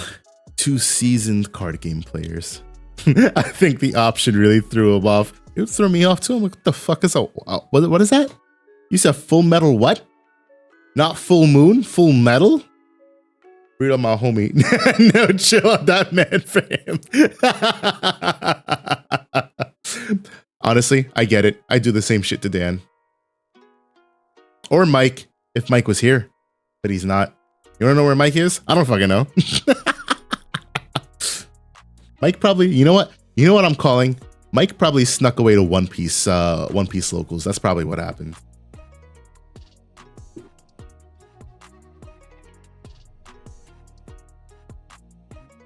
Mike snuck away to One Piece locals and left me to host the tournament, even though he knows I want to go to One Piece locals.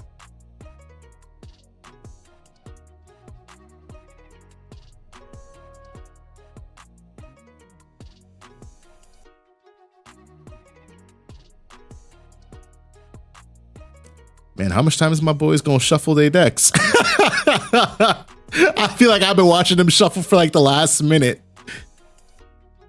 Also, he shit talks frame one on the daily, so it's fine to put his ass on blast.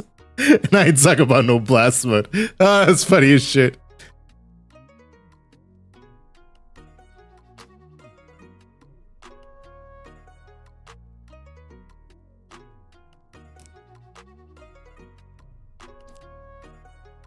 All right, Bukai, Dagoa. Oh, yeah. Into Digimon. All right, Burrito, what's the move here? All right. Seems like our boy's just going to come out and swing and mill 3. Whoa! What the hell was that? All right. Either Burrito's hand is trash or Burrito's hand is fucking trash. Hard drops Beelzemon for 12. So we see the fuck it. It drops Rena. Searches 3. Takes Joe, takes Rena, busted. Oh, takes both. It takes both. It takes both. Man, what the fuck? Yeah, that's what I'm saying. Yep, Digivolves into All Force. Oh my fucking goodness. Talk about getting fucking abused. That's a fucking travesty. All right, so those of you making it back from the ads, what you just witnessed is an absolute murder scene. There's no way that passing couldn't have been better. There is entirely a world that exists where passing was most definitely the play. But, I mean, like I said, I don't know what's in his hand. Could it be Deathslinger, Deathslinger, Deathslinger, 7th full cluster, 7th full cluster? I guess we'll never know. Yeah, some dumb shit's about to happen here. That's what's about to happen. Swing, tap. Oh my lord. Yep, that's exactly what I thought it was. That's exactly what I thought it was. I got walled by ads. What the fuck happened? King Tamers. Let me tell you. What we just witnessed was Beelzemon hard drop for 12. Brady saying, I bet. Double Rena drop, Digivolve all the way up into All Force, plays the Jerry, bounces Beelzemon back to hand. And then Burrito just Digivolve into Wizard X pass. Well, it would pass turn at 1, but he just showed us his hand. He had triple Beelzemon and 4 removal options. So yeah, that sounds about right.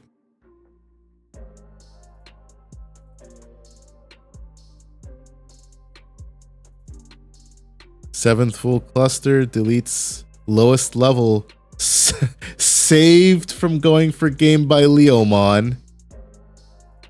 And Brady just says, fuck it, I hybrid for game anyways. Look at him clap.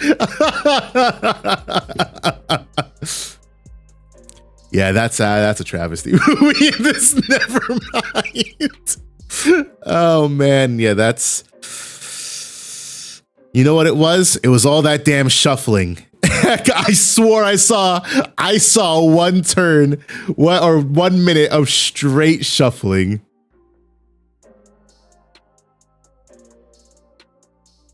Did you just say King Tamers? Classic example of Digiplayers not reading. I don't read. Yes, that is exactly what I said. And it's what? King Timerson? Listen, it could have been worse, right? I could have actually tried. I could have sat here and be like, what is it? And then I would have had Dan sitting here berating me for reading names. In the past, Dan would be like, "Why? It's so simple. You just read." So I just stopped reading. Dan bullied me into not reading. We're gonna pop down to table 3.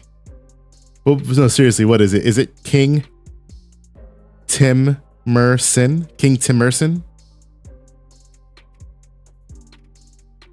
He deserves to berate you for that shit, to be honest. And I was hearing kink immersion. Kink immersion. Now, we had a guy come in chat one day. I'll type his name out. It was your what was it? Your cool freaking cousin Gus. I think this was his name, your cool freaking cousin Gus. And I was like, at the time I was practicing Japanese. So for some reason, like my brain immediately kicked into, all right, we got to pronounce this. How do we pronounce this? Sound it out. Your kururu freaking cousin. And then I said it like 2 or 3 times and I was like, oh, wait. Your cool freaking cousin Gus. Oh. Hold on here. There we go. There's the overflow. Okay. Yeah, I was like, oh, it's just your cool freaking cousin Gus, not some Japanese name. That's where this whole thing started from.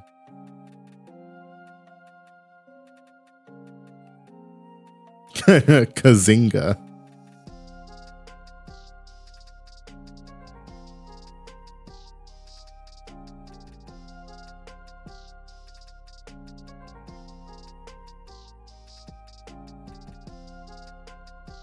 All right, so let's see here. Gaomon, mental training, 2 memory.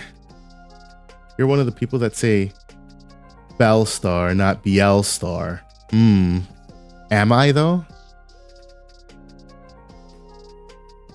Or Beelstar, like Beelzemon.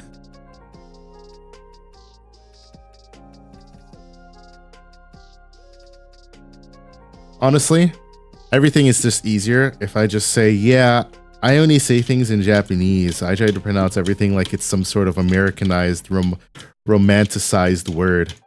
Bierustoru. I like how you paused to read that one. Of course I did. I'm not going to fall for it twice in a row. Bierustoru. Kingu Timersonu. Honestly, that's probably King Timerson is probably a fucking tongue twister for Japanese people because there's double M's. I don't even think there's M's in Japanese. Or no, there is M's. I'm wrong, but not double M's. So it's like, where does the line? Where does the pronunciation break? Timuma.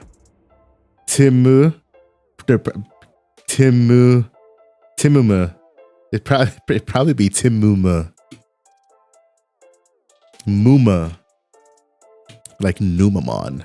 That funny that the fucking card just dropped too. How tough is it to learn Japanese or learn at some point? All right, let me ask you this. What is your dedication level to anything, right? The reason I say that is because Japanese is difficult only because of the amount of time that it takes. It's not something like you could probably get proficient in Spanish in like a year. And that's like, just like, okay, like I study it, I learned the grammar, I learned some vocab, and then, I just constantly practice it for that year. But Japanese, I feel like it takes you 3 months to like get a grasp, like at the pace that I would go or that we would go as adults. If you were not doing it like every day, you're not going to school for it, you're just kind of learning it on your own. I feel like it would take like 3 months to get comfortable with hiragana and katakana, which is your first step. And then another, like during that time, you want to learn your grammar, and then you basically spend the rest of your life learning kanji. Because hiragana, katakana is easy once you learn it. It's just that the kanji is what takes forever because there's so many different vocab to learn. And I think to be considered proficient in, what is it, the N5, you need to learn something like 2,000 kanji. To be able to read, and I think that's like be able to like read a Japanese newspaper or some shit. So I've been saying I'd want to learn Japanese for the past 20 years, but I never sat down to practice hiragana, katakana. Yeah.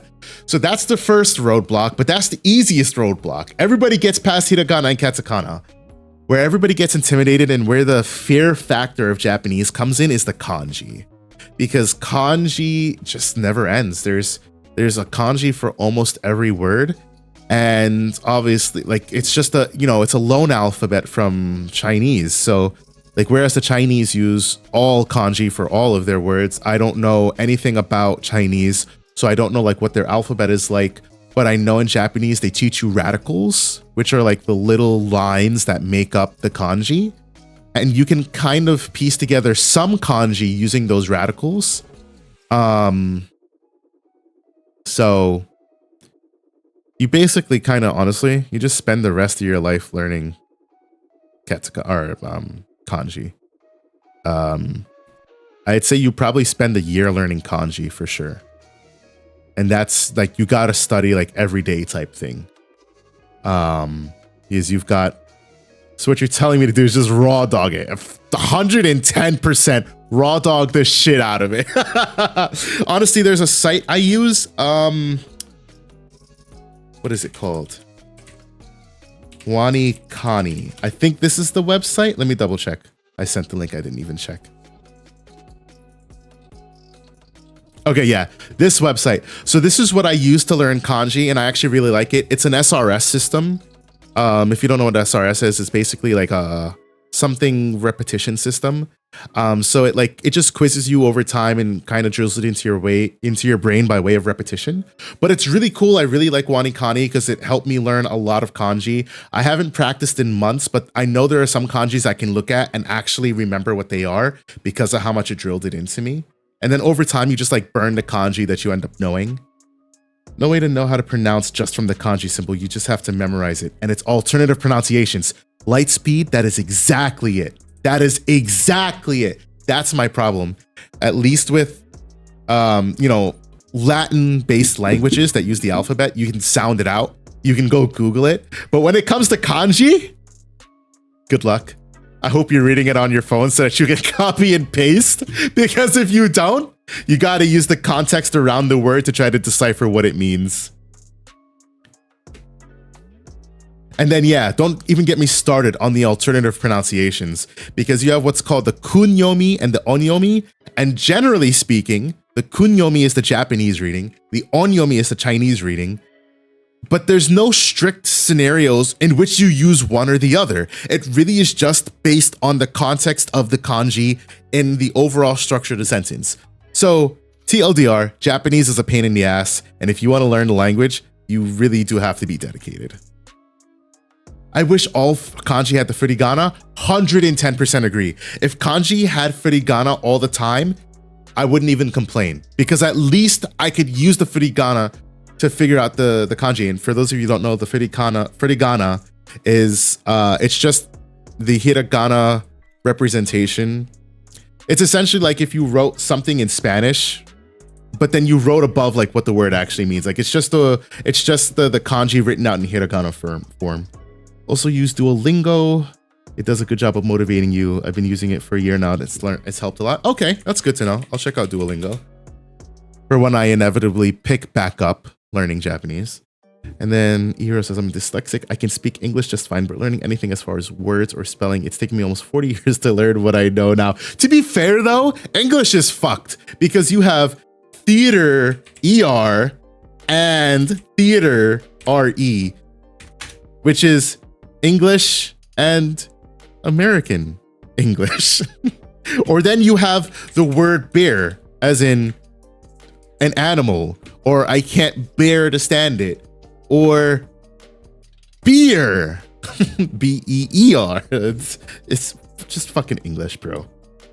Hearing all this sounds so much more than it probably is. And here we are knowing English, one of the hardest languages to learn. I don't disagree with you. And then you get to regional dialects. Oh, yeah. Yeah, regional dialects. Yep. The tiny symbols that appear on the top of the kanji and shonen anime OP sound credits. Yep. English is an amalgamation of languages. It's a real language to climb. Yeah, English is difficult. Don't get me wrong. I as an English speaker, I don't disagree. It's just that Japanese is just hard because it requires dedication. That's the main thing. You just have to be. It's not something you can pick up on a whim and be like, yeah, I want to learn this. Like, you've got to put the time and effort into it. That you could say the same about almost any language. I just feel like with Japanese, it's like more so for that than for others. Whoever decided to put silent letters in the English language, I just want to have a chat. There's history to those silent letters. I know, fucking Latin, am I right?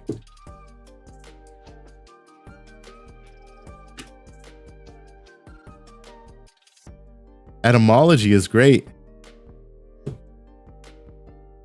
We out here dropping the mologies, the ogies, the... I'm not gonna go there. I won't say that. The history of the word nickname is a lot more than you would ever guess. Is it really? That's interesting. That shit went through more versions than Sensu Bean. Oh man. All right, let's hop down to table 5 where we see Coach taking on Leppy, the penultimate matchup. This is friend on friend. Not in that way. Sorry.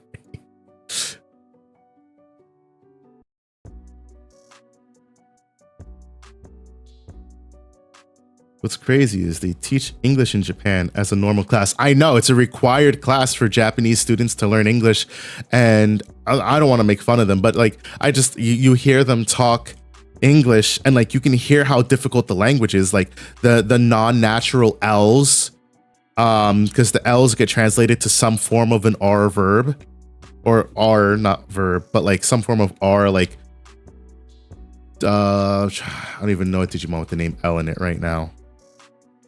Lanamon, that's Ranamon in Japanese. Rydramon. There we go. It is the most spoken language in the world, right? Honestly, like at times I'm grateful for like having learned English, or like being, you know, being born and speaking English. But like, I also wish that I learned languages at a younger age, because I feel like it's just so easy to pick up and absorb shit when you're young. And now that I'm this old fart, I'm just like, oh my fucking goodness. Trying to absorb this fucking language is like trying to teach myself how to fucking stop a ticking time bomb without killing myself. We enunciate the hell out of our words if you are speaking properly, right? If we are speaking like this. Remember what I said about salty runback this week? There you go, Brady. Your salty runback came true with none other than Go Leo Force Tribal, baby. That's what we're calling your deck. I don't want to hear you refer to it as anything other than Go Leo Force. My man's out here with the Gomamon engine, the Leomon engine, and the All-Force engine. Like the first scene of the Boondocks, they said the whole word like this.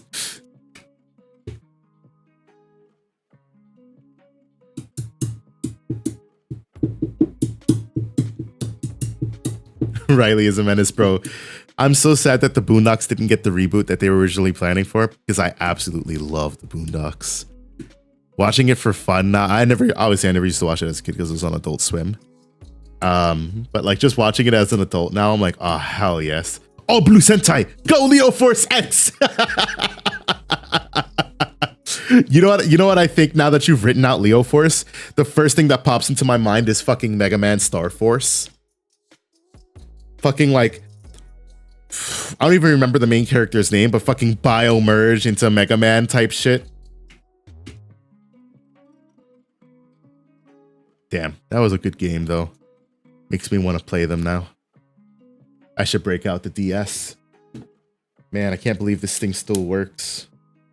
I feel like the DS is definitely one of the most underrated consoles of all time.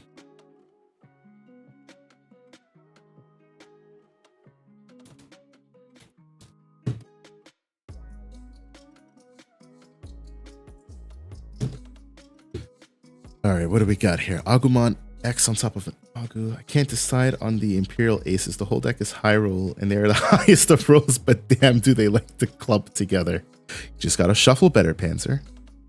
I like the Battle Network way more than the Star Force, but I did play them all. I also was more of a fan of Battle Network than Star Force, but my thing was, like when I was a kid, I got into Mega Man with Star Force because I had a DS. I didn't have a DS Lite. And the Star Force games were what were out at the time. And I was like, oh, hell yeah, I'm playing fucking Star Force. I miss walking into GameStop and seeing a wall of used DS cartridges. No, let's say it right. I miss walking into GameStop because I still see, like, I'll rephrase. I don't see a wall of used cartridges. I do see some though. I just miss seeing cheap prices. Bro, I walked in the other day and I saw like Pokemon games for $80. And I was like, that's fucking insane. I'll put down the deck when I get one of my openers that gives me Imperial Ace, 3 level 4s, and 2 Tamers on the play. I'm late because I was playing, but I took 2 years of Japanese in high school and 3 semesters of it in college. While learning kanji is probably the hardest part, the benefit is that once you learn the grammatical structure, it's a very make sense kind of language when it comes to speaking, writing sentences, in my opinion, of course. I agree with you, Gino. Japanese grammar is very straightforward, in my opinion. Like, it's very, you know, it's been a while since I've been in school, okay? But like, sentence structure is very straightforward. Like, you have subject, you have like action, predicate, like everything. I can just, when I hear people talk, like I can kind of discern some of what they're saying just because of that structure. So I heavily agree with that. It's just, yeah, the kanji is the hardest part just because of memorization. Subject, object, verb, yeah, like that. Boku wa Varni-san desu. Or boku wa, what is it?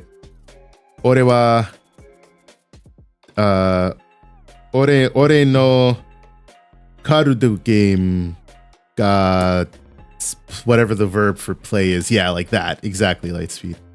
Because of shiny hunting, collecting, and being able to move Pokemon up through obscure ways, people have made cartridges scarce. Really? You don't use san in your own name, you fuck. Boku wa Varni-san da. I noticed that subjects come at the end instead of the start, so it makes me wonder if that makes them naturally have to pay more attention to speakers to know who the hell is being spoken to. Well, I think just in general, y'all can correct me, like those of you who've been to Japan know Japanese culture more than I do, but I just feel like Japanese culture, like there's just a little bit more respect for when people are talking anyways. Varnitan. Yeah, I just feel like there's more respect for when people are talking anyways. Regardless of like having to pay attention so that you know who is being spoken about, it's just like they have more respect for speaking to each other from the door, you know? But I mean, you know, I don't know anything about Japanese culture because I've never been there. I'm just a weeb. I'm just a weeb who lives in America. America da. America jin desu. A lot of Japanese language is contextual. If you're eating something and it's hot, you don't say this food is hot. You just say hot and it's understood. Right. Like if you're, I can't remember what the word, is it atsui? No, not atsui. I don't even know if I learned a word for hot, but I know it. Yeah. You just say, yeah, or hot. It is atsui.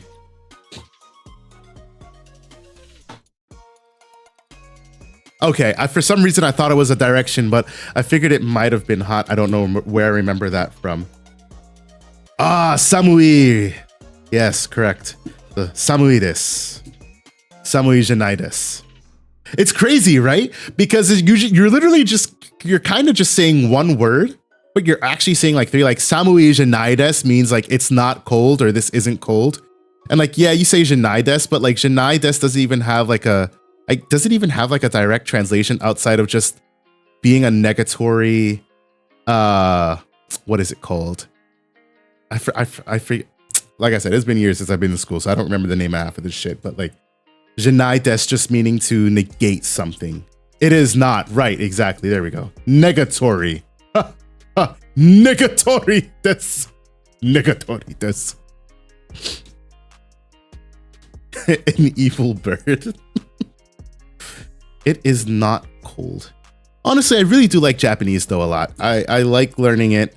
I I definitely have my phases of learning it. I need to get back on my kanji practice. And I definitely need to practice on my grammar. Like I need to sit down and read through. If you guys are interested, I guess like the resource that I use is Take Him's Guide to Learning Japanese. He has a nice online guide you can read through for learning the grammar, which is what I was using. Taught me a lot. Just watch more anime. When you learn that chigao just means different, not no, that's wrong, right? Exactly. Me too. I got to get back on it. My sensei in college taught me so much extra outside of class. She was such a sweet lady. That's nice.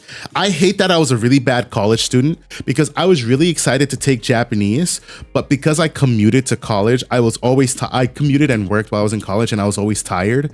So like in Japanese class, like I just got real comfortable, and sensei was real nice, and I just ended up falling asleep in class. Then he'd be like, "Yobarni-san, Yobarni-san," and then he'd say some shit in Japanese, and I'd be like, wakarimasen. And then he'd be like, so desu ka. And I'm like, yeah, I'm sorry. Gomen nasai, sensei. Half the time in anime, they can speak English. Reverse card open. Yeah, you're not wrong. Stand up, Vanguard. Trigger. Not even the Japanese word for trigger. Just trigger.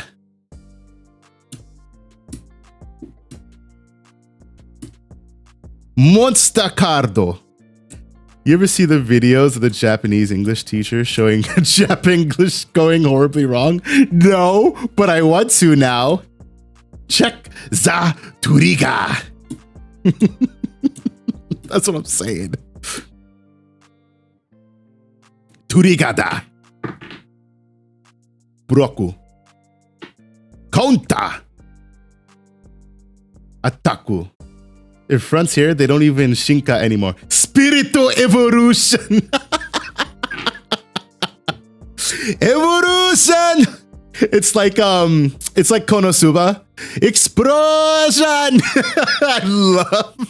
I love Konosuba for that. Explosion.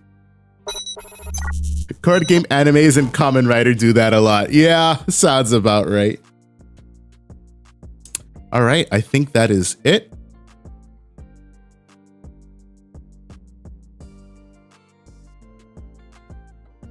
Waiting on that report there.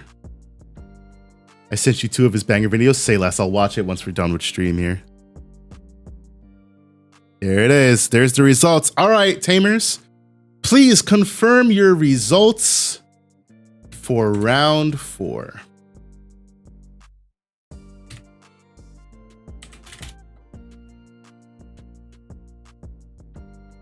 After that, we will be ending this tournament. Oh, you could totally share with the class. All right.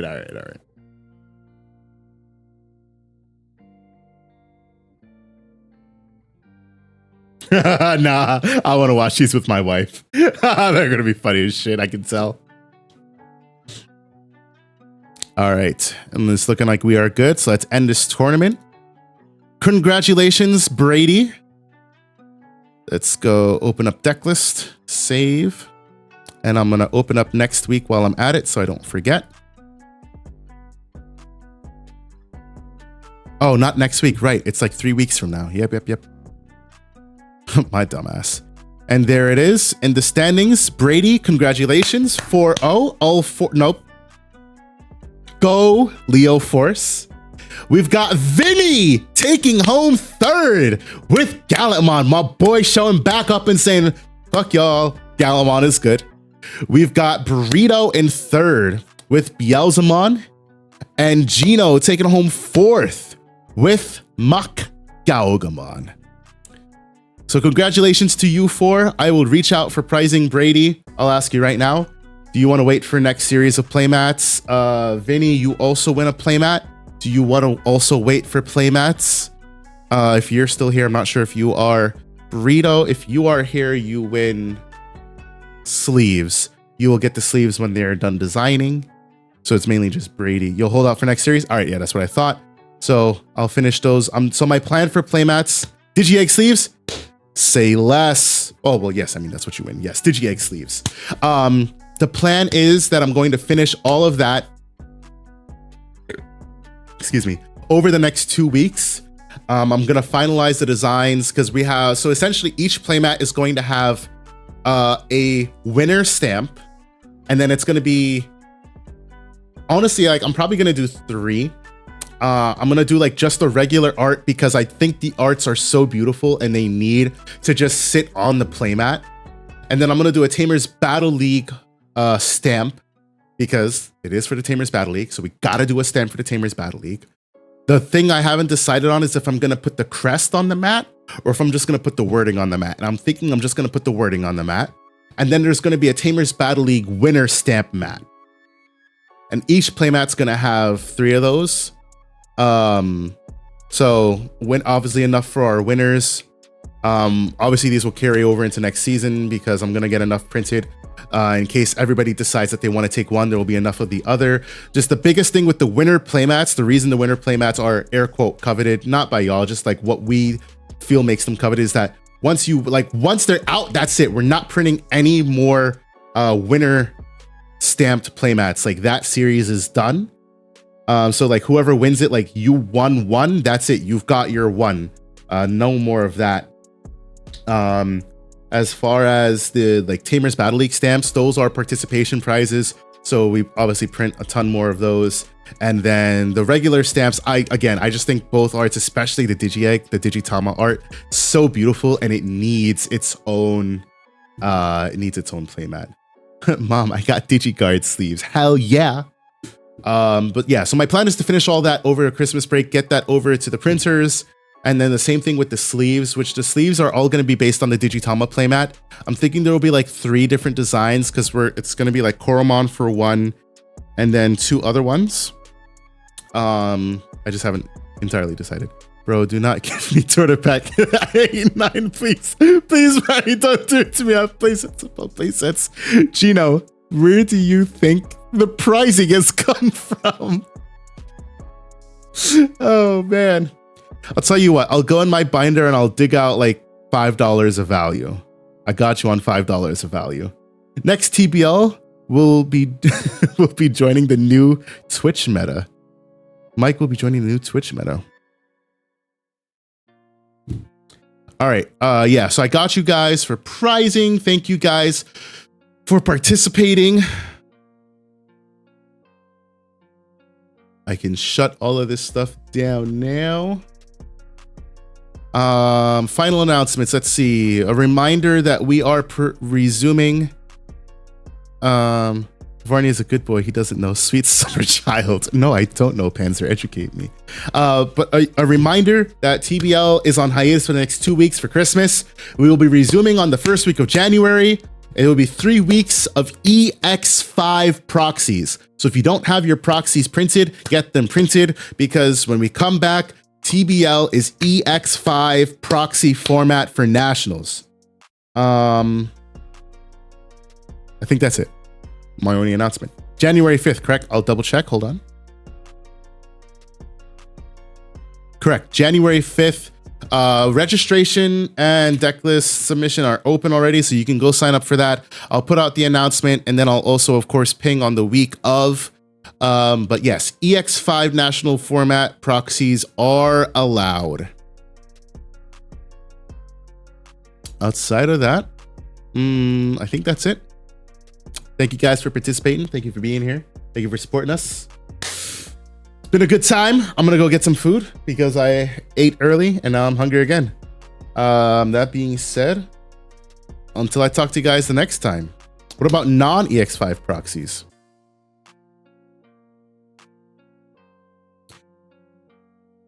Yes, you can use proxies that are not EX5. Correct. Just clear and legible. That's all that matters. Outside of that, that's all my announcements. So if y'all don't have any other questions, free ruin modes, baby. It's nationals practice. Not gonna discourage anybody. But yeah, outside of that, that's it. Until I'll talk to you guys next time. Peace out.